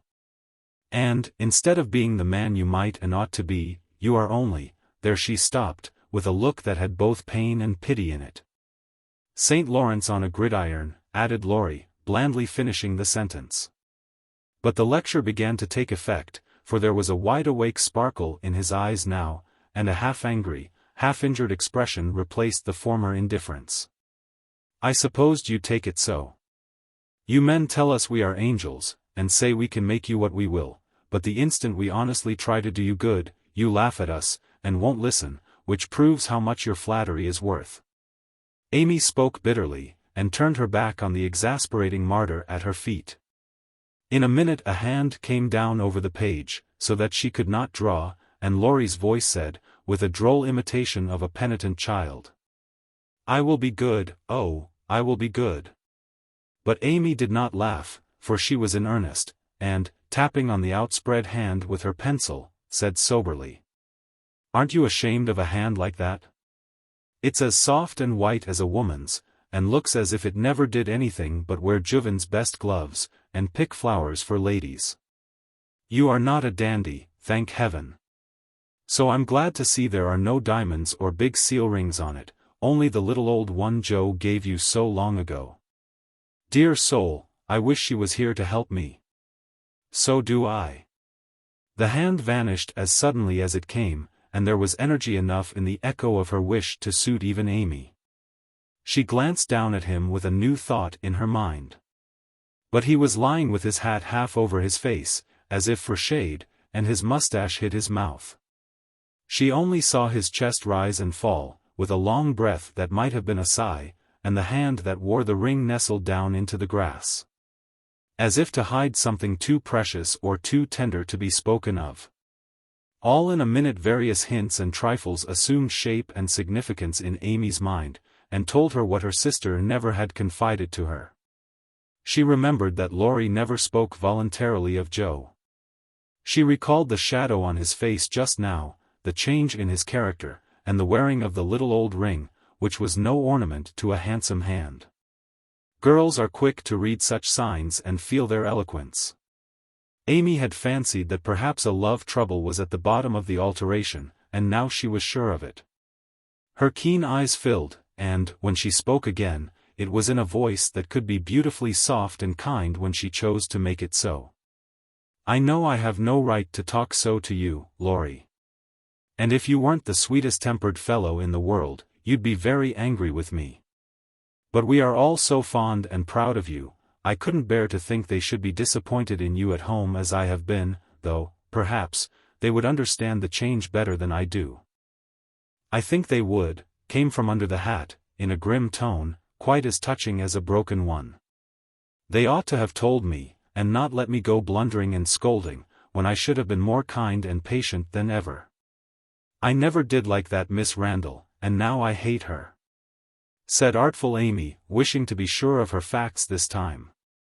"Hang Miss Randall," and Laurie knocked the hat off his face with a look that left no doubt of his sentiments toward that young lady. "I beg pardon, I thought," and there she paused diplomatically. "No, you didn't, you knew perfectly well I never cared for anyone but Joe." Laurie said that in his old, impetuous tone, and turned his face away as he spoke. "I did think so, but as they never said anything about it, and you came away, I supposed I was mistaken. And Joe wouldn't be kind to you?" "Why, I was sure she loved you dearly. She was kind, but not in the right way. And it's lucky for her she didn't love me, if I'm the good-for-nothing fellow you think me. It's her fault, though, and you may tell her so." The hard, bitter look came back again as he said that, and it troubled Amy, for she did not know what balm to apply. "I was wrong, I didn't know. I'm very sorry I was so cross, but I can't help wishing you'd bear it better, Teddy, dear. Don't, that's her name for me." And Laurie put up his hand with a quick gesture to stop the words spoken in Joe's half-kind, half-reproachful tone. "Wait till you've tried it yourself," he added, in a low voice, as he pulled up the grass by the handful. "I'd take it manfully, and be respected if I couldn't be loved," said Amy, with the decision of one who knew nothing about it. Now, Laurie flattered himself that he had borne it remarkably well, making no moan, asking no sympathy, and taking his trouble away to live it down alone. Amy's lecture put the matter in a new light, and for the first time it did look weak and selfish to lose heart at the first failure, and shut himself up in moody indifference. He felt as if suddenly shaken out of a pensive dream, and found it impossible to go to sleep again. Presently he sat up, and asked slowly, "Do you think Joe would despise me as you do?" Yes, if she saw you now. She hates lazy people. Why don't you do something splendid, and make her love you? I did my best, but it was no use. Graduating well, you mean? That was no more than you ought to have done, for your grandfather's sake. It would have been shameful to fail after spending so much time and money, when everyone knew you could do well. I did fail, say what you will, for Joe wouldn't love me, began Laurie, leaning his head on his hand in a despondent attitude. No, you didn't, and you'll say so in the end, for it did you good, and proved that you could do something if you tried. If you'd only set about another task of some sort, you'd soon be your hearty, happy self again, and forget your trouble. That's impossible. Try it and see. You needn't shrug your shoulders, and think, much she knows about such things. I don't pretend to be wise, but I am observing, and I see a great deal more than you'd imagine. I'm interested in other people's experiences and inconsistencies, and, though I can't explain, I remember and use them for my own benefit. Love Joe all your days, if you choose, but don't let it spoil you, for it's wicked to throw away so many good gifts because you can't have the one you want. There, I won't lecture any more, for I know you'll wake up and be a man in spite of that hard-hearted girl. Neither spoke for several minutes. Laurie sat turning the little ring on his finger, and Amy put the last touches to the hasty sketch she had been working at while she talked. Presently she put it on his knee, merely saying, "How do you like that?" He looked and then he smiled, as he could not well help doing, for it was capitally done, the long, lazy figure on the grass, with listless face, half-shut eyes, and one hand holding a cigar, from which came the little wreath of smoke that encircled the dreamer's head.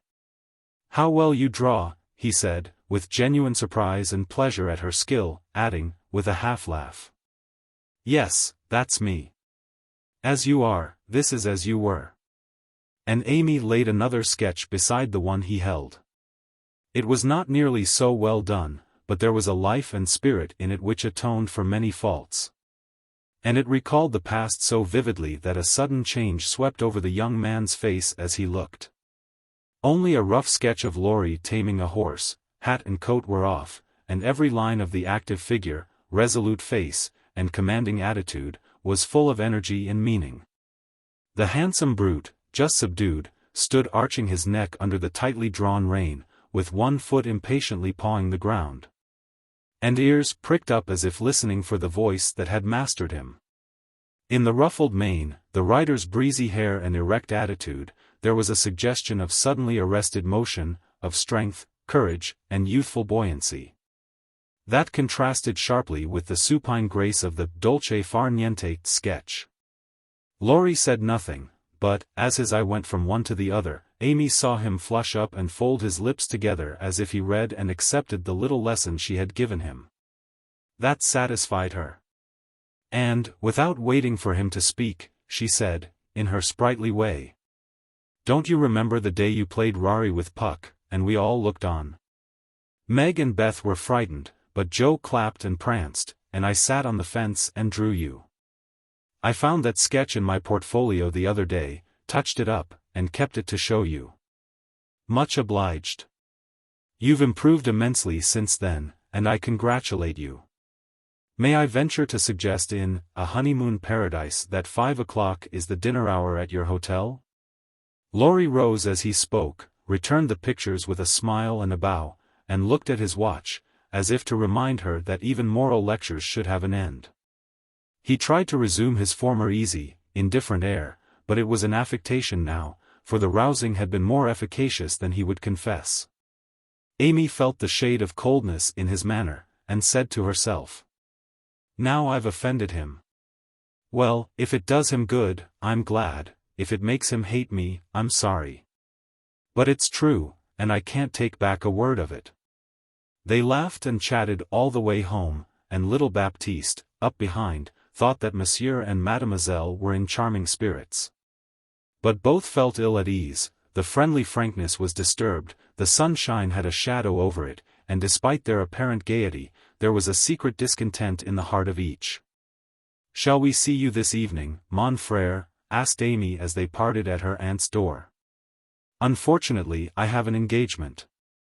"Au revoir, mademoiselle," and Laurie bent as if to kiss her hand, in the foreign fashion, which became him better than many men.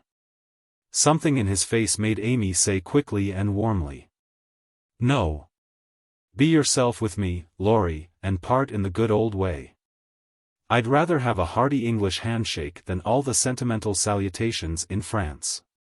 Goodbye, dear," and with these words, uttered in the tone she liked, Laurie left her, after a handshake almost painful in its heartiness.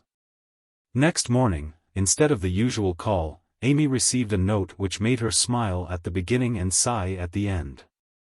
"My dear mentor. Please make my adieus to your aunt. And exult within yourself, for lazy Laurence has gone to his grandpa, like the best of boys. A pleasant winter to you, and may the gods grant you a blissful honeymoon at Valrosa. I think Fred would be benefited by a rouser. Tell him so, with my congratulations. Yours gratefully, Telemachus. Good boy." "I'm glad he's gone," said Amy, with an approving smile. The next minute her face fell as she glanced about the empty room, adding, with an involuntary sigh, "Yes, I am glad, but how I shall miss him." Chapter 40. The Valley of the Shadow. When the first bitterness was over, the family accepted the inevitable, and tried to bear it cheerfully, helping one another by the increased affection which comes to bind households tenderly together in times of trouble. They put away their grief, and each did his or her part toward making that last year a happy one. The pleasantest room in the house was set apart for Beth, and in it was gathered everything that she most loved: flowers, pictures, her piano, the little worktable, and the beloved pussies. Father's best books found their way there, Mother's easy chair, Joe's desk, Amy's finest sketches, and every day Meg brought her babies on a loving pilgrimage, to make sunshine for Auntie Beth. John quietly set apart a little sum, that he might enjoy the pleasure of keeping the invalids supplied with the fruit she loved and longed for. Old Hannah never wearied of concocting dainty dishes to tempt a capricious appetite, dropping tears as she worked. And from across the sea came little gifts and cheerful letters, seeming to bring breaths of warmth and fragrance from lands that know no winter. Here, cherished like a household saint in its shrine, sat Beth, tranquil and busy as ever. For nothing could change the sweet, unselfish nature, and even while preparing to leave life, she tried to make it happier for those who should remain behind. The feeble fingers were never idle. And one of her pleasures was to make little things for the schoolchildren daily passing to and fro, to drop a pair of mittens from her window for a pair of purple hands, a needlebook for some small mother of many dolls, pen wipers for young penmen toiling through forests of pothooks, scrapbooks for picture-loving eyes, and all manner of pleasant devices. Till the reluctant climbers up the ladder of learning found their way strewn with flowers, as it were, and came to regard the gentle giver as a sort of fairy godmother, who sat above there, and showered down gifts miraculously suited to their tastes and needs. If Beth had wanted any reward, she found it in the bright little faces always turned up to her window, with nods and smiles, and the droll little letters which came to her, full of blots and gratitude. The first few months were very happy ones, and Beth often used to look round, and say, "How beautiful this is."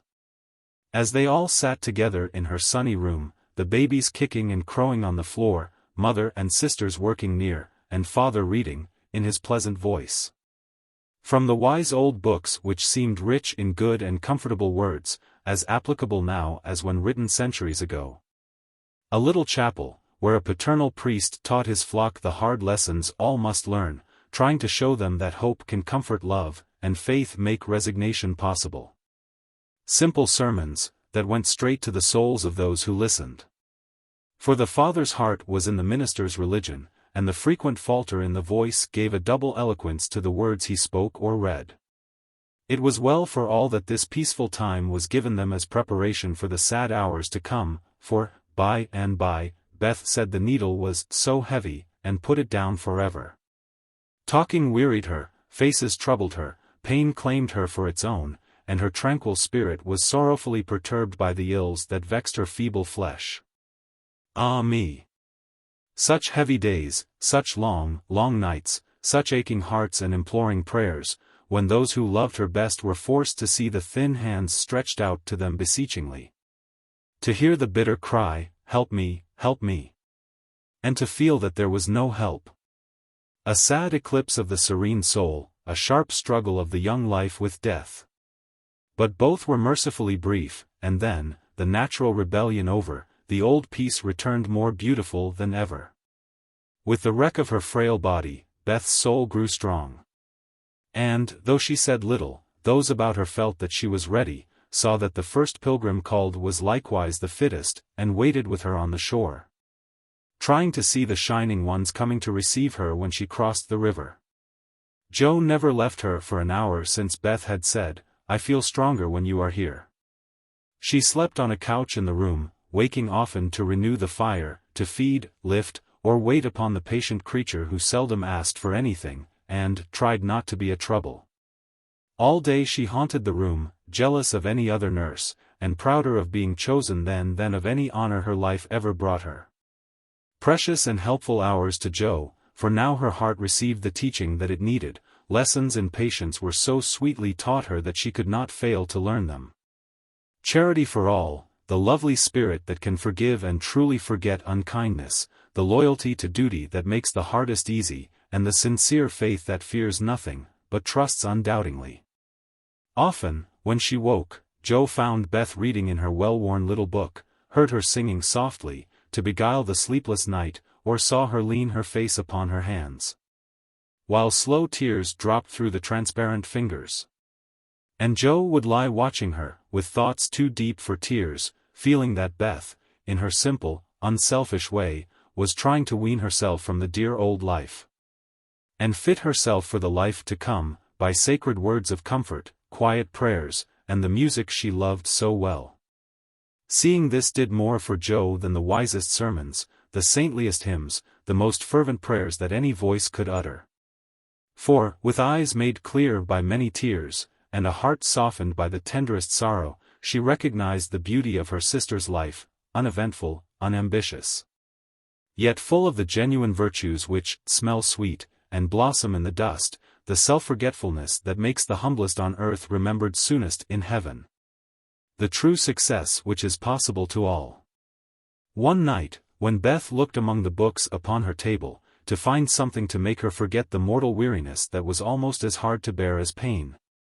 As she turned the leaves of her old favorite Pilgrim's Progress, she found a little paper, scribbled over in Joe's hand. The name caught her eye, and the blurred look of the lines made her sure that tears had fallen on it. Poor Joe! She's fast asleep, so I won't wake her to ask leave. She shows me all her things, and I don't think she'll mind if I look at this, thought Beth, with a glance at her sister, who lay on the rug, with the tongs beside her, ready to wake up the minute the log fell apart. My Beth! Sitting patient in the shadow, till the blessed light shall come. A serene and saintly presence sanctifies our troubled home. Earthly joys and hopes and sorrows break like ripples on the strand of the deep and solemn river, where her willing feet now stand. O my sister, passing from me, out of human care and strife, leave me, as a gift, those virtues which have beautified your life. Dear, bequeath me that great patience which has power to sustain a cheerful, uncomplaining spirit in its prison house of pain. Give me, for I need it sorely, of that courage, wise and sweet, which has made the path of duty green beneath your willing feet. Give me that unselfish nature, that with charity divine can pardon wrong for love's dear sake. Meek heart, forgive me mine. Thus our parting daily lasseth something of its bitter pain. And while learning this hard lesson, my great loss becomes my gain. For the touch of grief will render my wild nature more serene, give to life new aspirations, A new trust in the unseen. Henceforth, safe across the river, I shall see forevermore a beloved, household spirit, waiting for me on the shore. Hope and faith, born of my sorrow, guardian angels shall become, and the sister gone before me, by their hands shall lead me home. Blurred and blotted, faulty and feeble, as the lines were, they brought a look of inexpressible comfort to Beth's face, for her one regret had been that she had done so little. And this seemed to assure her that her life had not been useless, that her death would not bring the despair she feared. As she sat with the paper folded between her hands, the charred log fell asunder. Joe started up, revived the blaze, and crept to the bedside, hoping Beth slept.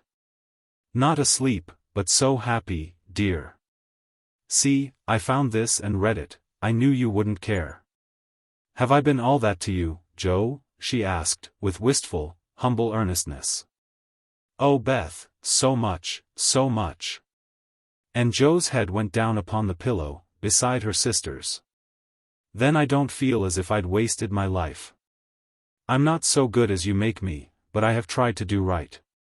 And now, when it's too late to begin even to do better, it's such a comfort to know that someone loves me so much, and feels as if I'd helped them. More than anyone in the world, Beth. I used to think I couldn't let you go, but I'm learning to feel that I don't lose you, that you'll be more to me than ever, and death can't part us, though it seems to. I know it cannot, and I don't fear it any longer, for I'm sure I shall be your Beth still, to love and help you more than ever. You must take my place, Joe, and be everything to father and mother when I'm gone. They will turn to you, don't fail them. And if it's hard to work alone, remember that I don't forget you, and that you'll be happier in doing that than writing splendid books or seeing all the world. For love is the only thing that we can carry with us when we go, and it makes the end so easy. I'll try, Beth. And then and there Joe renounced her old ambition, pledged herself to a new and better one, acknowledging the poverty of other desires, and feeling the blessed solace of a belief in the immortality of love.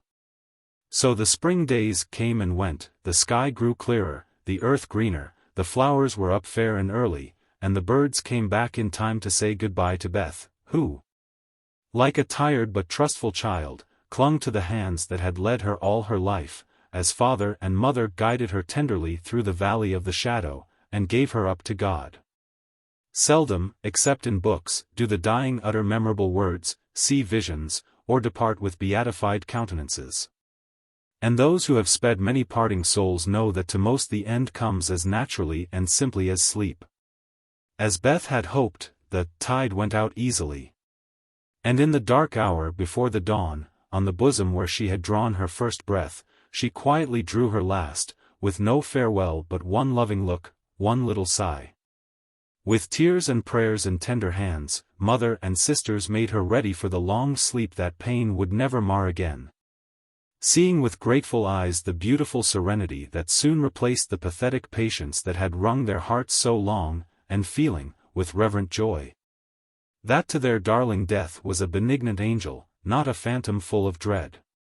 When morning came, for the first time in many months the fire was out, Joe's place was empty, and the room was very still. But a bird sang blithely on a budding bough, close by, the snowdrops blossomed freshly at the window, and the spring sunshine streamed in like a benediction over the placid face upon the pillow, a face so full of painless peace that those who loved it best smiled through their tears, and thanked God that Beth was well at last. Chapter 41. Learning to Forget. Amy's lecture did Laurie good, though, of course, he did not own it till long afterward. Men seldom do, for when women are the advisers, the lords of creation don't take the advice till they have persuaded themselves that it is just what they intended to do. Then they act upon it, and, if it succeeds, they give the weaker vessel half the credit of it; if it fails, they generously give her the whole. Laurie went back to his grandfather, and was so dutifully devoted for several weeks that the old gentleman declared the climate of Nice had improved him wonderfully, and he had better try it again. There was nothing the young gentleman would have liked better, but elephants could not have dragged him back after the scolding he had received. Pride forbid, and whenever the longing grew very strong, he fortified his resolution by repeating the words that had made the deepest impression, "I despise you. Go and do something splendid that will make her love you." Laurie turned the matter over in his mind so often that he soon brought himself to confess that he had been selfish and lazy. But then when a man has a great sorrow, he should be indulged in all sorts of vagaries till he has lived it down.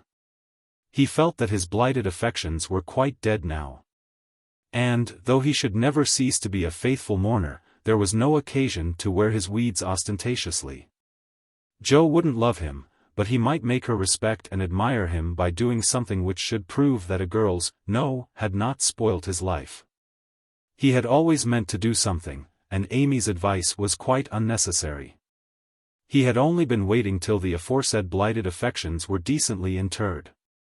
That being done, he felt that he was ready to hide his stricken heart, and still toil on.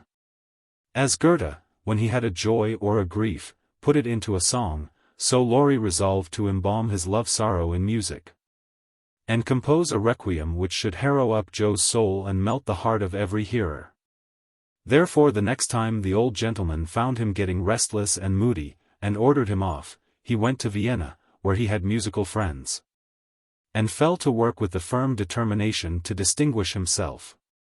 But, whether the sorrow was too vast to be embodied in music, or music too ethereal to uplift a mortal woe, he soon discovered that the requiem was beyond him, just at present. It was evident that his mind was not in working order yet, and his ideas needed clarifying. For often in the middle of a plaintive strain, he would find himself humming a dancing tune that vividly recalled the Christmas ball at Nice, especially the Stout Frenchman, and put an effectual stop to tragic composition for the time being. Then he tried an opera, for nothing seemed impossible in the beginning, but here, again, unforeseen difficulties beset him. He wanted Jo for his heroine, and called upon his memory to supply him with tender recollections and romantic visions of his love. But memory turned traitor, and, as if possessed by the perverse spirit of the girl, would only recall Jo's oddities, faults, and freaks. Would only show her in the most unsentimental aspects, beating mats with her head tied up in a bandana, barricading herself with the sofa pillow, or throwing cold water over his passion à la Gummidge, and an irresistible laugh spoilt the pensive picture he was endeavoring to paint. Jo wouldn't be put into the opera at any price, and he had to give her up with a "bless that girl, what a torment she is," and a clutch at his hair, as became a distracted composer. When he looked about him for another no less intractable damsel to immortalize in melody, memory produced one with the most obliging readiness. This phantom wore many faces, but it always had golden hair, was enveloped in a diaphanous cloud, and floated airily before his mind's eye in a pleasing chaos of roses, peacocks, white ponies, and blue ribbons. He did not give the complacent wraith any name, but he took her for his heroine, and grew quite fond of her, as well he might. For he gifted her with every gift and grace under the sun, and escorted her, unscathed, through trials which would have annihilated any mortal woman. Thanks to this inspiration, he got on swimmingly for a time, but gradually the work lost its charm, and he forgot to compose, while he sat musing, pen in hand, or roamed about the gay city to get new ideas and refresh his mind, which seemed to be in a somewhat unsettled state that winter. He did not do much, but he thought a great deal and was conscious of a change of some sort going on in spite of himself. It's genius simmering, perhaps.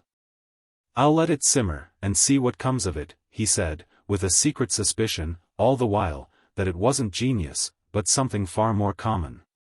Whatever it was, it simmered to some purpose, for he grew more and more discontented with his desultory life, began to long for some real and earnest work to go at, soul and body, and finally came to the wise conclusion that everyone who loved music was not a composer. Returning from one of Mozart's grand operas, splendidly performed at the Royal Theatre, he looked over his own, played a few of the best parts, sat staring up at the busts of Mendelssohn, Beethoven, and Bach, who stared benignly back again. Then suddenly he tore up his music sheets, one by one, and, as the last fluttered out of his hand, he said soberly to himself, "She is right. Talent isn't genius, and you can't make it so. That music has taken the vanity out of me as Rome took it out of her, and I won't be a humbug any longer. Now what shall I do?" That seemed a hard question to answer, and Laurie began to wish he had to work for his daily bread. Now, if ever, occurred an eligible opportunity for going to the devil, as he once forcibly expressed it, for he had plenty of money and nothing to do. And Satan is proverbially fond of providing employment for full and idle hands. The poor fellow had temptations enough from without and from within, but he withstood them pretty well. For, much as he valued liberty, he valued good faith and confidence more, so his promise to his grandfather, and his desire to be able to look honestly into the eyes of the women who loved him, and say, "All's well," kept him safe and steady. Very likely some Mrs. Grundy will observe, "I don't believe it, boys will be boys, young men must sow their wild oats, and women must not expect miracles." I dare say you don't, Mrs. Grundy, but it's true nevertheless. Women work a good many miracles, and I have a persuasion that they may perform even that of raising the standard of manhood by refusing to echo such sayings.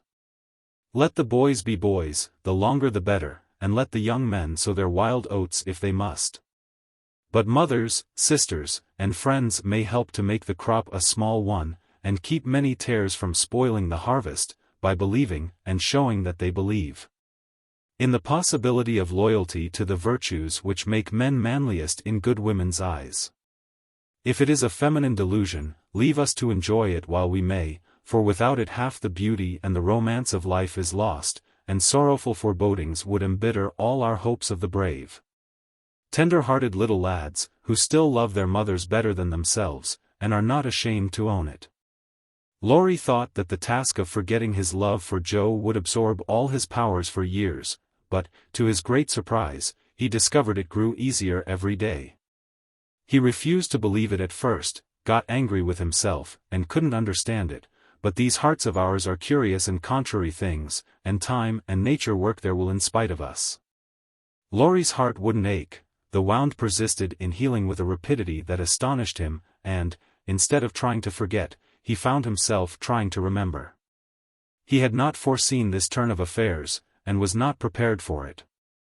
He was disgusted with himself, surprised at his own fickleness, and full of a queer mixture of disappointment and relief that he could recover from such a tremendous blow so soon. He carefully stirred up the embers of his lost love, but they refused to burst into a blaze. There was only a comfortable glow that warmed and did him good without putting him into a fever. And he was reluctantly obliged to confess that the boyish passion was slowly subsiding into a more tranquil sentiment, very tender, a little sad and resentful still. But that was sure to pass away in time, leaving a brotherly affection which would last unbroken to the end. As the word brotherly passed through his mind in one of these reveries, he smiled, and glanced up at the picture of Mozart that was before him. Well, he was a great man. And when he couldn't have one sister he took the other, and was happy. Laurie did not utter the words, but he thought them. And the next instant kissed the little old ring, saying to himself, "No, I won't. I haven't forgotten, I never can. I'll try again, and if that fails, why, then." Leaving his sentence unfinished, he seized pen and paper and wrote to Jo, telling her that he could not settle to anything while there was the least hope of her changing her mind. Couldn't she, wouldn't she, and let him come home and be happy? While waiting for an answer he did nothing, but he did it energetically, for he was in a fever of impatience. It came at last, and settled his mind effectually on one point, for Jo decidedly couldn't and wouldn't. She was wrapped up in Beth, and never wished to hear the word love again. Then she begged him to be happy with somebody else, but always to keep a little corner of his heart for his loving sister Jo. In a postscript she desired him not to tell Amy that Beth was worse. She was coming home in the spring, and there was no need of saddening the remainder of her stay. That would be time enough, please God, but Laurie must write to her often, and not let her feel lonely, homesick, or anxious. "So I will, at once. Poor little girl. It will be a sad going home for her, I'm afraid, and Laurie opened his desk, as if writing to Amy had been the proper conclusion of the sentence left unfinished some weeks before. But he did not write the letter that day, for, as he rummaged out his best paper, he came across something which changed his purpose. Tumbling about in one part of the desk, among bills, passports, and business documents of various kinds, were several of Joe's letters, and in another compartment were 3 notes from Amy. Carefully tied up with one of her blue ribbons, and sweetly suggestive of the little dead roses put away inside. With a half-repentant, half-amused expression, Laurie gathered up all Joe's letters, smoothed, folded, and put them neatly into a small drawer of the desk. Stood a minute turning the ring thoughtfully on his finger, then slowly drew it off, laid it with the letters, locked the drawer, and went out to hear High Mass at St. Stephen's. Feeling as if there had been a funeral. And, though not overwhelmed with affliction, this seemed a more proper way to spend the rest of the day than in writing letters to charming young ladies. The letter went very soon, however, and was promptly answered, for Amy was homesick, and confessed it in the most delightfully confiding manner. The correspondence flourished famously, and letters flew to and fro, with unfailing regularity, all through the early spring.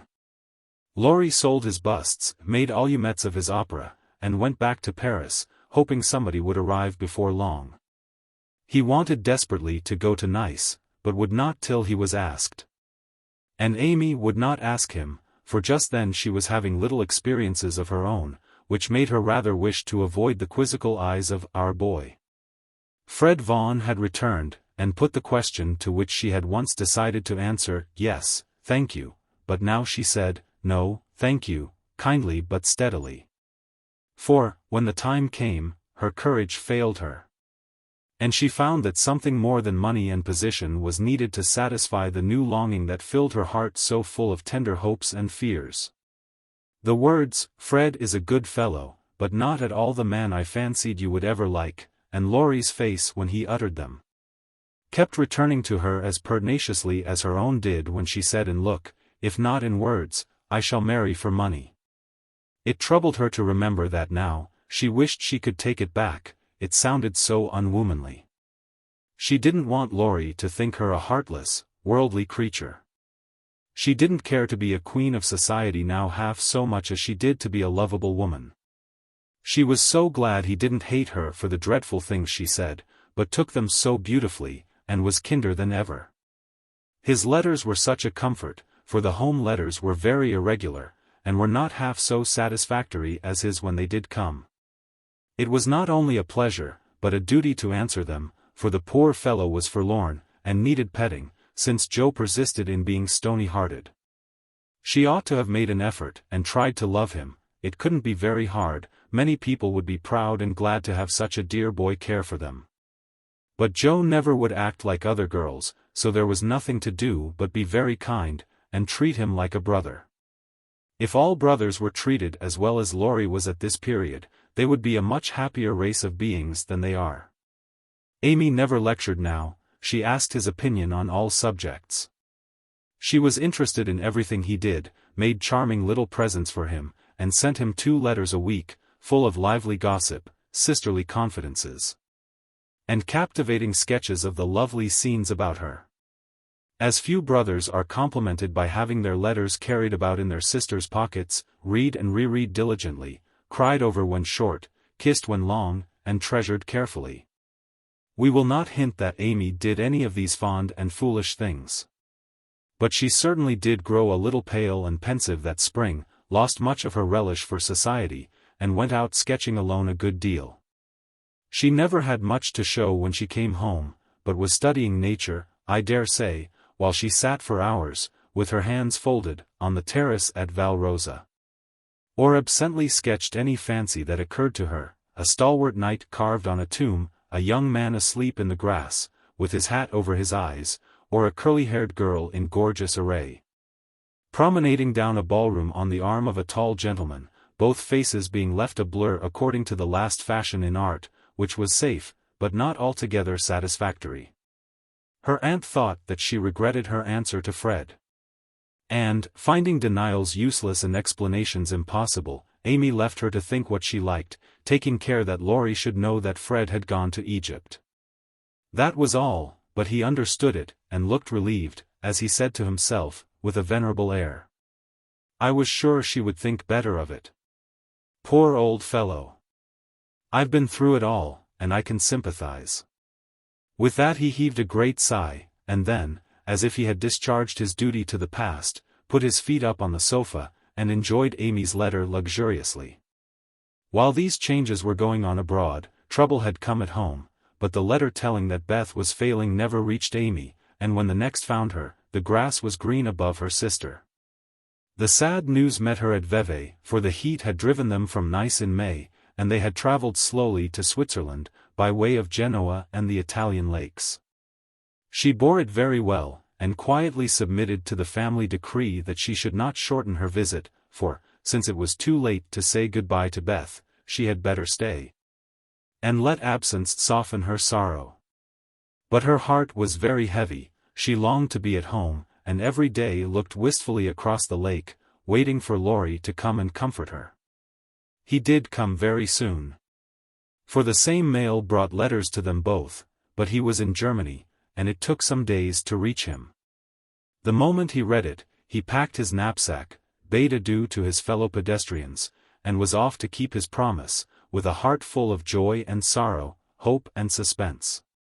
He knew Vevey well. And as soon as the boat touched the little quay, he hurried along the shore to La Tour, where the Carrolls were living en pension. The garçon was in despair that the whole family had gone to take a promenade on the lake, but no, the blonde mademoiselle might be in the chateau garden. If monsieur would give himself the pain of sitting down, a flash of time should present her. But monsieur could not wait even a flash of time, and, in the middle of the speech, departed to find mademoiselle himself. A pleasant old garden on the borders of the lovely lake, with chestnuts rustling overhead, ivy climbing everywhere, and the black shadow of the tower falling far across the sunny water. At one corner of the wide, low wall was a seat, and here Amy often came to read or work, or console herself with the beauty all about her. She was sitting here that day, leaning her head on her hand, with a homesick heart and heavy eyes, thinking of Beth, and wondering why Laurie did not come. She did not hear him cross the courtyard beyond, nor see him pause in the archway that led from the subterranean path into the garden. He stood a minute, looking at her with new eyes, seeing what no one had ever seen before, the tender side of Amy's character. Everything about her mutely suggested love and sorrow, the blotted letters in her lap, the black ribbon that tied up her hair, the womanly pain and patience in her face. Even the little ebony cross at her throat seemed pathetic to Laurie, for he had given it to her, and she wore it as her only ornament. If he had any doubts about the reception she would give him, they were set at rest the minute she looked up and saw him. For, dropping everything, she ran to him, exclaiming, in a tone of unmistakable love and longing, "Oh Laurie, Laurie, I knew you'd come to me." I think everything was said and settled then. For, as they stood together quite silent for a moment, with the dark head bent down protectingly over the light one, Amy felt that no one could comfort and sustain her so well as Laurie. And Laurie decided that Amy was the only woman in the world who could fill Joe's place, and make him happy. He did not tell her so, but she was not disappointed, for both felt the truth, were satisfied, and gladly left the rest to silence. In a minute Amy went back to her place. And, while she dried her tears, Laurie gathered up the scattered papers, finding in the sight of sundry well-worn letters and suggestive sketches good omens for the future. As he sat down beside her, Amy felt shy again, and turned rosy red at the recollection of her impulsive greeting. "I couldn't help it, I felt so lonely and sad, and was so very glad to see you. It was such a surprise to look up and find you, just as I was beginning to fear you wouldn't come," she said, trying in vain to speak quite naturally. "I came the minute I heard. I wish I could say something to comfort you for the loss of dear little Beth. But I can only feel," and, he could not get any further, for he, too, turned bashful all of a sudden, and did not quite know what to say. He longed to lay Amy's head down on his shoulder, and tell her to have a good cry, but he did not dare, so took her hand instead, and gave it a sympathetic squeeze that was better than words. "You needn't say anything, this comforts me," she said softly. "Beth is well and happy, and I mustn't wish her back, but I dread the going home, much as I long to see them all. We won't talk about it now, for it makes me cry, and I want to enjoy you while you stay. You needn't go right back, need you? Not if you want me, dear. I do, so much. Aunt and Flo are very kind, but you seem like one of the family, and it would be so comfortable to have you for a little while."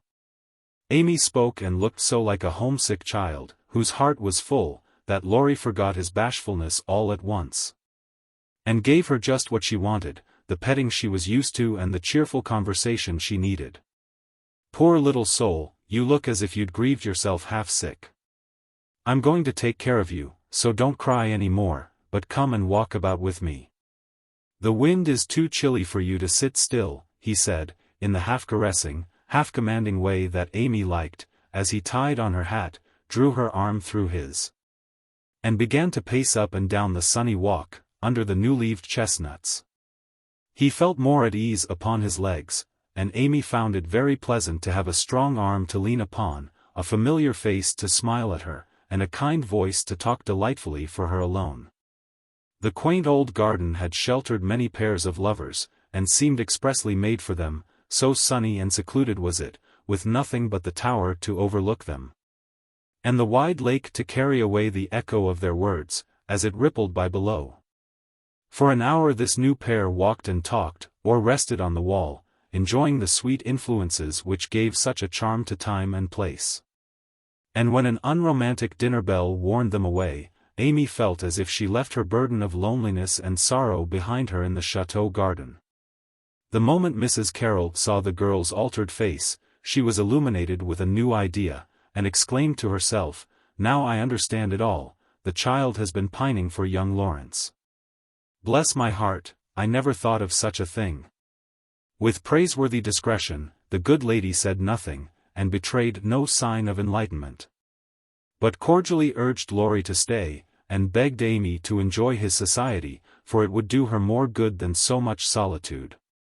Amy was a model of docility. And, as her aunt was a good deal occupied with Flo, she was left to entertain her friend, and did it with more than her usual success. At Nice, Laurie had lounged and Amy had scolded. At Vevey, Laurie was never idle, but always walking, riding, boating, or studying, in the most energetic manner, while Amy admired everything he did, and followed his example as far and as fast as she could. He said the change was owing to the climate, and she did not contradict him, being glad of a like excuse for her own recovered health and spirits. The invigorating air did them both good, and much exercise worked wholesome changes in minds as well as bodies. They seemed to get clearer views of life and duty up there among the everlasting hills. The fresh winds blew away desponding doubts, delusive fancies, and moody mists. The warm spring sunshine brought out all sorts of aspiring ideas, tender hopes, and happy thoughts. The lake seemed to wash away the troubles of the past, and the grand old mountains to look benignly down upon them, saying, "Little children, love one another." In spite of the new sorrow, it was a very happy time, so happy that Laurie could not bear to disturb it by a word. It took him a little while to recover from his surprise at the rapid cure of his first, and, as he had firmly believed, his last and only love. He consoled himself for the seeming disloyalty by the thought that Joe's sister was almost the same as Joe's self, and the conviction that it would have been impossible to love any other woman but Amy so soon and so well. His first wooing had been of the tempestuous order, and he looked back upon it as if through a long vista of years, with a feeling of compassion blended with regret. He was not ashamed of it, but put it away as one of the bittersweet experiences of his life, for which he could be grateful when the pain was over. His second wooing he resolved should be as calm and simple as possible. There was no need of having a scene, hardly any need of telling Amy that he loved her. She knew it without words, and had given him his answer long ago. It all came about so naturally that no one could complain, and he knew that everybody would be pleased, even Joe. But when our first little passion has been crushed, we are apt to be wary and slow in making a second trial. So Laurie let the days pass, enjoying every hour, and leaving to chance the utterance of the word that would put an end to the first and sweetest part of his new romance. He had rather imagined that the denouement would take place in the chateau garden by moonlight, and in the most graceful and decorous manner. But it turned out exactly the reverse, for the matter was settled on the lake, at noonday, in a few blunt words. They had been floating about all the morning, from gloomy St. Gingolph to sunny Montreux, with the Alps of Savoy on one side, Mont St. Bernard and the Dent du Midi on the other, pretty Vevey in the valley, and Lausanne upon the hill beyond, a cloudless blue sky overhead, and the bluer lake below, dotted with the picturesque boats that look like white-winged gulls. They had been talking of Bonnivard, as they glided past Chillon, and of Rousseau, as they looked up at Clarens, where he wrote his Heloise. Neither had read it, but they knew it was a love story, and each privately wondered if it was half as interesting as their own. Amy had been dabbling her hand in the water during the little pause that fell between them, and, when she looked up, Laurie was leaning on his oars, with an expression in his eyes that made her say hastily, merely for the sake of saying something, "You must be tired. Rest a little, and let me row, it will do me good, for, since you came, I have been altogether lazy and luxurious." "I'm not tired, but you may take an oar, if you like. There's room enough, though I have to sit nearly in the middle, else the boat won't trim," returned Laurie, as if he rather liked the arrangement. Feeling that she had not mended matters much, Amy took the offered third of a seat, shook her hair over her face, and accepted an oar. She rowed as well as she did many other things. And, though she used both hands, and Laurie but one, the oars kept time, and the boat went smoothly through the water.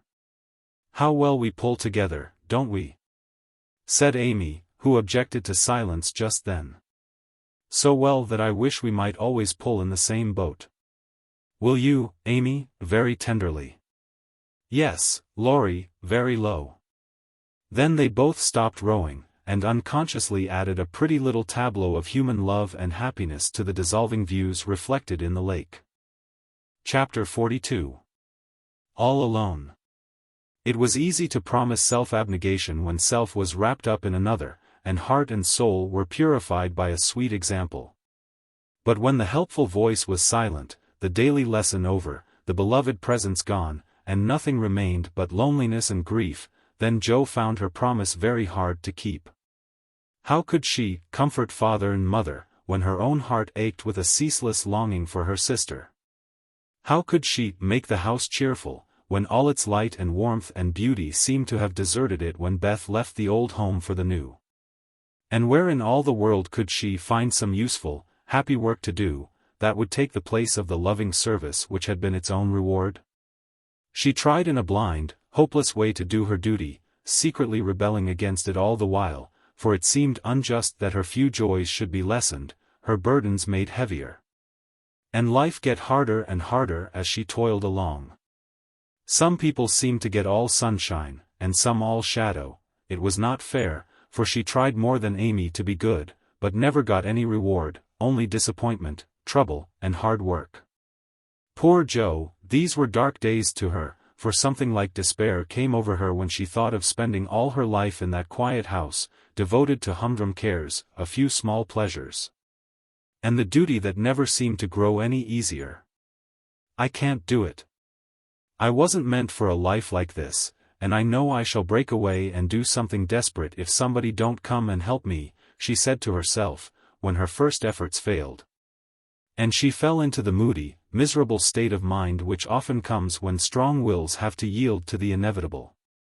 But someone did come and help her, though Joe did not recognize her good angels at once, because they wore familiar shapes, and used the simple spells best fitted to poor humanity.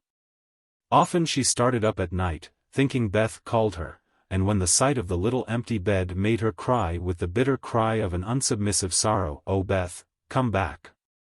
Come back!" she did not stretch out her yearning arms in vain. For, as quick to hear her sobbing as she had been to hear her sister's faintest whisper, her mother came to comfort her, not with words only, but the patient tenderness that soothes by a touch. Tears that were mute reminders of a greater grief than Joe's, and broken whispers, more eloquent than prayers, because hopeful resignation went hand in hand with natural sorrow. Sacred moments, when heart talked to heart in the silence of the night, turning affliction to a blessing, which chastened grief and strengthened love. Feeling this, Joe's burden seemed easier to bear, duty grew sweeter, and life looked more endurable, seen from the safe shelter of her mother's arms. When aching heart was a little comforted, troubled mind likewise found help.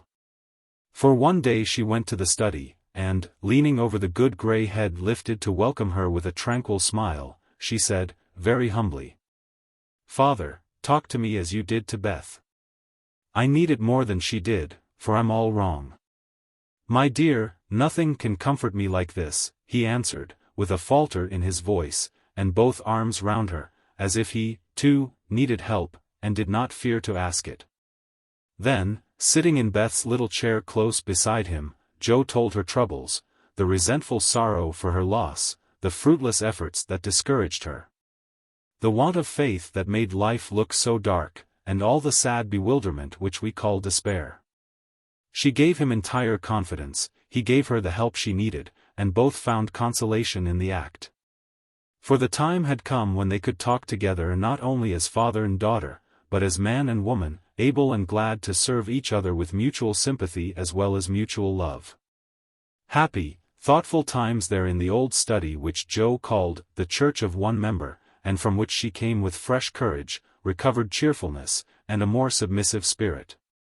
For the parents who had taught one child to meet death without fear, were trying now to teach another to accept life without despondency or distrust, and to use its beautiful opportunities with gratitude and power.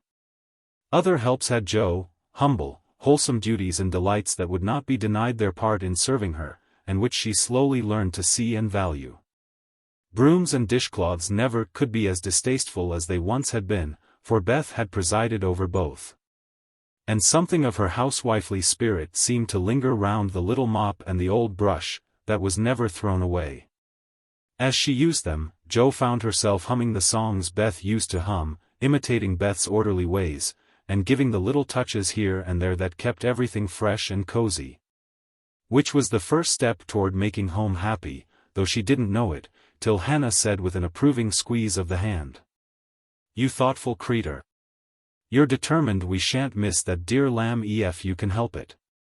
We don't say much, but we see it, and the Lord will bless you for't, if he don't." As they sat sewing together, Joe discovered how much improved her sister Meg was. How well she could talk, how much she knew about good, womanly impulses, thoughts, and feelings, how happy she was in husband and children, and how much they were all doing for each other. Marriage is an excellent thing, after all. "I wonder if I should blossom out half as well as you have, if I tried it," said Joe, as she constructed a kite for Demi, in the topsy-turvy nursery. "It's just what you need to bring out the tender, womanly half of your nature, Joe. You are like a chestnut burr, prickly outside, but silky soft within, and a sweet kernel, if one can only get at it. Love will make you show your heart some day, and then the rough burr will fall off. Frost opens chestnut burrs, ma'am, and it takes a good shake to bring them down." "Boys go nutting, and I don't care to be bagged by them," returned Joe, pasting away at the kite which no wind that blows would ever carry up, for Daisy had tied herself on as a bob. Meg laughed, for she was glad to see a glimmer of Joe's old spirit, but she felt it her duty to enforce her opinion by every argument in her power. And the sisterly chats were not wasted, especially as two of Meg's most effective arguments were the babies, whom Joe loved tenderly. Grief is the best opener for some hearts, and Joe's was nearly ready for the bag, a little more sunshine to ripen the nut, then, not a boy's impatient shake, but a man's hand reached up to pick it gently from the burr, and find the kernel sound and sweet. If she had suspected this, she would have shut up tight, and been more prickly than ever, fortunately she wasn't thinking about herself, so, when the time came, down she dropped. Now, if she had been the heroine of a moral storybook, she ought at this period of her life to have become quite saintly, renounced the world, and gone about doing good in a mortified bonnet, with tracts in her pocket. But, you see, Jo wasn't a heroine, she was only a struggling human girl, like hundreds of others, and she just acted out her nature, being sad, cross, listless, or energetic, as the mood suggested. It's highly virtuous to say we'll be good, but we can't do it all at once, and it takes a long pull, a strong pull, and a pull all together, before some of us even get our feet set in the right way. Jo had got so far, she was learning to do her duty, and to feel unhappy if she did not, but to do it cheerfully, that was another thing. She had often said she wanted to do something splendid, no matter how hard. And now she had her wish, for what could be more beautiful than to devote her life to father and mother, trying to make home as happy to them as they had to her. And, if difficulties were necessary to increase the splendor of the effort, what could be harder for a restless, ambitious girl than to give up her own hopes, plans, and desires, and cheerfully live for others? Providence had taken her at her word. Here was the task, not what she had expected, but better, because self had no part in it. Now, could she do it? She decided that she would try. And, in her first attempt, she found the helps I have suggested. Still another was given her, and she took it, not as a reward, but as a comfort, as Christian took the refreshment afforded by the little arbor where he rested, as he climbed the hill called difficulty. "Why don't you write? That always used to make you happy," said her mother, once, when the desponding fit overshadowed Jo. "I've no heart to write, and if I had, nobody cares for my things."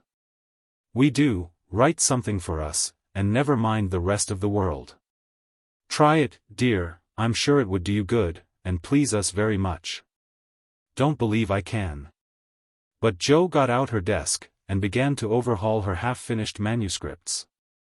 An hour afterward her mother peeped in, and there she was, scratching away, with her black pinafore on, and an absorbed expression, which caused Mrs. March to smile, and slip away, well pleased with the success of her suggestion. Jo never knew how it happened, but something got into that story that went straight to the hearts of those who read it. For, when her family had laughed and cried over it, her father sent it, much against her will, to one of the popular magazines, and, to her utter surprise, it was not only paid for, but others requested. Letters from several persons, whose praise was honor, followed the appearance of the little story, newspapers copied it, and strangers as well as friends admired it. For a small thing it was a great success, and Jo was more astonished than when her novel was commended and condemned all at once. "I don't understand it. What can there be in a simple little story like that, to make people praise it so?" she said, quite bewildered. "There is truth in it, Jo, that's the secret. Humor and pathos make it alive, and you have found your style at last. You wrote with no thought of fame or money, and put your heart into it, my daughter. You have had the bitter, now comes the sweet. Do your best, and grow as happy as we are in your success. If there is anything good or true in what I write, it isn't mine. I owe it all to you and Mother and to Beth," said Jo, more touched by her father's words than by any amount of praise from the world. So, taught by love and sorrow, Jo wrote her little stories, and sent them away to make friends for themselves and her, finding it a very charitable world to such humble wanderers. For they were kindly welcomed, and sent home comfortable tokens to their mother, like dutiful children whom good fortune overtakes. When Amy and Laurie wrote of their engagement, Mrs. March feared that Jo would find it difficult to rejoice over it, but her fears were soon set at rest. For, though Jo looked grave at first, she took it very quietly, and was full of hopes and plans for the children before she read the letter twice. It was a sort of written duet, wherein each glorified the other in lover-like fashion, very pleasant to read and satisfactory to think of, for no one had any objection to make. "You like it, Mother?" said Jo, as they laid down the closely written sheets, and looked at one another. Yes, I hoped it would be so, ever since Amy wrote that she had refused Fred. I felt sure then that something better than what you call the mercenary spirit had come over her, and a hint here and there in her letters made me suspect that love and Laurie would win the day. How sharp you are, Marmee, and how silent. You never said a word to me. Mothers have need of sharp eyes and discreet tongues when they have girls to manage. I was half afraid to put the idea into your head, lest you should write and congratulate them before the thing was settled. I'm not the scatterbrain I was. You may trust me, I'm sober and sensible enough for anyone's confidant now. So you are, dear, and I should have made you mine, only I fancied it might pain you to learn that your Teddy loved anyone else. Now, mother, did you really think I could be so silly and selfish, after I'd refused his love, when it was freshest, if not best? I knew you were sincere then, Joe, but lately I have thought that if he came back, and asked again, you might, perhaps, feel like giving another answer. Forgive me, dear, I can't help seeing that you are very lonely, and sometimes there is a hungry look in your eyes that goes to my heart. So I fancied that your boy might fill the empty place if he tried now.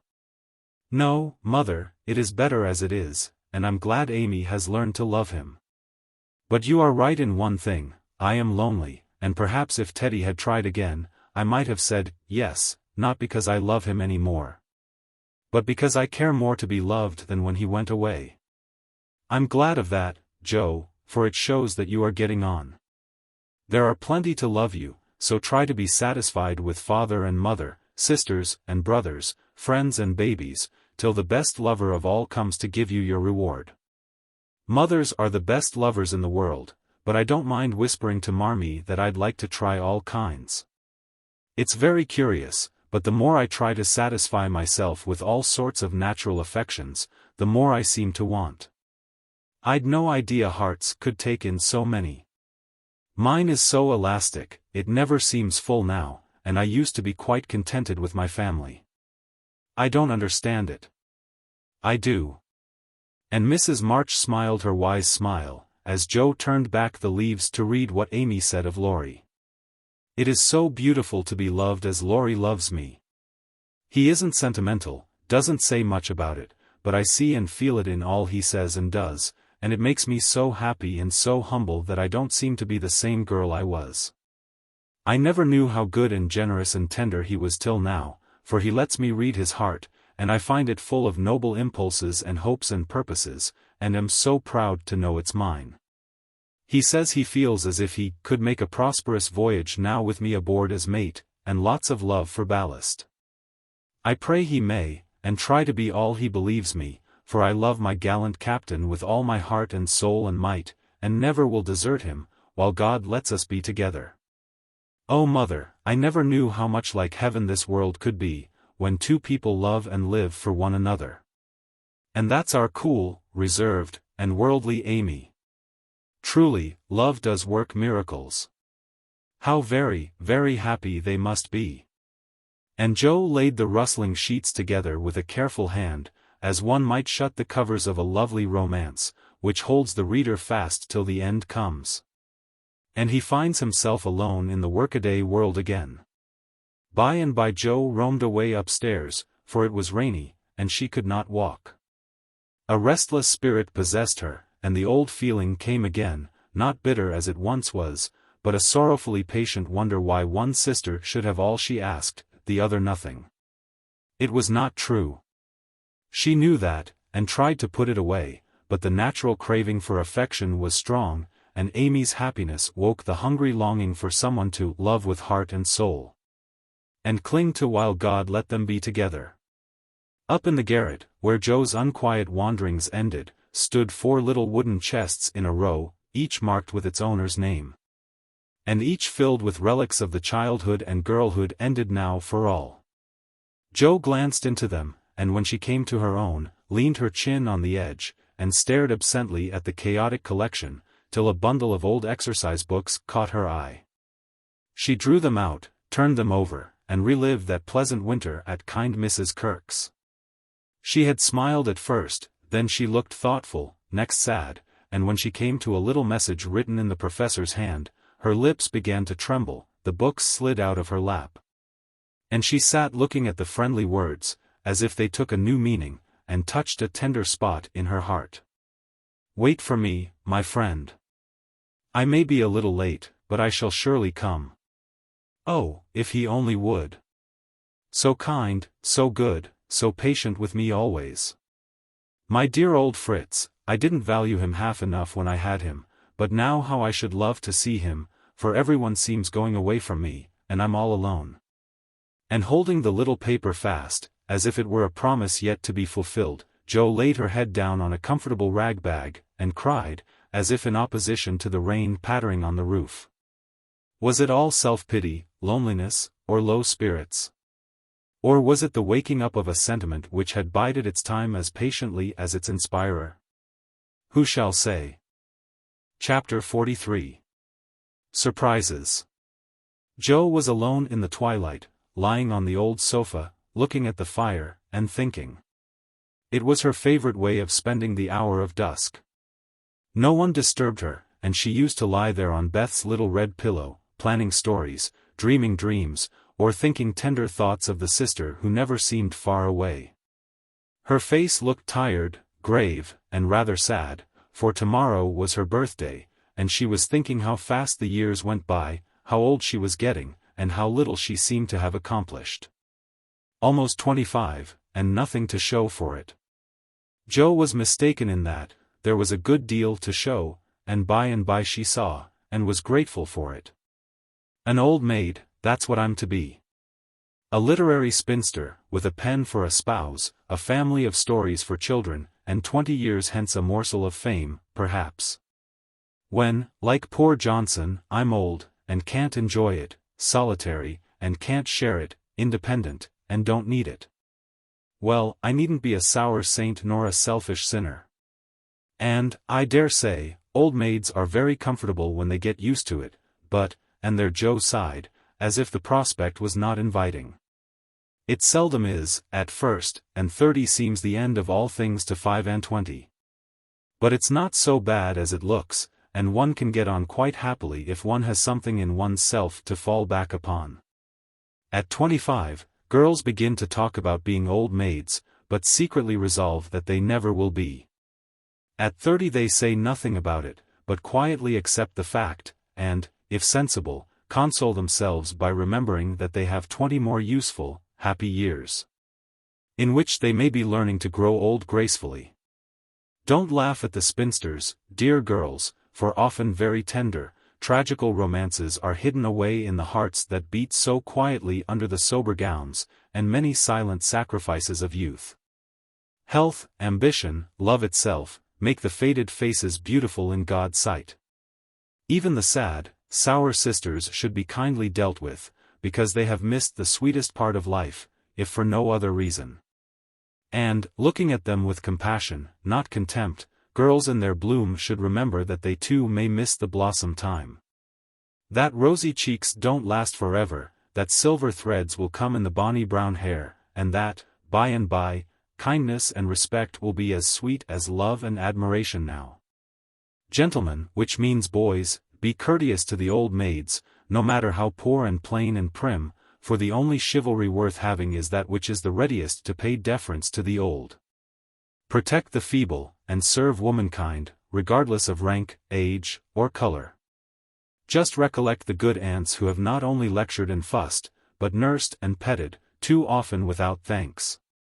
The scrapes they have helped you out of, the tips they have given you from their small store, the stitches the patient old fingers have set for you, the steps the willing old feet have taken. And gratefully pay the dear old ladies the little attentions that women love to receive as long as they live. The bright-eyed girls are quick to see such traits, and will like you all the better for them. And if death, almost the only power that can part mother and son, should rob you of yours, you will be sure to find a tender welcome and maternal cherishing from some Aunt Priscilla, who has kept the warmest corner of her lonely old heart for the best nevy in the world. Jo must have fallen asleep, as I dare say my reader has during this little homily, for suddenly Laurie's ghost seemed to stand before her, a substantial, lifelike ghost, leaning over her. With the very look he used to wear when he felt a good deal and didn't like to show it. But, like Jenny in the ballad, she could not think it he. And lay staring up at him in startled silence, till he stooped and kissed her. Then she knew him, and flew up, crying joyfully. "Oh my Teddy! Oh my Teddy! Dear Joe, you are glad to see me, then?" "Glad? My blessed boy, words can't express my gladness. Where's Amy?" "Your mother has got her down at Meg's. We stopped there by the way, and there was no getting my wife out of their clutches." "Your what?" cried Joe, for Laurie uttered those two words with an unconscious pride and satisfaction which betrayed him. "Oh, the dickens! Now I've done it." And he looked so guilty that Joe was down upon him like a flash. "You've gone and got married." "Yes, please, but I never will again." And he went down upon his knees, with a penitent clasping of hands, and a face full of mischief, mirth, and triumph. "Actually married?" "Very much so, thank you." "Mercy on us! What dreadful thing will you do next?" And Joe fell into her seat, with a gasp.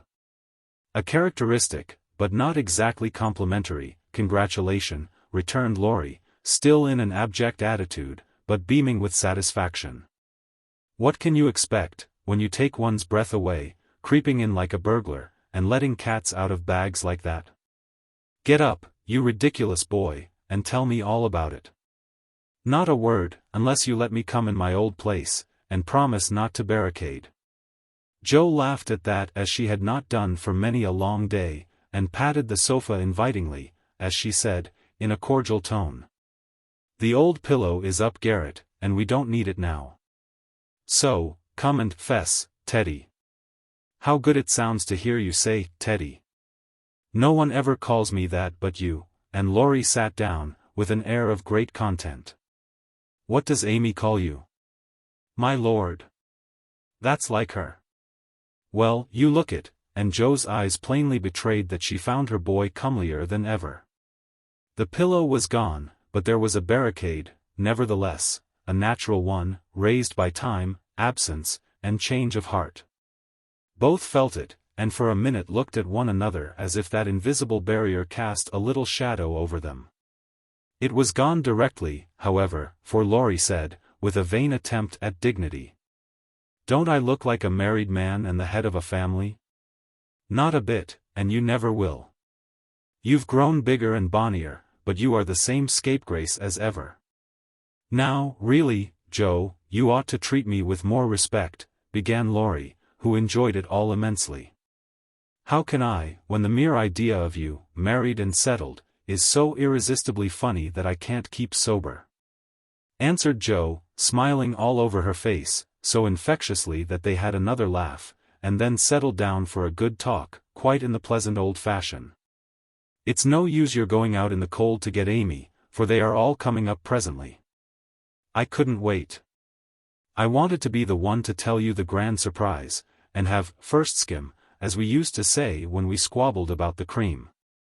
Of course you did, and spoilt your story by beginning at the wrong end. Now, start right, and tell me how it all happened, I'm pining to know." "Well, I did it to please Amy," began Laurie, with a twinkle that made Joe exclaim. "Fib number 1, Amy did it to please you. Go on, and tell the truth, if you can, sir." "Now she's beginning to marmot, isn't it jolly to hear her?" said Laurie to the fire, and the fire glowed and sparkled as if it quite agreed. "It's all the same, you know, she and I being one. We planned to come home with the Carrolls, a month or more ago, but they suddenly changed their minds, and decided to pass another winter in Paris. But Grandpa wanted to come home. He went to please me, and I couldn't let him go alone, neither could I leave Amy, and Mrs. Carroll had got English notions about chaperones and such nonsense, and wouldn't let Amy come with us. So I just settled the difficulty by saying, let's be married, and then we can do as we like. Of course you did, you always have things to suit you. Not always." And something in Laurie's voice made Joe say hastily, "How did you ever get Aunt to agree?" It was hard work, but, between us, we talked her over, for we had heaps of good reasons on our side. There wasn't time to write and ask leave, but you all liked it, had consented to it by and by, and it was only taking time by the fetlock, as my wife says. Aren't we proud of those 2 words, and don't we like to say them? Interrupted Jo, addressing the fire in her turn, and watching with delight the happy light it seemed to kindle in the eyes that had been so tragically gloomy when she saw them last. A trifle, perhaps, she's such a captivating little woman I can't help being proud of her. Well, then, Uncle and Aunt were there to play propriety. We were so absorbed in one another we were of no mortal use apart, and that charming arrangement would make everything easy all round, so we did it. When, where, how? Asked Jo, in a fever of feminine interest and curiosity, for she could not realize it a particle. 6 weeks ago, at the American consul's, in Paris. A very quiet wedding, of course, for even in our happiness we didn't forget dear little Beth. Jo put her hand in his as he said that, and Laurie gently smoothed the little red pillow, which he remembered well. Why didn't you let us know afterward? Asked Jo, in a quieter tone, when they had sat quite still a minute. We wanted to surprise you, we thought we were coming directly home, at first. But the dear old gentleman, as soon as we were married, found he couldn't be ready under a month, at least, and sent us off to spend our honeymoon wherever we liked. Amy had once called Valrosa a regular honeymoon home, so we went there, and were as happy as people are but once in their lives. My faith! Wasn't it love among the roses? Laurie seemed to forget Jo for a minute, and Jo was glad of it, for the fact that he told her these things so freely and naturally assured her that he had quite forgiven and forgotten. She tried to draw away her hand. But, as if he guessed the thought that prompted the half-involuntary impulse, Laurie held it fast, and said, with a manly gravity she had never seen in him before. Jo, dear. I want to say one thing, and then we'll put it by forever. As I told you in my letter, when I wrote that Amy had been so kind to me, I never shall stop loving you, but the love is altered, and I have learned to see that it is better as it is. Amy and you change places in my heart, that's all. I think it was meant to be so, and would have come about naturally, if I had waited, as you tried to make me. But I never could be patient, and so I got a heartache. I was a boy then, headstrong and violent, and it took a hard lesson to show me my mistake.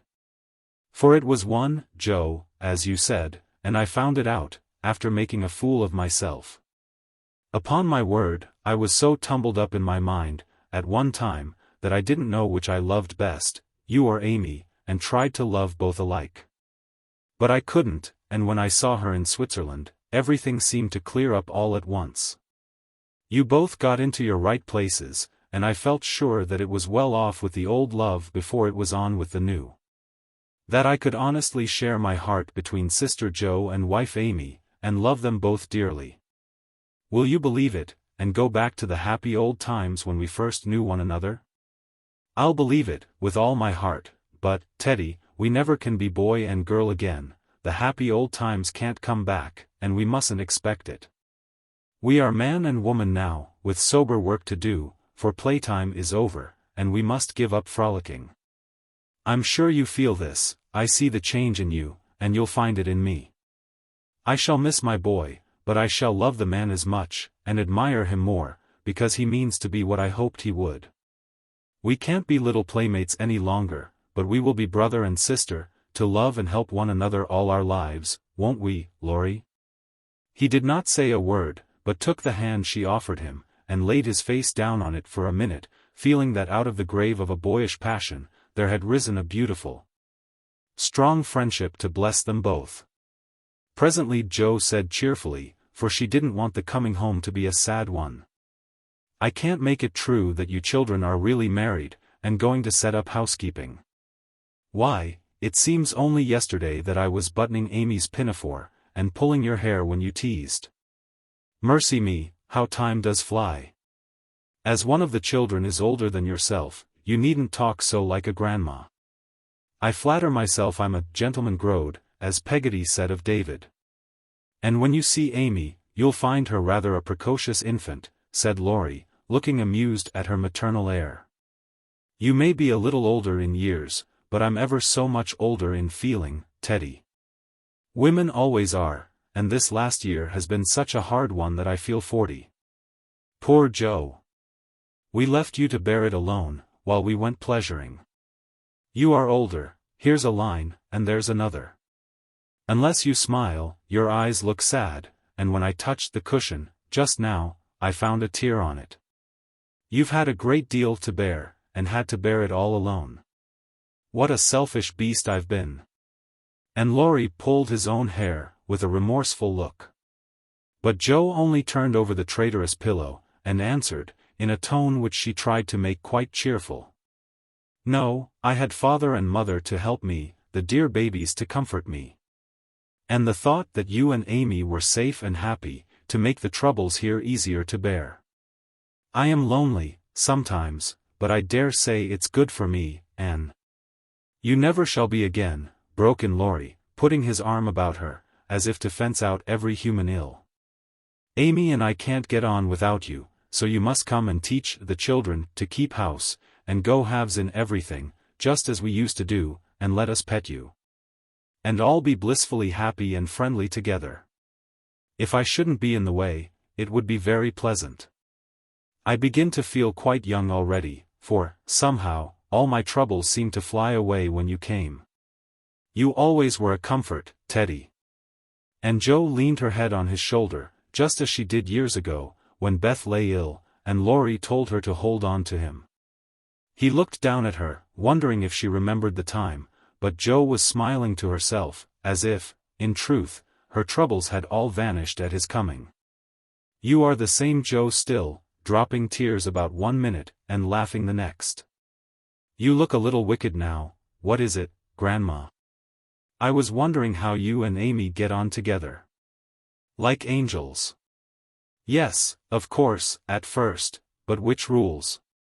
I don't mind telling you that she does, now, at least I let her think so, it pleases her, you know. By and by we shall take turns, for marriage, they say, halves one's rights and doubles one's duties. You'll go on as you begin, and Amy will rule you all the days of your life. Well, she does it so imperceptibly that I don't think I shall mind much. She is the sort of woman who knows how to rule well. In fact, I rather like it, for she winds one round her finger as softly and prettily as a skein of silk, and makes you feel as if she was doing you a favor all the while. That ever I should live to see you a henpecked husband and enjoying it, cried Joe, with uplifted hands. It was good to see Laurie square his shoulders, and smile with masculine scorn at that insinuation, as he replied, with his high and mighty air. Amy is too well bred for that. And I am not the sort of man to submit to it. My wife and I respect ourselves and one another too much ever to tyrannize or quarrel. Joe liked that, and thought the new dignity very becoming, but the boy seemed changing very fast into the man, and regret mingled with her pleasure. I am sure of that. Amy and you never did quarrel as we used to. She is the sun and I the wind, in the fable, and the sun managed the man best, you remember. She can blow him up as well as shine on him, laughed Laurie. Such a lecture as I got at Nice. I give you my word it was a deal worse than any of your scoldings, a regular rouser. I'll tell you all about it sometime. She never will, because, after telling me that she despised and was ashamed of me, she lost her heart to the despicable party and married the good-for-nothing. What baseness! Well, if she abuses you, come to me, and I'll defend you. I look as if I needed it, don't I? Said Laurie, getting up and striking an attitude which suddenly changed from the imposing to the rapturous, as Amy's voice was heard calling. Where is she? Where's my dear old Joe? In trooped the whole family, and everyone was hugged and kissed all over again, and, after several vain attempts, the 3 wanderers were set down to be looked at and exulted over. Mr. Laurence, hale and hearty as ever, was quite as much improved as the others by his foreign tour, for the crustiness seemed to be nearly gone. And the old-fashioned courtliness had received a polish which made it kindlier than ever. It was good to see him beam at "my children," as he called the young pair. It was better still to see Amy pay him the daughterly duty and affection which completely won his old heart. And best of all, to watch Laurie revolve about the two, as if never tired of enjoying the pretty picture they made. The minute she put her eyes upon Amy, Meg became conscious that her own dress hadn't a Parisian air, that young Mrs. Moffat would be entirely eclipsed by young Mrs. Laurence. And that, her ladyship, was altogether a most elegant and graceful woman. Jo thought, as she watched the pair, how well they looked together. I was right, and Laurie has found the beautiful, accomplished girl who will become his home better than clumsy old Jo, and be a pride, not a torment to him. Mrs. March and her husband smiled and nodded at each other with happy faces, for they saw that their youngest had done well, not only in worldly things, but the better wealth of love, confidence, and happiness. For Amy's face was full of the soft brightness which betokens a peaceful heart, her voice had a new tenderness in it, and the cool, prim carriage was changed to a gentle dignity, both womanly and winning. No little affectations marred it, and the cordial sweetness of her manner was more charming than the new beauty or the old grace.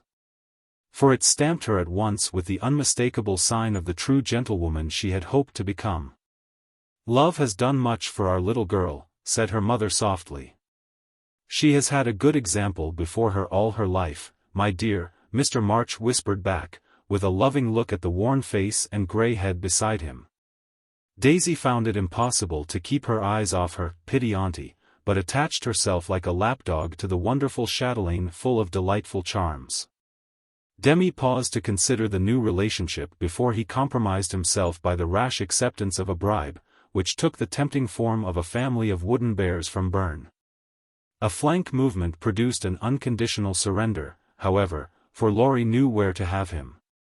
"Young man, when I first had the honor of making your acquaintance you hit me in the face, now I demand the satisfaction of a gentleman." And with that the tall uncle proceeded to toss and touzle the small nephew in a way that damaged his philosophical dignity as much as it delighted his boyish soul. "Blessed if she ain't in silk from head to foot?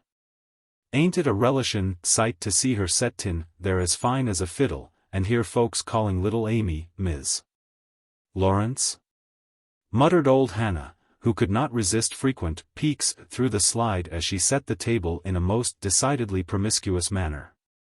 Mercy on us, how they did talk! First one, then the other, then all burst out together, trying to tell the history of 3 years in half an hour. It was fortunate that tea was at hand, to produce a lull and provide refreshment, for they would have been hoarse and faint if they had gone on much longer. Such a happy procession as filed away into the little dining room. Mr. March proudly escorted Mrs. Laurence, Mrs. March as proudly leaned on the arm of "my son." The old gentleman took Jo, with a whispered, "You must be my girl now," and a glance at the empty corner by the fire, that made Jo whisper back, with trembling lips, "I'll try to fill her place, sir." The twins pranced behind, feeling that the millennium was at hand, for everyone was so busy with the newcomers that they were left to revel at their own sweet will. And you may be sure they made the most of the opportunity. Didn't they steal sips of tea, stuff gingerbread ad libitum, get a hot biscuit apiece, and, as a crowning trespass, didn't they each whisk a captivating little tart into their tiny pockets? There to stick and crumble treacherously, teaching them that both human nature and pastry are frail? Burdened with the guilty consciousness of the sequestered tarts, and fearing that Dodo's sharp eyes would pierce the thin disguise of cambric and merino which hid their booty, the little sinners attached themselves to Drampa, who hadn't his spectacles on. Amy, who was handed about like refreshments, returned to the parlor on Father Lawrence's arm, the others paired off as before, and this arrangement left Jo companionless. She did not mind it at the minute, for she lingered to answer Hannah's eager inquiry.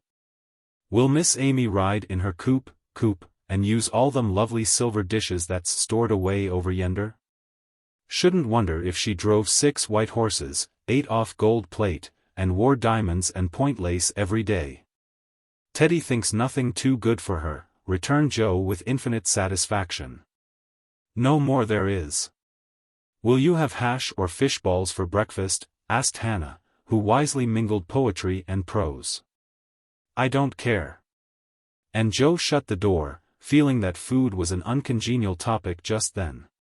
She stood a minute looking at the party vanishing above, and, as Demi's short plaid legs toiled up the last stair, a sudden sense of loneliness came over her so strongly that she looked about her with dim eyes, as if to find something to lean upon, for even Teddy had deserted her.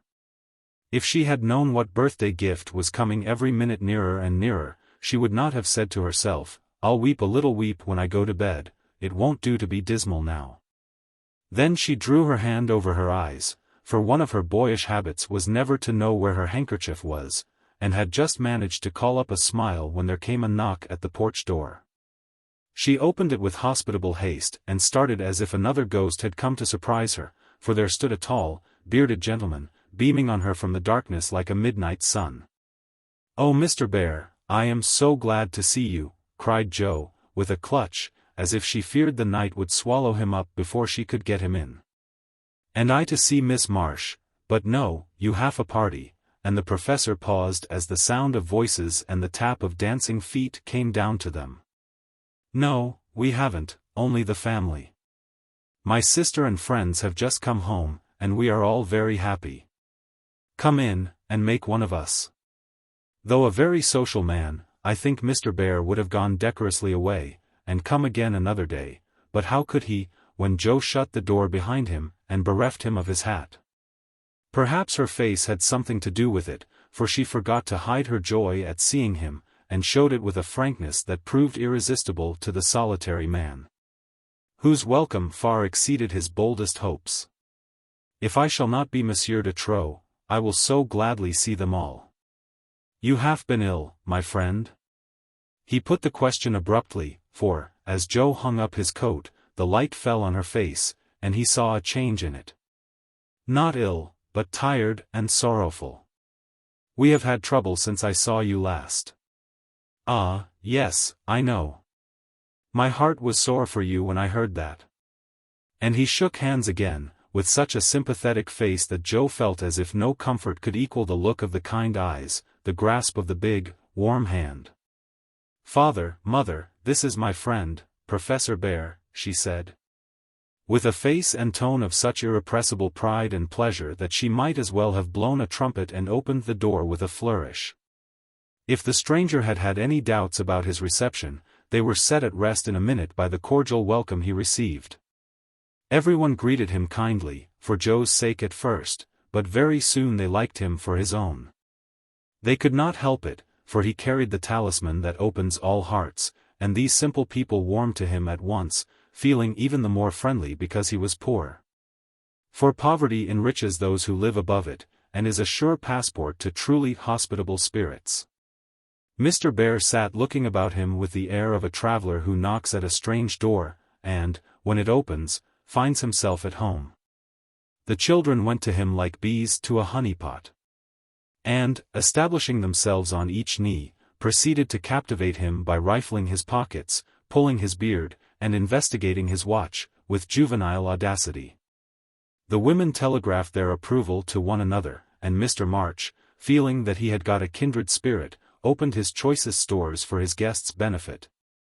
While Silent John listened and enjoyed the talk, but said not a word, and Mr. Laurence found it impossible to go to sleep. If Joe had not been otherwise engaged, Laurie's behavior would have amused her.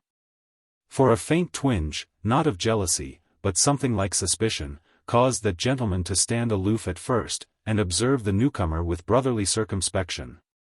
But it did not last long.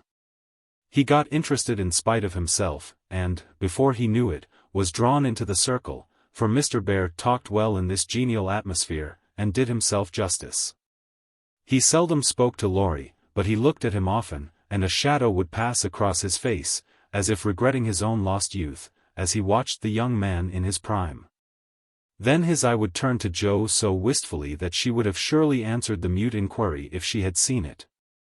But Joe had her own eyes to take care of, and, feeling that they could not be trusted, she prudently kept them on the little sock she was knitting, like a model maiden aunt. A stealthy glance now and then refreshed her like sips of fresh water after a dusty walk, for the sidelong peeps showed her several propitious omens.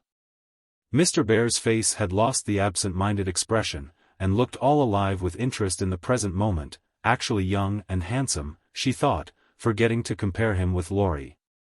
As she usually did strange men, to their great detriment. Then he seemed quite inspired, though the burial customs of the ancients, to which the conversation had strayed, might not be considered an exhilarating topic. Jo quite glowed with triumph when Teddy got quenched in an argument, and thought to herself, as she watched her father's absorbed face, how he would enjoy having such a man as my professor to talk with every day. Lastly, Mr. Bear was dressed in a new suit of black, which made him look more like a gentleman than ever. His bushy hair had been cut and smoothly brushed, but didn't stay in order long, for, in exciting moments, he rumpled it up in the droll way he used to do. And Jo liked it rampantly erect better than flat, because she thought it gave his fine forehead a Jove-like aspect. Poor Jo, how she did glorify that plain man, as she sat knitting away so quietly, yet letting nothing escape her. Not even the fact that Mr. Bear actually had gold sleeve buttons in his immaculate wristbands. Dear old fellow. He couldn't have got himself up with more care if he'd been going a-wooing, said Jo to herself. And then a sudden thought, born of the words, made her blush so dreadfully that she had to drop her ball, and go down after it to hide her face. The maneuver did not succeed as well as she expected, however. For, though just in the act of setting fire to a funeral pile, the professor dropped his torch, metaphorically speaking, and made a dive after the little blue ball. Of course they bumped their heads smartly together, saw stars, and both came up flushed and laughing, without the ball, to resume their seats, wishing they had not left them. Nobody knew where the evening went to, for Hannah skillfully abstracted the babies at an early hour, nodding like two rosy poppies, and Mr. Laurence went home to rest. The others sat round the fire, talking away, utterly regardless of the lapse of time, till Meg, whose maternal mind was impressed with a firm conviction that Daisy had tumbled out of bed. And Demi set his nightgown afire studying the structure of matches, made a move to go. "We must have our sing, in the good old way, for we are all together again once more," said Jo, feeling that a good shout would be a safe and pleasant vent for the jubilant emotions of her soul. They were not all there. But no one found the words thoughtless or untrue. For Beth still seemed among them, a peaceful presence, invisible, but dearer than ever, since death could not break the household league that love made indissoluble. The little chair stood in its old place, the tidy basket, with the bit of work she left unfinished when the needle grew so heavy, was still on its accustomed shelf. The beloved instrument, seldom touched now, had not been moved, and above it Beth's face, serene and smiling, as in the early days, looked down upon them, seeming to say, "Be happy. I am here. Play something, Amy." "Let them hear how much you have improved," said Laurie, with pardonable pride in his promising pupil. But Amy whispered, with full eyes, as she twirled the faded stool. "Not tonight, dear. I can't show off tonight." But she did show something better than brilliancy or skill.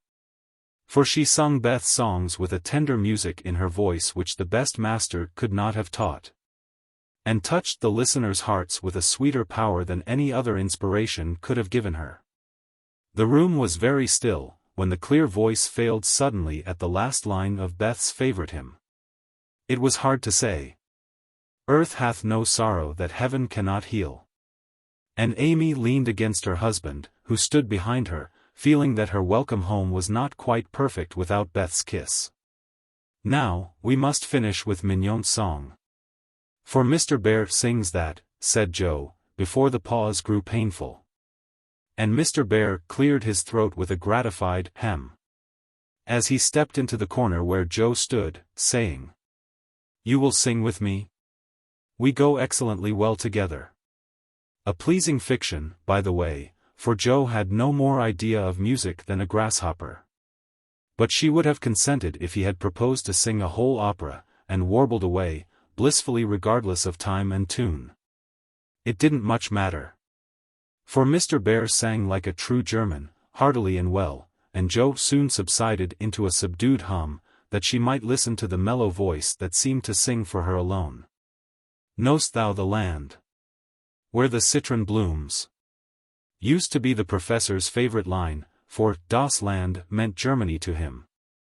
But now he seemed to dwell, with peculiar warmth and melody, upon the words. There, oh there, might I with thee, oh my beloved, go. And one listener was so thrilled by the tender invitation that she longed to say she did know the land, and would joyfully depart thither whenever he liked. The song was considered a great success, and the singer retired covered with laurels. But a few minutes afterward, he forgot his manners entirely, and stared at Amy putting on her bonnet. For she had been introduced simply as my sister, and no one had called her by her new name since he came.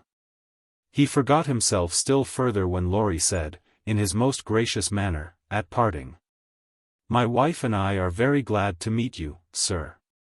Please remember that there is always a welcome waiting for you over the way." Then the professor thanked him so heartily, and looked so suddenly illuminated with satisfaction, that Laurie thought him the most delightfully demonstrative old fellow he ever met.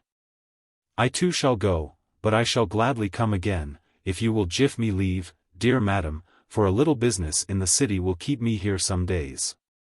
He spoke to Mrs. March, but he looked at Jo. And the mother's voice gave as cordial an assent as did the daughter's eyes, for Mrs. March was not so blind to her children's interest as Mrs. Moffat supposed. "I suspect that is a wise man," remarked Mr. March, with placid satisfaction, from the hearth-rug, after the last guest had gone.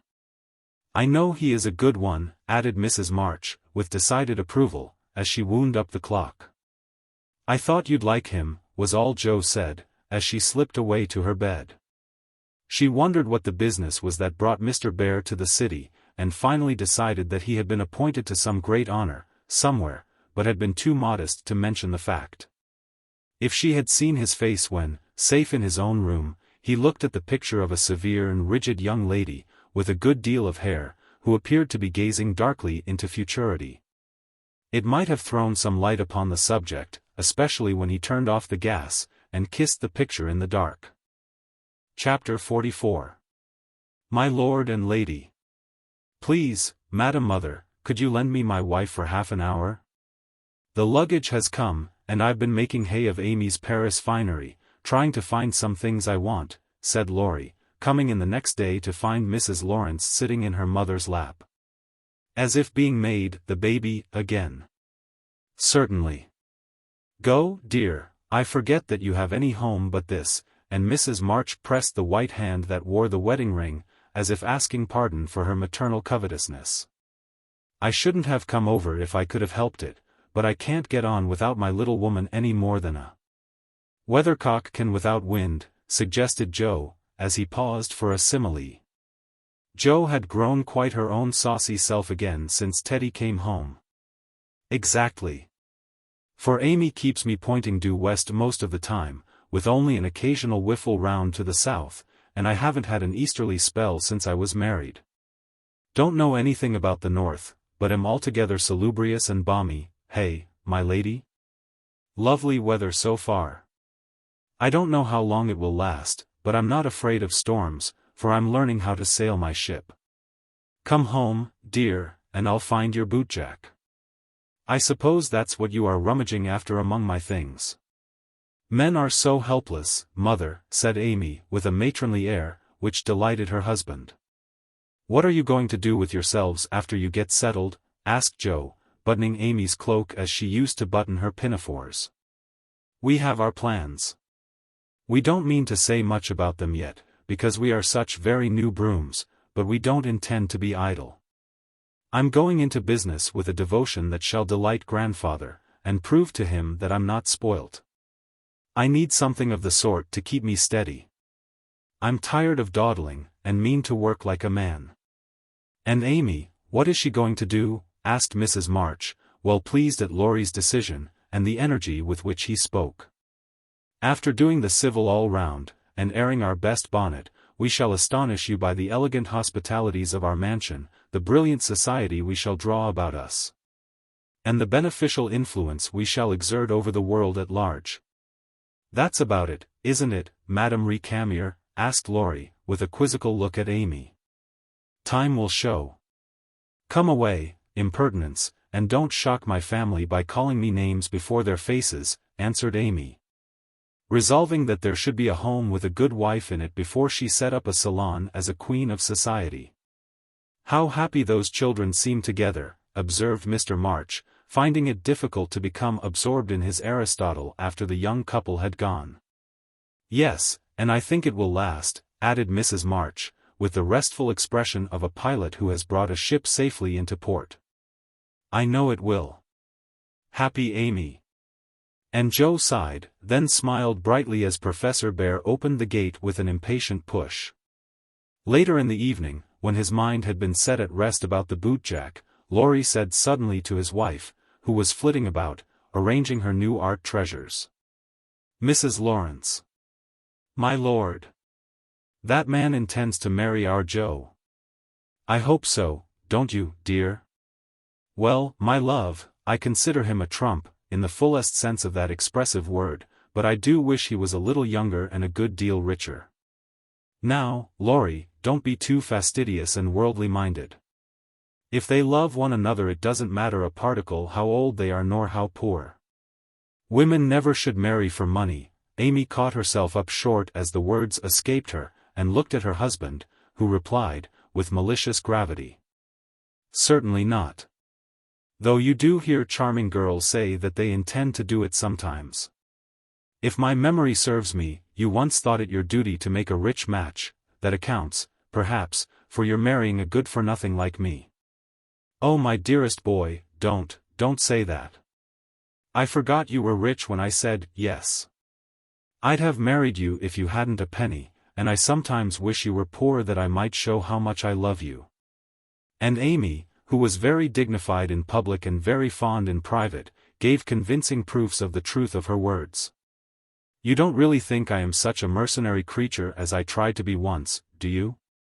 It would break my heart if you didn't believe that I'd gladly pull in the same boat with you, even if you had to get your living by rowing on the lake.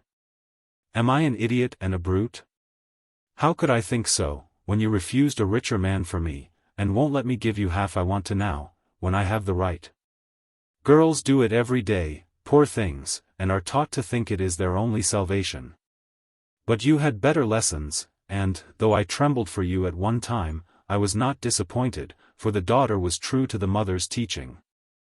I told Mama so yesterday, and she looked as glad and grateful as if I'd given her a check for $1 million, to be spent in charity. You are not listening to my moral remarks, Mrs. Laurence. And Laurie paused, for Amy's eyes had an absent look, though fixed upon his face. Yes, I am, and admiring the dimple in your chin at the same time. I don't wish to make you vain, but I must confess that I'm prouder of my handsome husband than of all his money. Don't laugh, but your nose is such a comfort to me. And Amy softly caressed the well-cut feature with artistic satisfaction. Laurie had received many compliments in his life, but never one that suited him better, as he plainly showed, though he did laugh at his wife's peculiar taste. While she said slowly, "May I ask you a question, dear?" "Of course you may." "Shall you care if Joe does marry Mr. Bear?" "Oh, that's the trouble, is it? I thought there was something in the dimple that didn't suit you. Not being a dog in the manger, but the happiest fellow alive, I assure you I can dance at Joe's wedding with a heart as light as my heels. Do you doubt it, my darling?" Amy looked up at him, and was satisfied. Her last little jealous fear vanished forever, and she thanked him, with a face full of love and confidence. "I wish we could do something for that capital old professor. Couldn't we invent a rich relation, who shall obligingly die out there in Germany, and leave him a tidy little fortune?" said Laurie, when they began to pace up and down the long drawing-room, arm in arm, as they were fond of doing, in memory of the chateau garden. "Joe would find us out, and spoil it all. She is very proud of him, just as he is, and said yesterday that she thought poverty was a beautiful thing. Bless her dear heart. She won't think so when she has a literary husband, and a dozen little professors and professorins to support. We won't interfere now, but watch our chance, and do them a good turn in spite of themselves. I owe Jo for a part of my education, and she believes in people's paying their honest debts, so I'll get round her in that way. How delightful it is to be able to help others, isn't it? That was always one of my dreams, to have the power of giving freely, and, thanks to you, the dream has come true. Ah! We'll do quantities of good, won't we? There's one sort of poverty that I particularly like to help. Out-and-out beggars get taken care of, but poor gentlefolks fare badly, because they won't ask, and people don't dare to offer charity. Yet there are 1,000 ways of helping them, if one only knows how to do it so delicately that it does not offend. I must say, I like to serve a decayed gentleman better than a blarneying beggar. I suppose it's wrong, but I do, though it is harder. Because it takes a gentleman to do it, added the other member of the Domestic Admiration Society. Thank you, I'm afraid I don't deserve that pretty compliment. But I was going to say that while I was dawdling about abroad, I saw a good many talented young fellows making all sorts of sacrifices, and enduring real hardships. That they might realize their dreams. Splendid fellows, some of them, working like heroes, poor and friendless, but so full of courage, patience, and ambition, that I was ashamed of myself, and longed to give them a right good lift. Those are people whom it's a satisfaction to help, for if they've got genius, it's an honor to be allowed to serve them, and not let it be lost or delayed for want of fuel to keep the pot boiling. If they haven't, it's a pleasure to comfort the poor souls, and keep them from despair when they find it out. Yes, indeed, and there's another class who can't ask, and who suffer in silence. I know something of it, for I belonged to it before you made a princess of me, as the king does the beggar maid in the old story. Ambitious girls have a hard time, Laurie, and often have to see youth, health, and precious opportunities go by, just for want of a little help at the right minute. People have been very kind to me. And whenever I see girls struggling along, as we used to do, I want to put out my hand and help them, as I was helped. And so you shall, like an angel as you are. Cried Laurie, resolving, with a glow of philanthropic zeal, to found and endow an institution for the express benefit of young women with artistic tendencies. Rich people have no right to sit down and enjoy themselves, or let their money accumulate for others to waste. It's not half so sensible to leave legacies when one dies as it is to use the money wisely while alive, and enjoy making one's fellow creatures happy with it. We'll have a good time ourselves, and add an extra relish to our own pleasure by giving other people a generous taste. Will you be a little Dorcas, going about emptying a big basket of comforts, and filling it up with good deeds? With all my heart, if you will be a brave St. Martin, stopping, as you ride gallantly through the world, to share your cloak with the beggar. It's a bargain, and we shall get the best of it. So the young pair shook hands upon it, and then paced happily on again, feeling that their pleasant home was more homelike because they hoped to brighten other homes. Believing that their own feet would walk more uprightly along the flowery path before them, if they smoothed rough ways for other feet. And feeling that their hearts were more closely knit together by a love which could tenderly remember those less blessed than they. Chapter 45. Daisy and Demi. I cannot feel that I have done my duty as humble historian of the March family, without devoting at least one chapter to the two most precious and important members of it. Daisy and Demi had now arrived at years of discretion, for in this fast age babies of 3 or 4 assert their rights, and get them, too, which is more than many of their elders do. If there ever were a pair of twins in danger of being utterly spoilt by adoration, it was these prattling brooks. Of course they were the most remarkable children ever born, as will be shown when I mention that they walked at 8 months, talked fluently at 12 months. And at 2 years they took their places at table, and behaved with a propriety which charmed all beholders. At 3, Daisy demanded a needler, and actually made a bag with 4 stitches in it. She likewise set up housekeeping in the sideboard, and managed a microscopic cooking stove with a skill that brought tears of pride to Hannah's eyes. While Demi learned his letters with his grandfather, who invented a new mode of teaching the alphabet by forming the letters with his arms and legs, thus uniting gymnastics for head and heels. The boy early developed a mechanical genius which delighted his father and distracted his mother, for he tried to imitate every machine he saw, and kept the nursery in a chaotic condition. With his sewing machine, a mysterious structure of string, chairs, clothespins, and spools, for wheels to go wound and wound.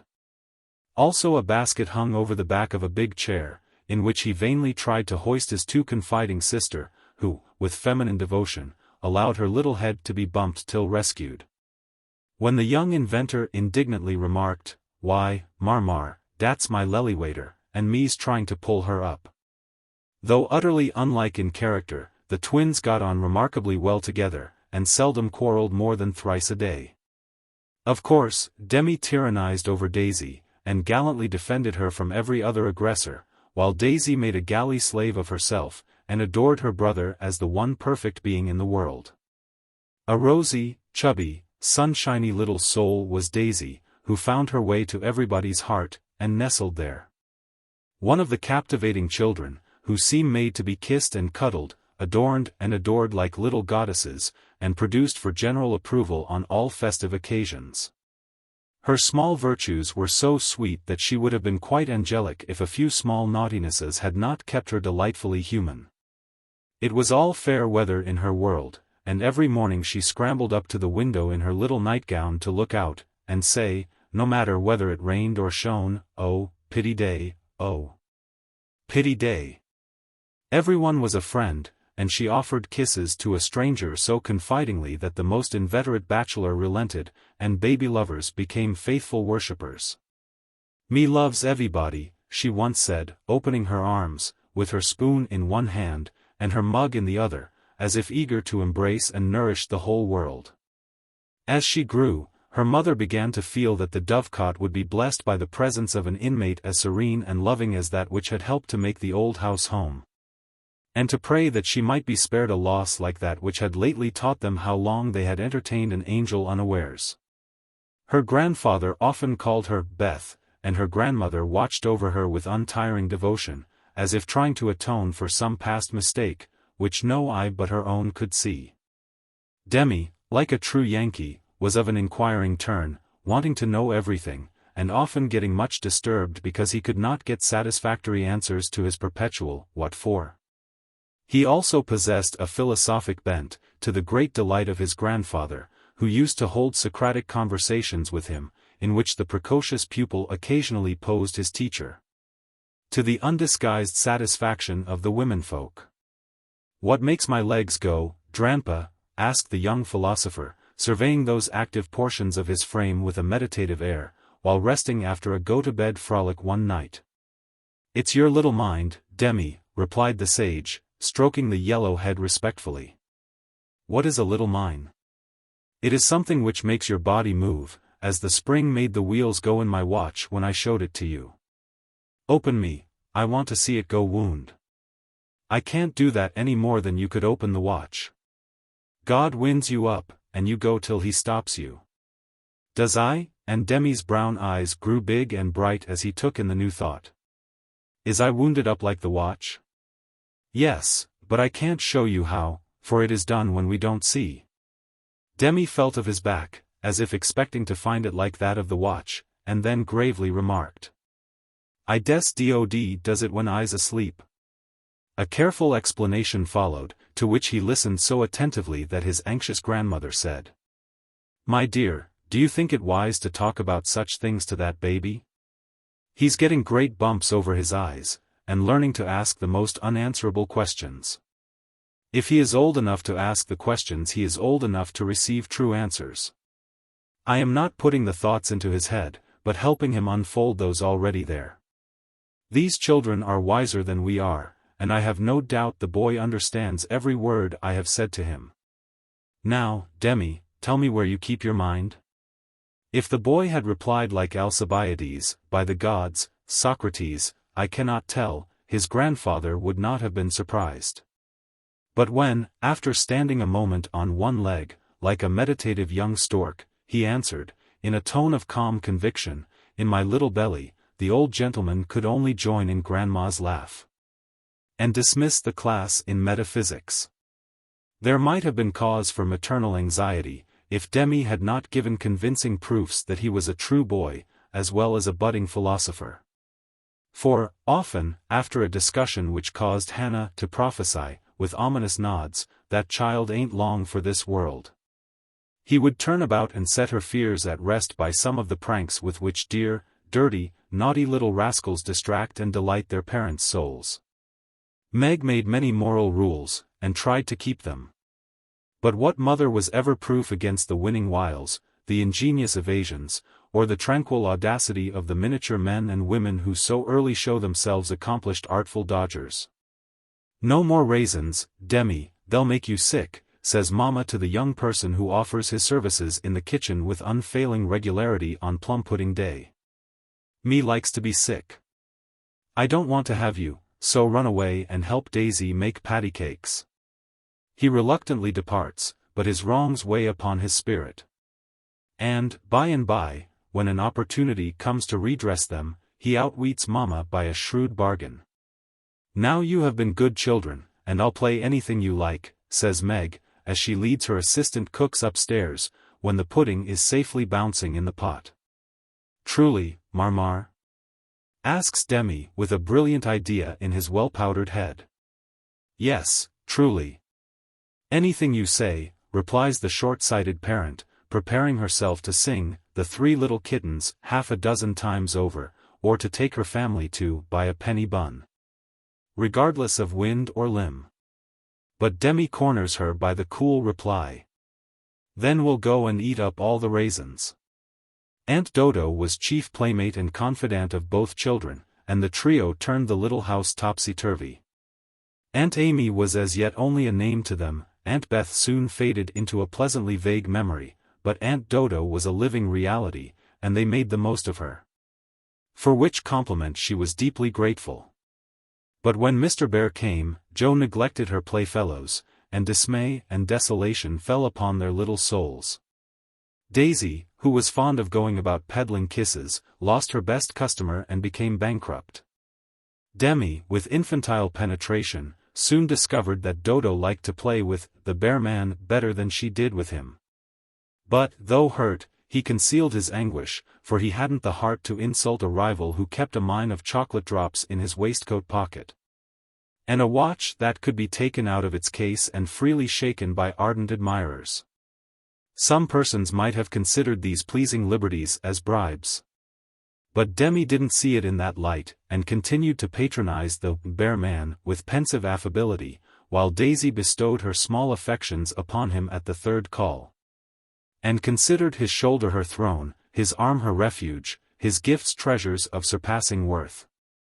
Gentlemen are sometimes seized with sudden fits of admiration for the young relatives of ladies whom they honor with their regard. But this counterfeit philoprogenitiveness sits uneasily upon them, and does not deceive anybody a particle.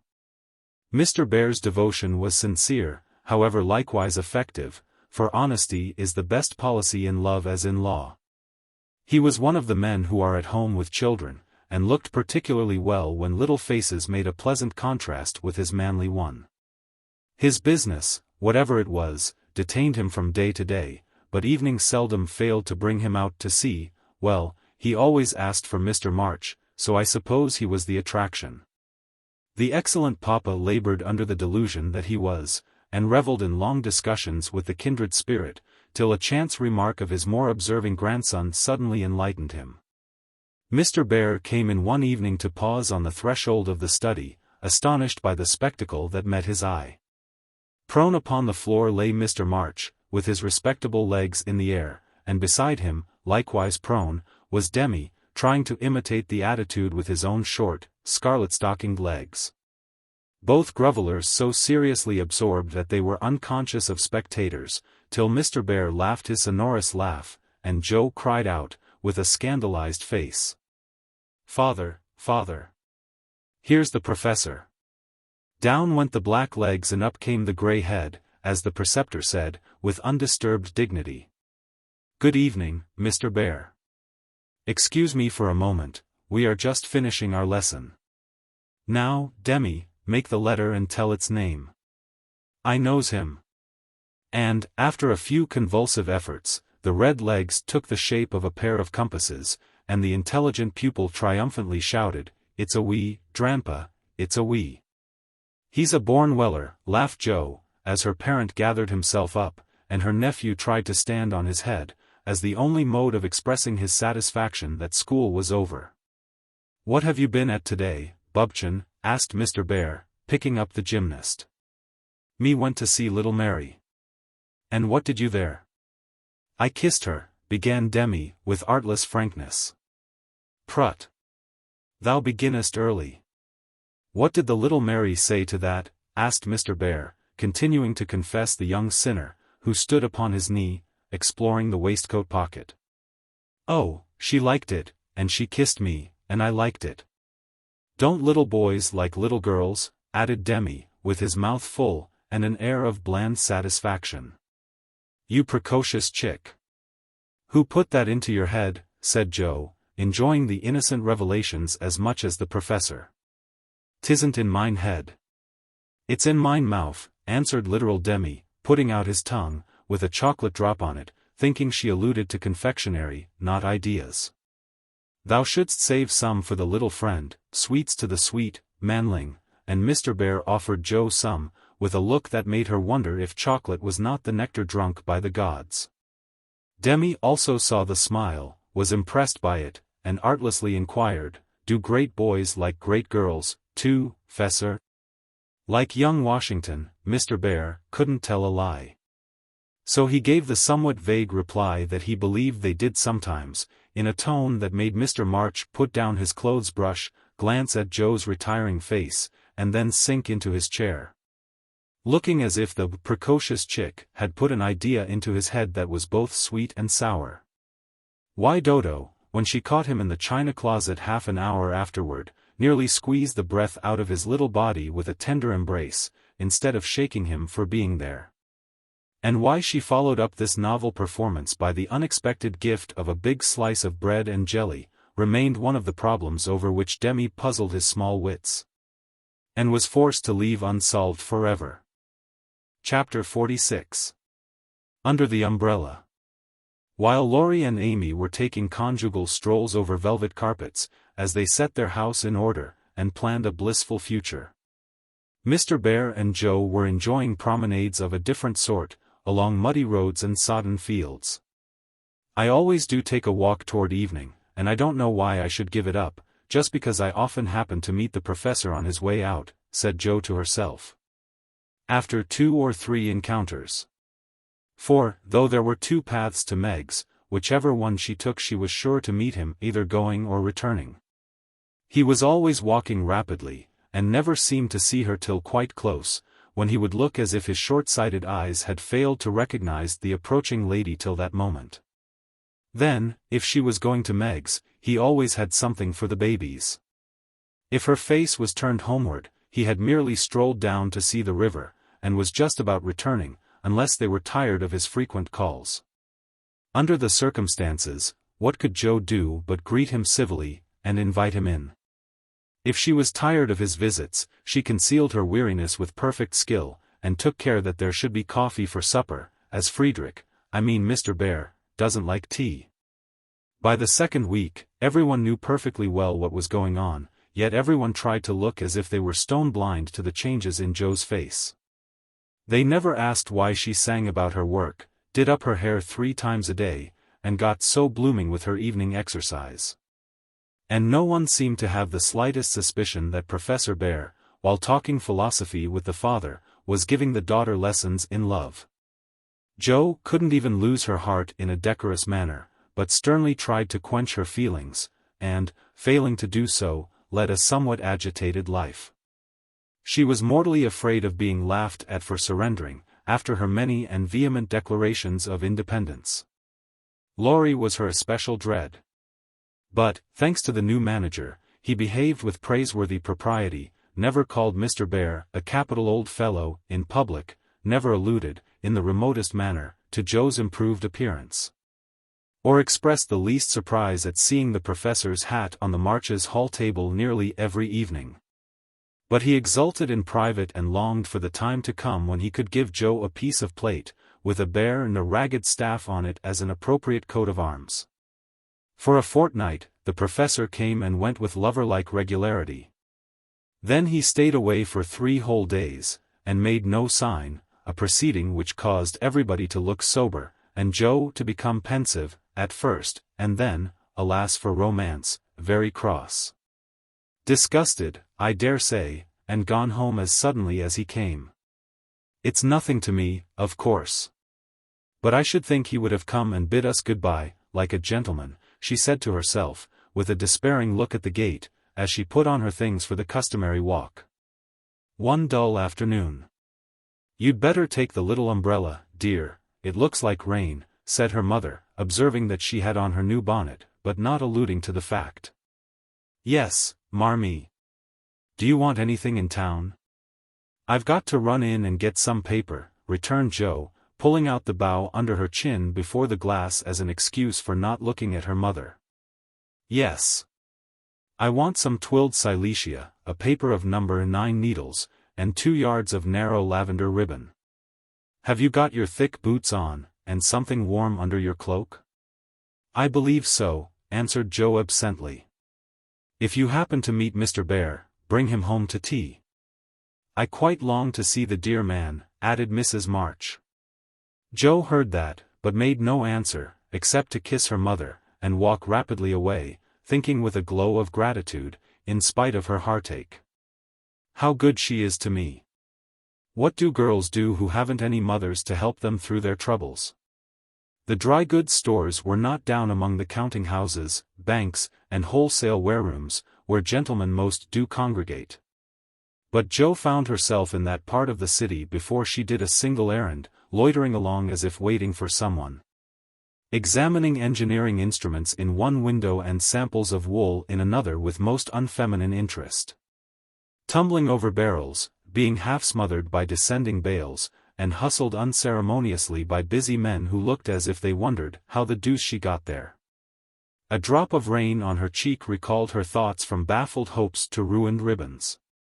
For the drops continued to fall, and, being a woman as well as a lover, she felt that, though it was too late to save her heart, she might her bonnet. Now she remembered the little umbrella, which she had forgotten to take in her hurry to be off, but regret was unavailing, and nothing could be done but borrow one or submit to a drenching. She looked up at the lowering sky, down at the crimson bow already flecked with black, forward along the muddy street, then one long, lingering look behind, at a certain grimy warehouse. With Hoffman, Swartz, and Company over the door, and said to herself, with a sternly reproachful air, "It serves me right. What business had I to put on all my best things and come philandering down here, hoping to see the professor?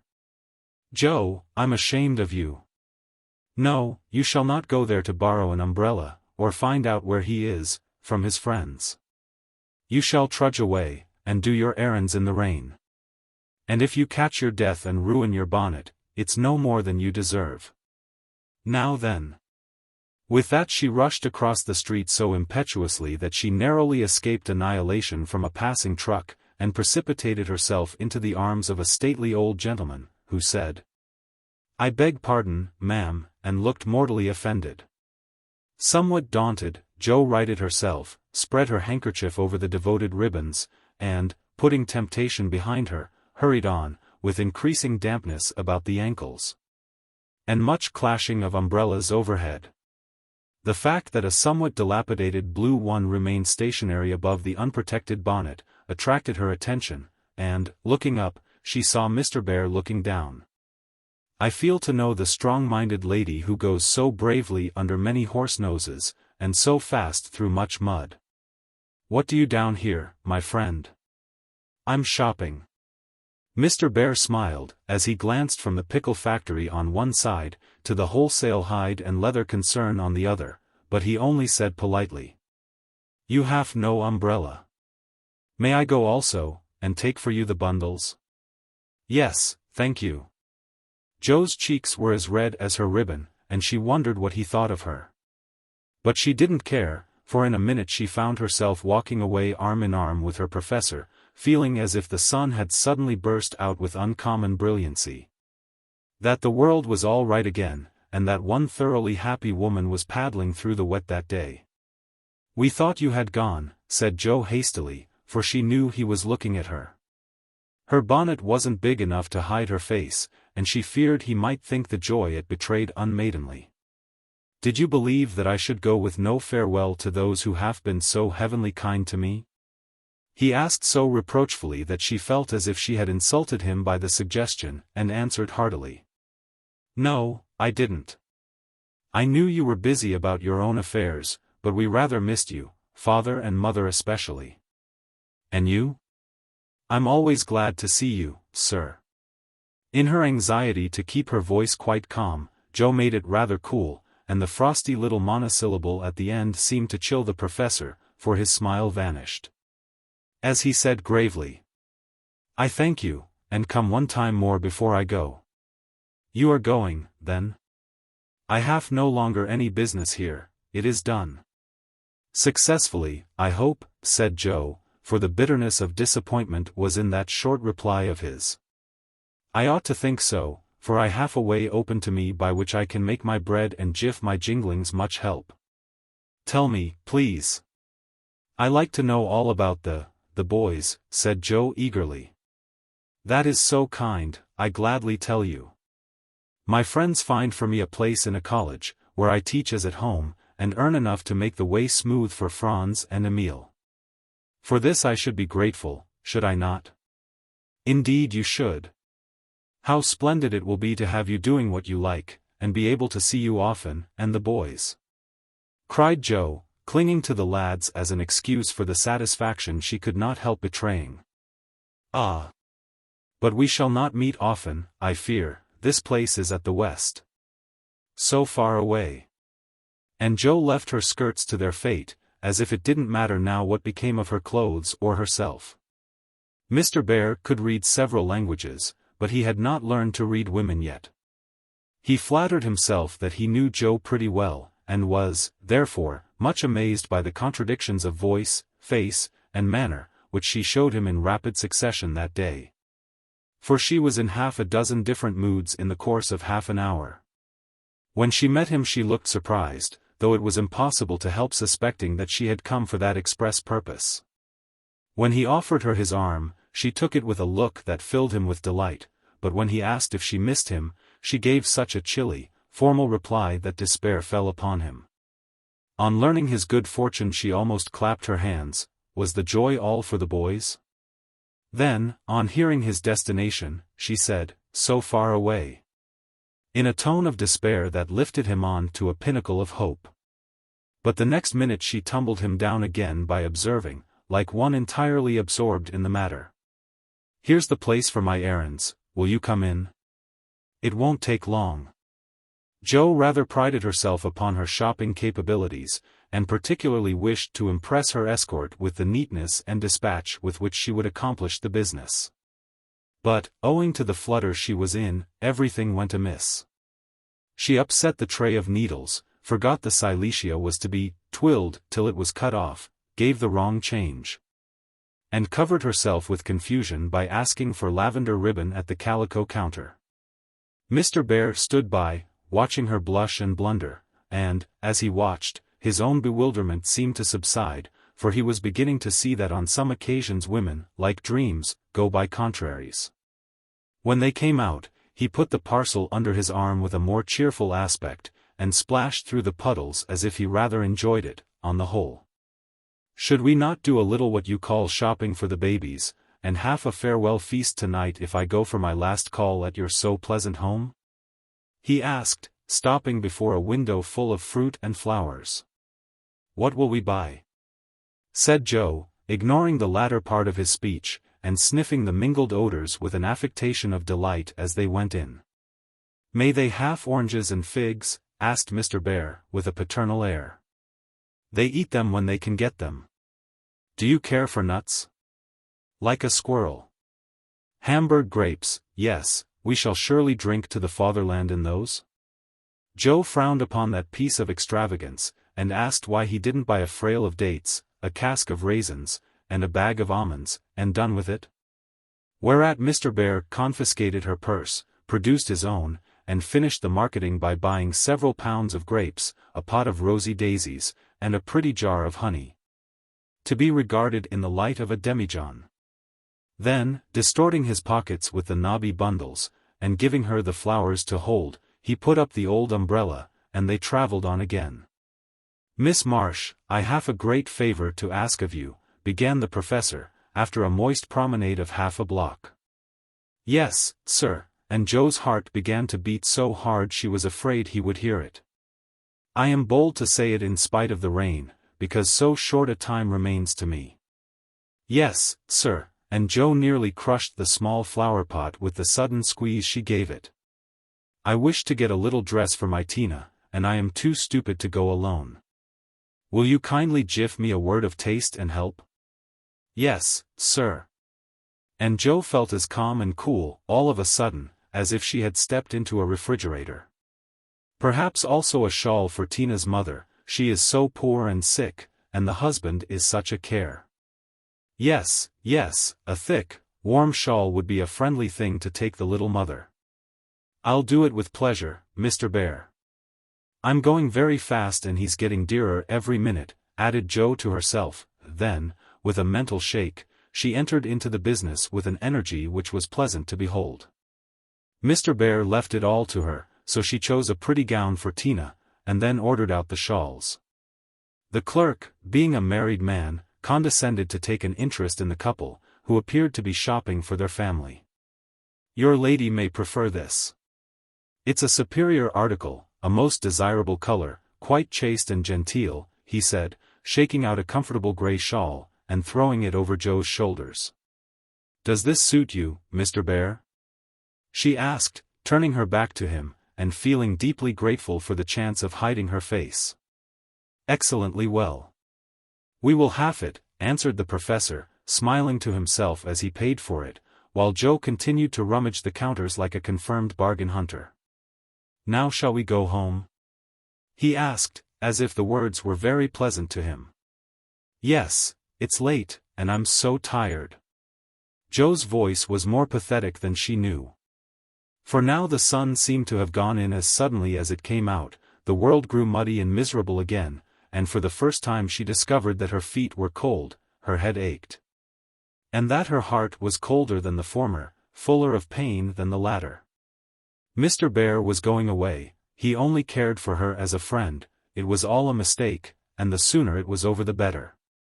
With this idea in her head, she hailed an approaching omnibus with such a hasty gesture that the daisies flew out of the pot and were badly damaged.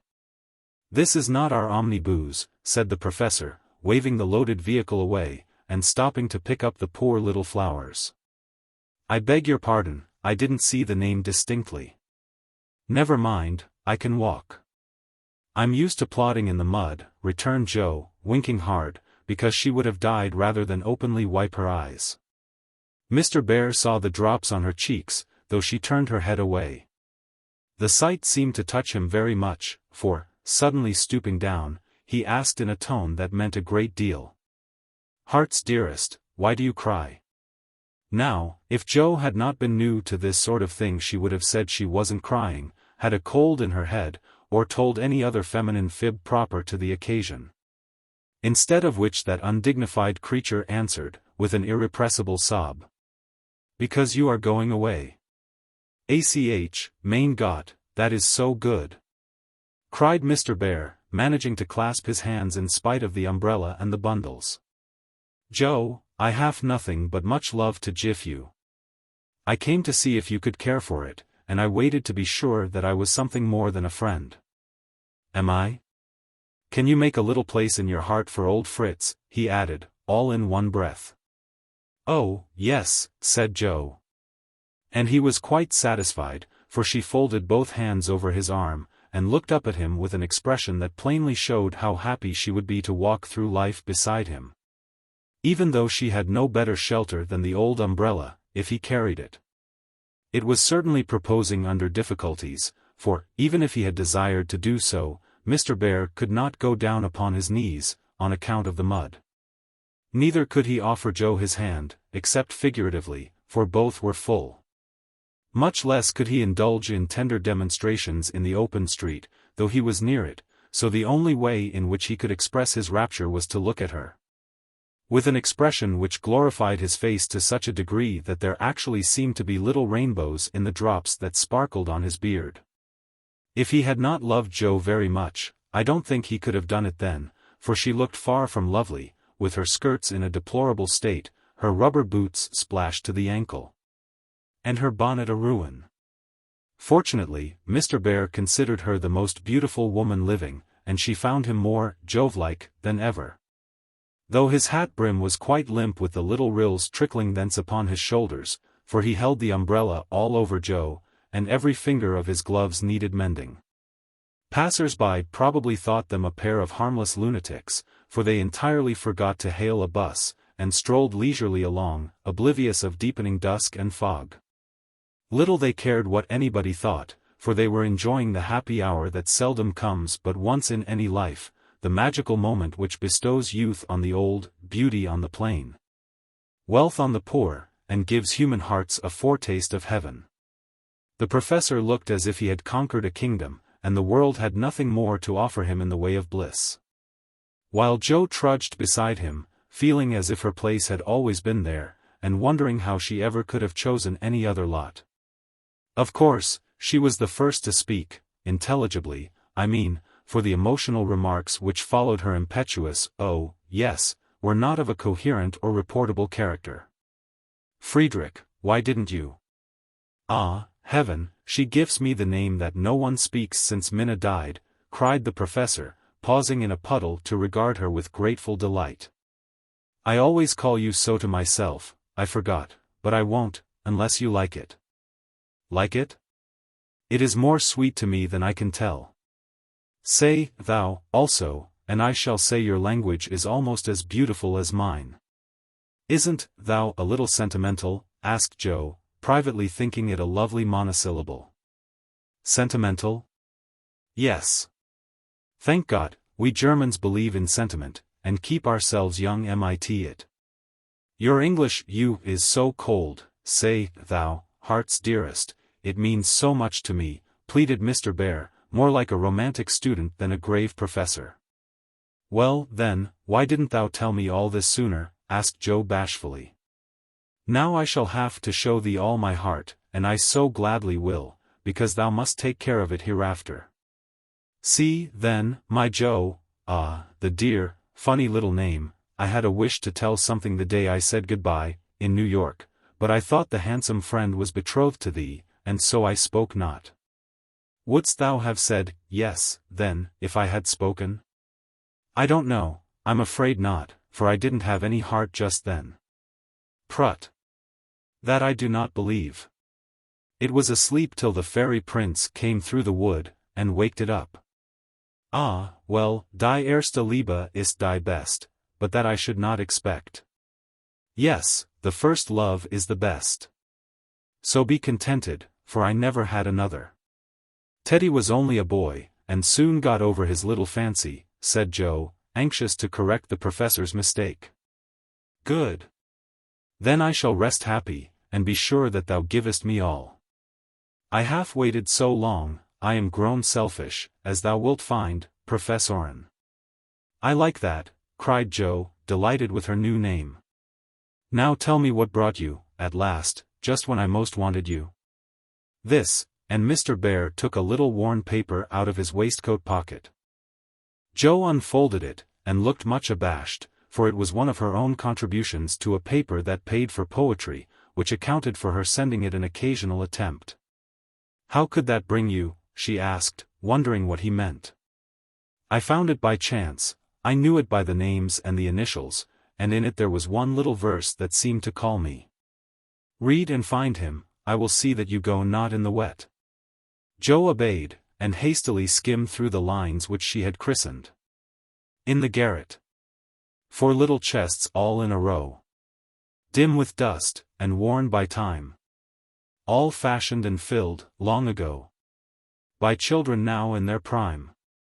4 little keys hung side by side, with faded ribbons, brave and gay, when fastened there, with childish pride, long ago, on a rainy day. 4 little names, one on each lid, carved out by a boyish hand, and underneath their leaf hid histories of the happy band, once playing here, and pausing oft to hear the sweet refrain that came and went on the roof aloft in the falling summer rain. Meg on the first lid, smooth and fair, I look in with loving eyes, for folded here, with well-known care, a goodly gathering lies, the record of a peaceful life, gifts to gentle child and girl, a bridal gown, lines to a wife, a tiny shoe, a baby curl. No toys in this first chest remain, for all are carried away in their old age, to join again in another small Meg's play. Ah, happy mother! Well I know you hear, like a sweet refrain, lullabies ever soft and low in the falling summer rain. Joe, on the next lid, scratched and worn, and within a motley store of headless dolls, of schoolbooks torn, birds and beasts that speak no more, spoils brought home from the fairy ground, only trod by youthful feet, dreams of a future never found, memories of a past still sweet, half-writ poems, stories wild, April letters, warm and cold, diaries of a willful child, hints of a woman early old, a woman in a lonely home, hearing, like a sad refrain, be worthy love, and love will come in the falling summer rain. My Beth, the dust is always swept from the lid that bears your name, as if by loving eyes that wept, by careful hands that often came. Death canonized for us one saint, ever less human than divine, and still we lay, with tender plaint, relics in this household shrine. The silver bell, so seldom rung, the little cap which last she wore, the fair, dead Catherine that hung by angels born above her door, the songs she sang, without lament, in her prison house of pain, forever are they sweetly blent with the falling summer rain. Upon the last lid's polished field, legend now both fair and true, a gallant knight bears on his shield Amy, in letters gold and blue. Within lie snoods that bound her hair, slippers that have danced their last, faded flowers laid by with care, fans whose airy toils are past, gay valentines, all ardent flames, trifles that have borne their part in girlish hopes and fears and shames, the record of a maiden heart, now learning fairer, truer spells, hearing, like a blithe refrain, the silver sound of bridal bells in the falling summer rain. 4 little chests all in a row, dim with dust, and worn by time, for women, taught by weal and woe to love and labor in their prime, for sisters, parted for an hour, none lost, one only gone before, made by love's immortal power, nearest and dearest evermore. Oh, when these hidden stores of ours lie open to the Father's sight, may they be rich in golden hours, deeds that show fairer for the light, lives whose brave music long shall ring, like a spirit-stirring strain, souls that shall gladly soar and sing in the long sunshine after rain. J.M. It's very bad poetry, but I felt it when I wrote it, one day when I was very lonely, and had a good cry on a rag bag. I never thought it would go where it could tell tales, said Joe, tearing up the verses the professor had treasured so long. Let it go, it has done its duty, and I will have a fresh one when I read all the brown book in which she keeps her little secrets," said Mr. Bear, with a smile, as he watched the fragments fly away on the wind. "Yes," he added earnestly, "I read that, and I think to myself, she has a sorrow, she is lonely, she would find comfort in true love. I have a heart full for her. Shall I not go and say, if this is not too poor a thing to give for what I shall hope to receive, take it in God's name?" "And so you came to find that it was not too poor, but the one precious thing I needed," whispered Joe. "I had no courage to think that at first, heavenly kind as was your welcome to me. But soon I began to hope, and then I said, I will have her if I die for it, and so I will," cried Mr. Bear, with a defiant nod, as if the walls of mist closing round them were barriers which he was to surmount or valiantly knock down. Joe thought that was splendid, and resolved to be worthy of her knight, though he did not come prancing on a charger in gorgeous array. "What made you stay away so long?" she asked presently, finding it so pleasant to ask confidential questions and get delightful answers that she could not keep silent. "It was not easy, but I could not find the heart to take you from that so happy home until I could have a prospect of one to give you, after much time, perhaps, and hard work. How could I ask you to jiff up so much for a poor old fellow, who has no fortune but a little learning? I'm glad you are poor." "I couldn't bear a rich husband," said Joe decidedly, adding, in a softer tone, "Don't fear poverty, I've known it long enough to lose my dread, and be happy working for those I love. And don't call yourself old, 40 is the prime of life. I couldn't help loving you if you were 70. The professor found that so touching that he would have been glad of his handkerchief, if he could have got at it.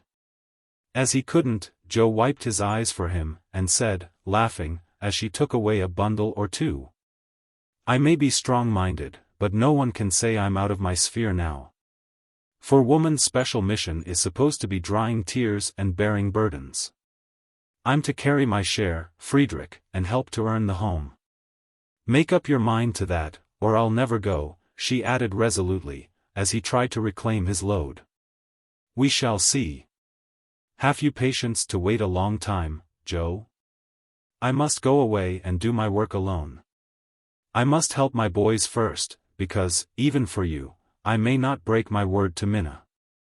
Can you forgive that, and be happy while we hope and wait?" "Yes, I know I can, for we love one another, and that makes all the rest easy to bear. I have my duty, also, and my work. I couldn't enjoy myself if I neglected them even for you, so there's no need of hurry or impatience. You can do your part out west, I can do mine here, and both be happy hoping for the best, and leaving the future to be as God wills." "Ah! Thou giffest me such hope and courage, and I have nothing to giff back but a full heart in these empty hands," cried the professor, quite overcome. Joe never would learn to be proper. For when he said that as they stood upon the steps, she just put both hands into his, whispering tenderly, "Not empty now," and, stooping down, kissed her Friedrich under the umbrella. It was dreadful, but she would have done it if the flock of draggle-tailed sparrows on the hedge had been human beings, for she was very far gone indeed. And quite regardless of everything but her own happiness. Though it came in such a very simple guise, that was the crowning moment of both their lives, when, turning from the night and storm and loneliness to the household light and warmth and peace waiting to receive them, with a glad, welcome home, Joe led her lover in, and shut the door. Chapter 47. Harvest Time. For a year Joe and her professor worked and waited, hoped and loved, met occasionally, and wrote such voluminous letters that the rise in the price of paper was accounted for. Laurie said. The second year began rather soberly, for their prospects did not brighten, and Aunt March died suddenly. But when their first sorrow was over, for they loved the old lady in spite of her sharp tongue, they found they had cause for rejoicing, for she had left Plumfield to Joe. Which made all sorts of joyful things possible. "It's a fine old place, and will bring a handsome sum, for of course you intend to sell it," said Laurie, as they were all talking the matter over, some weeks later. No, I don't, was Joe's decided answer, as she petted the fat poodle, whom she had adopted, out of respect to his former mistress. You don't mean to live there? Yes, I do. But, my dear girl, it's an immense house, and will take a power of money to keep it in order. The garden and orchard alone need 2 or 3 men, and farming isn't in Bear's line, I take it. He'll try his hand at it there, if I propose it. And you expect to live on the produce of the place? Well, that sounds paradisiacal, but you'll find it desperate hard work. The crop we are going to raise is a profitable one, and Joe laughed. Of what is this fine crop to consist, ma'am? Boys. I want to open a school for little lads, a good, happy, homelike school, with me to take care of them, and Fritz to teach them. There's a truly joy plan for you. Isn't that just like her? Cried Laurie, appealing to the family, who looked as much surprised as he. I like it, said Mrs. March decidedly. So do I, added her husband, who welcomed the thought of a chance for trying the Socratic method of education on modern youth. It will be an immense care for Joe, said Meg, stroking the head of her one all-absorbing son. Joe can do it, and be happy in it. It's a splendid idea. Tell us all about it, cried Mr. Laurence, who had been longing to lend the lovers a hand, but knew that they would refuse his help. I knew you'd stand by me, sir. Amy does too, I see it in her eyes, though she prudently waits to turn it over in her mind before she speaks. Now, my dear people, continued Joe earnestly, just understand that this isn't a new idea of mine, but a long-cherished plan. Before my Fritz came, I used to think how, when I'd made my fortune, and no one needed me at home, I'd hire a big house, and pick up some poor, forlorn little lads, who hadn't any mothers.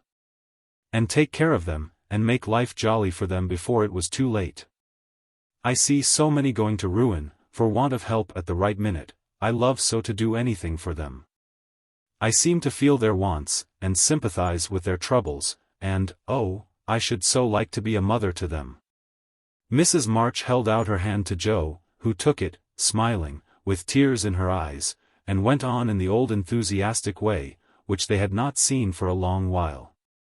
I told my plan to Fritz once, and he said it was just what he would like, and agreed to try it when we got rich. Bless his dear heart, he's been doing it all his life, helping poor boys, not getting rich, that he'll never be, money doesn't stay in his pocket long enough to lay up any. But now, thanks to my good old aunt, who loved me better than I ever deserved, I'm rich, at least I feel so, and we can live at Plumfield perfectly well if we have a flourishing school. It's just the place for boys, the house is big, and the furniture strong and plain. There's plenty of room for dozens inside, and splendid grounds outside. They could help in the garden and orchard, such work is healthy, isn't it, sir? Then Fritz can train and teach in his own way, and father will help him. I can feed and nurse and pet and scold them. And mother will be my standby. I've always longed for lots of boys, and never had enough. Now I can fill the house full, and revel in the little dears to my heart's content. Think what luxury, Plumfield my own, and a wilderness of boys to enjoy it with me. As Joe waved her hands, and gave a sigh of rapture, the family went off into a gale of merriment, and Mr. Laurence laughed till they thought he'd have an apoplectic fit. I don't see anything funny, she said gravely, when she could be heard. Nothing could be more natural or proper than for my professor to open a school, and for me to prefer to reside on my own estate. She is putting on airs already, said Laurie, who regarded the idea in the light of a capital joke. But may I inquire how you intend to support the establishment? If all the pupils are little ragamuffins, I'm afraid your crop won't be profitable in a worldly sense, Mrs. Bear. Now don't be a wet blanket, Teddy. Of course I shall have rich pupils, also, perhaps begin with such altogether, then, when I've got a start, I can take a ragamuffin or two, just for a relish. Rich people's children often need care and comfort, as well as poor. I've seen unfortunate little creatures left to servants, or backward ones pushed forward, when it's real cruelty. Some are naughty through mismanagement or neglect, and some lose their mothers. Besides, the best have to get through the hobbledehoy age, and that's the very time they need most patience and kindness. People laugh at them, and hustle them about, try to keep them out of sight, and expect them to turn, all at once, from pretty children into fine young men. They don't complain much, plucky little souls, but they feel it. I've been through something of it, and I know all about it. I've a special interest in such young bears, and like to show them that I see the warm, honest, well-meaning boys' hearts, in spite of the clumsy arms and legs and the topsy-turvy heads. I've had experience, too, for haven't I brought up one boy to be a pride and honor to his family? I'll testify that you tried to do it, said Laurie, with a grateful look. And I've succeeded beyond my hopes, for here you are, a steady, sensible businessman, doing heaps of good with your money, and laying up the blessings of the poor, instead of dollars. But you are not merely a businessman, you love good and beautiful things, enjoy them yourself, and let others go halves, as you always did in the old times. I am proud of you, Teddy, for you get better every year, and everyone feels it, though you won't let them say so. Yes, and when I have my flock, I'll just point to you, and say, there's your model, my lads. Poor Laurie didn't know where to look. For, man though he was, something of the old bashfulness came over him as this burst of praise made all faces turn approvingly upon him. I say, Joe, that's rather too much, he began, just in his old boyish way. You have all done more for me than I can ever thank you for, except by doing my best not to disappoint you. You have rather cast me off lately, Joe, but I've had the best of help, nevertheless, so, if I've got on at all, you may thank these two for it. And he laid one hand gently on his grandfather's white head, the other on Amy's golden one, for the three were never far apart.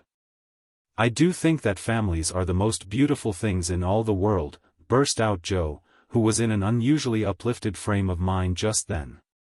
When I have one of my own, I hope it will be as happy as the three I know and love the best. If John and my Fritz were only here, it would be quite a little heaven on earth, she added more quietly. And that night, when she went to her room, after a blissful evening of family councils, hopes, and plans, her heart was so full of happiness that she could only calm it by kneeling beside the empty bed always near her own, and thinking tender thoughts of Beth. It was a very astonishing year altogether, for things seemed to happen in an unusually rapid and delightful manner. Almost before she knew where she was, Joe found herself married and settled at Plumfield. Then a family of 6 or 7 boys sprung up like mushrooms, and flourished surprisingly, poor boys as well as rich. For Mr. Laurence was continually finding some touching case of destitution, and begging the bears to take pity on the child, and he would gladly pay a trifle for its support. In this way the sly old gentleman got round proud Joe, and furnished her with the style of boy in which she most delighted. Of course it was uphill work at first, and Joe made queer mistakes. But the wise professor steered her safely into calmer waters, and the most rampant ragamuffin was conquered in the end. How Joe did enjoy her wilderness of boys, and how poor, dear Aunt March would have lamented had she been there to see the sacred precincts of prim, well-ordered Plumfield overrun with Toms, Dicks, and Harrys. There was a sort of poetic justice about it, after all, for the old lady had been the terror of the boys for miles round. And now the exiles feasted freely on forbidden plums, kicked up the gravel with profane boots unreproved, and played cricket in the big field where the irritable cow with a crumpled horn used to invite rash youths to come and be tossed. It became a sort of boys' paradise, and Laurie suggested that it should be called the Beargarten, as a compliment to its master and appropriate to its inhabitants. It never was a fashionable school, and the professor did not lay up a fortune, but it was just what Joe intended it to be, a happy, homelike place for boys, who needed teaching, care, and kindness. Every room in the big house was soon full, every little plot in the garden soon had its owner, a regular menagerie appeared in barn and shed, for pet animals were allowed. And, 3 times a day, Jo smiled at her Fritz from the head of a long table lined on either side with rows of happy young faces, which all turned to her with affectionate eyes, confiding words, and grateful hearts, full of love for Mother Bear. She had boys enough now, and did not tire of them, though they were not angels, by any means, and some of them caused both Professor and Professorin much trouble and anxiety. But her faith in the good spot which exists in the heart of the naughtiest, sauciest, most tantalizing little ragamuffin gave her patience, skill, and, in time, success. For no mortal boy could hold out long with Father Bear shining on him as benevolently as the sun, and Mother Bear forgiving him 70 times 7. Very precious to Jo was the friendship of the lads, their penitent sniffs and whispers after wrongdoing, their droll or touching little confidences, their pleasant enthusiasms, hopes, and plans. Even their misfortunes, for they only endeared them to her all the more. There were slow boys and bashful boys, feeble boys and riotous boys, boys that lisped and boys that stuttered. 1 or 2 lame ones. And a merry little quadroon, who could not be taken in elsewhere, but who was welcome to the Bear Garden, though some people predicted that his admission would ruin the school. Yes. Jo was a very happy woman there, in spite of hard work, much anxiety, and a perpetual racket. She enjoyed it heartily, and found the applause of her boys more satisfying than any praise of the world. For now she told no stories except to her flock of enthusiastic believers and admirers. As the years went on, 2 little lads of her own came to increase her happiness, Rob, named for Grandpa, and Teddy, a happy-go-lucky baby, who seemed to have inherited his papa's sunshiny temper as well as his mother's lively spirit. How they ever grew up alive in that whirlpool of boys was a mystery to their grandma and aunts, but they flourished like dandelions in spring, and their rough nurses loved and served them well. There were a great many holidays at Plumfield, and one of the most delightful was the yearly apple picking. For then the Marches, Laurences, Brooks, and Bears turned out in full force, and made a day of it. 5 years after Jo's wedding, one of these fruitful festivals occurred, a mellow October day, when the air was full of an exhilarating freshness which made the spirits rise, and the blood dance healthily in the veins. The old orchard wore its holiday attire, goldenrod and asters fringed the mossy walls, grasshoppers skipped briskly in the sere grass, and crickets chirped like fairy pipers at a feast. Squirrels were busy with their small harvesting, birds twittered their adieus from the alders in the lane, and every tree stood ready to send down its shower of red or yellow apples at the first shake. Everybody was there, everybody laughed and sang, climbed up and tumbled down. Everybody declared that there never had been such a perfect day or such a jolly set to enjoy it. And everyone gave themselves up to the simple pleasures of the hour as freely as if there were no such things as care or sorrow in the world. Mr. March strolled placidly about, quoting Tusser, Cowley, and Columella to Mr. Laurence, while enjoying the gentle apple's winy juice. The professor charged up and down the green aisles like a stout Teutonic knight, with a pole for a lance, leading on the boys, who made a hook and ladder company of themselves, and performed wonders in the way of ground and lofty tumbling. Laurie devoted himself to the little ones, rode his small daughter in a bushel basket, took Daisy up among the birds' nests, and kept adventurous Rob from breaking his neck. Mrs. March and Meg sat among the apple piles like a pair of pomonas, sorting the contributions that kept pouring in, while Amy, with a beautiful motherly expression in her face, sketched the various groups, and watched over one pale lad, who sat adoring her with his little crutch beside him. Jo was in her element that day, and rushed about, with her gown pinned up, her hat anywhere but on her head, and her baby tucked under her arm, ready for any lively adventure which might turn up. Little Teddy bore a charmed life, for nothing ever happened to him, and Jo never felt any anxiety when he was whisked up into a tree by one lad, galloped off on the back of another, or supplied with sour russets by his indulgent papa, who labored under the Germanic delusion that babies could digest anything, from pickled cabbage to buttons, nails, and their own small shoes. She knew that little Ted would turn up again in time, safe and rosy, dirty and serene, and she always received him back with a hearty welcome, for Joe loved her babies tenderly. At 4 o'clock a lull took place, and baskets remained empty, while the apple pickers rested, and compared rents and bruises. Then Joe and Meg, with a detachment of the bigger boys, set forth the supper on the grass, for an out-of-door tea was always the crowning joy of the day. The land literally flowed with milk and honey on such occasions, for the lads were not required to sit at table, but allowed to partake of refreshment as they liked, freedom being the sauce best beloved by the boyish soul. They availed themselves of the rare privilege to the fullest extent, for some tried the pleasing experiment of drinking milk while standing on their heads. Others lent a charm to leapfrog by eating pie in the pauses of the game, cookies were sown broadcast over the field, and apple turnovers roost in the trees like a new style of bird. The little girls had a private tea party, and Ted roved among the edibles at his own sweet will. When no one could eat any more, the professor proposed the first regular toast, which was always drunk at such times, Aunt March, God bless her.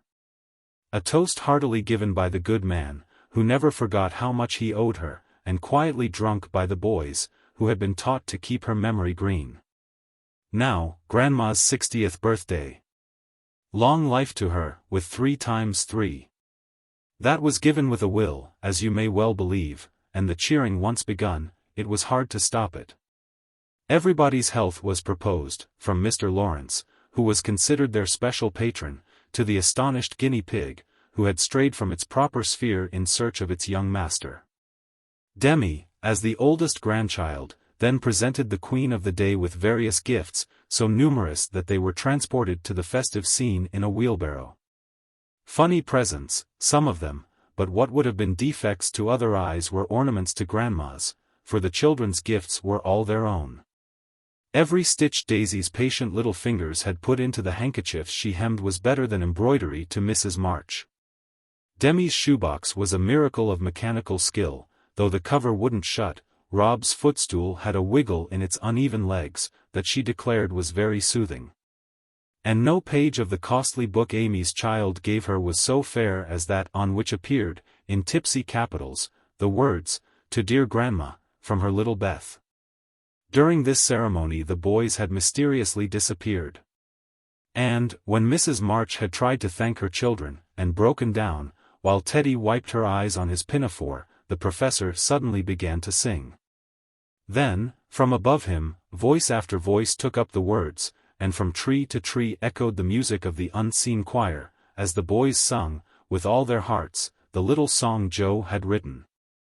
Laurie set to music, and the professor trained his lads to give with the best effect. This was something altogether new, and it proved a grand success. For Mrs. March couldn't get over her surprise, and insisted on shaking hands with every one of the featherless birds, from tall Franz and Emile to the little quadroon, who had the sweetest voice of all. After this, the boys dispersed for a final lark, leaving Mrs. March and her daughters under the festival tree. I don't think I ever ought to call myself unlucky Joe, again, when my greatest wish has been so beautifully gratified, said Mrs. Bear, taking Teddy's little fist out of the milk pitcher, in which he was rapturously churning. And yet your life is very different from the one you pictured so long ago. Do you remember our castles in the air? Asked Amy, smiling as she watched Laurie and John playing cricket with the boys. Dear fellows! It does my heart good to see them forget business, and frolic for a day, answered Joe, who now spoke in a maternal way of all mankind. Yes, I remember. But the life I wanted then seems selfish, lonely, and cold to me now. I haven't given up the hope that I may write a good book yet, but I can wait, and I'm sure it will be all the better for such experiences and illustrations as these. And Joe pointed from the lively lads in the distance to her father, leaning on the professor's arm, as they walked to and fro in the sunshine. Deep in one of the conversations which both enjoyed so much, and then to her mother, sitting enthroned among her daughters, with their children in her lap and at her feet. As if all found help and happiness in the face which never could grow old to them. My castle was the most nearly realized of all. I asked for splendid things, to be sure, but in my heart I knew I should be satisfied, if I had a little home, and John, and some dear children like these. I've got them all, thank God, and am the happiest woman in the world," and Meg laid her hand on her tall boy's head, with a face full of tender and devout content. "My castle is very different from what I planned, but I would not alter it, though, like Joe, I don't relinquish all my artistic hopes, or confine myself to helping others fulfill their dreams of beauty. I've begun to model a figure of baby, and Laurie says it is the best thing I've ever done. I think so myself, and mean to do it in marble, so that, whatever happens, I may at least keep the image of my little angel." As Amy spoke, a great tear dropped on the golden hair of the sleeping child in her arms. For her one well-beloved daughter was a frail little creature, and the dread of losing her was the shadow over Amy's sunshine. This cross was doing much for both father and mother, for one love and sorrow bound them closely together. Amy's nature was growing sweeter, deeper, and more tender. Laurie was growing more serious, strong, and firm, and both were learning that beauty, youth, good fortune, even love itself, cannot keep care and pain, loss and sorrow, from the most blessed. 4. Into each life some rain must fall. Some days must be dark and sad and dreary. She is growing better, I am sure of it, my dear.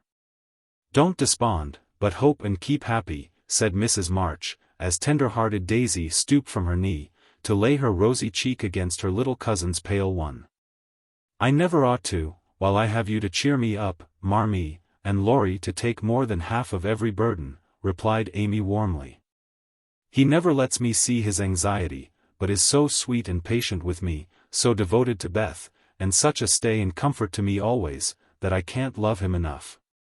So, in spite of my one cross, I can say with Meg, thank God, I'm a happy woman. There's no need for me to say it, for everyone can see that I'm far happier than I deserve, added Jo, glancing from her good husband to her chubby children, tumbling on the grass beside her. Fritz is getting gray and stout, I'm growing as thin as a shadow, and am 30. We never shall be rich, and Plumfield may burn up any night, for that incorrigible Tommy Bangs will smoke sweet-fern cigars under the bedclothes, though he set himself afire 3 times already. But in spite of these unromantic facts, I have nothing to complain of, and never was so jolly in my life. Excuse the remark, but living among boys, I can't help using their expressions now and then. Yes, Jo, I think your harvest will be a good one, began Mrs. March, frightening away a big black cricket that was staring Teddy out of countenance. Not half so good as yours, mother. Here it is, and we never can thank you enough for the patient sowing and reaping you have done, cried Jo, with the loving impetuosity which she never could outgrow. I hope there will be more wheat and fewer tares every year, said Amy softly. A large sheaf, but I know there's room in your heart for it, Marmee dear, added Meg's tender voice. Touched to the heart, Mrs. March could only stretch out her arms, as if to gather children and grandchildren to herself, and say, with face and voice full of motherly love, gratitude, and humility, "Oh, my girls, however long you may live, I never can wish you a greater happiness than this."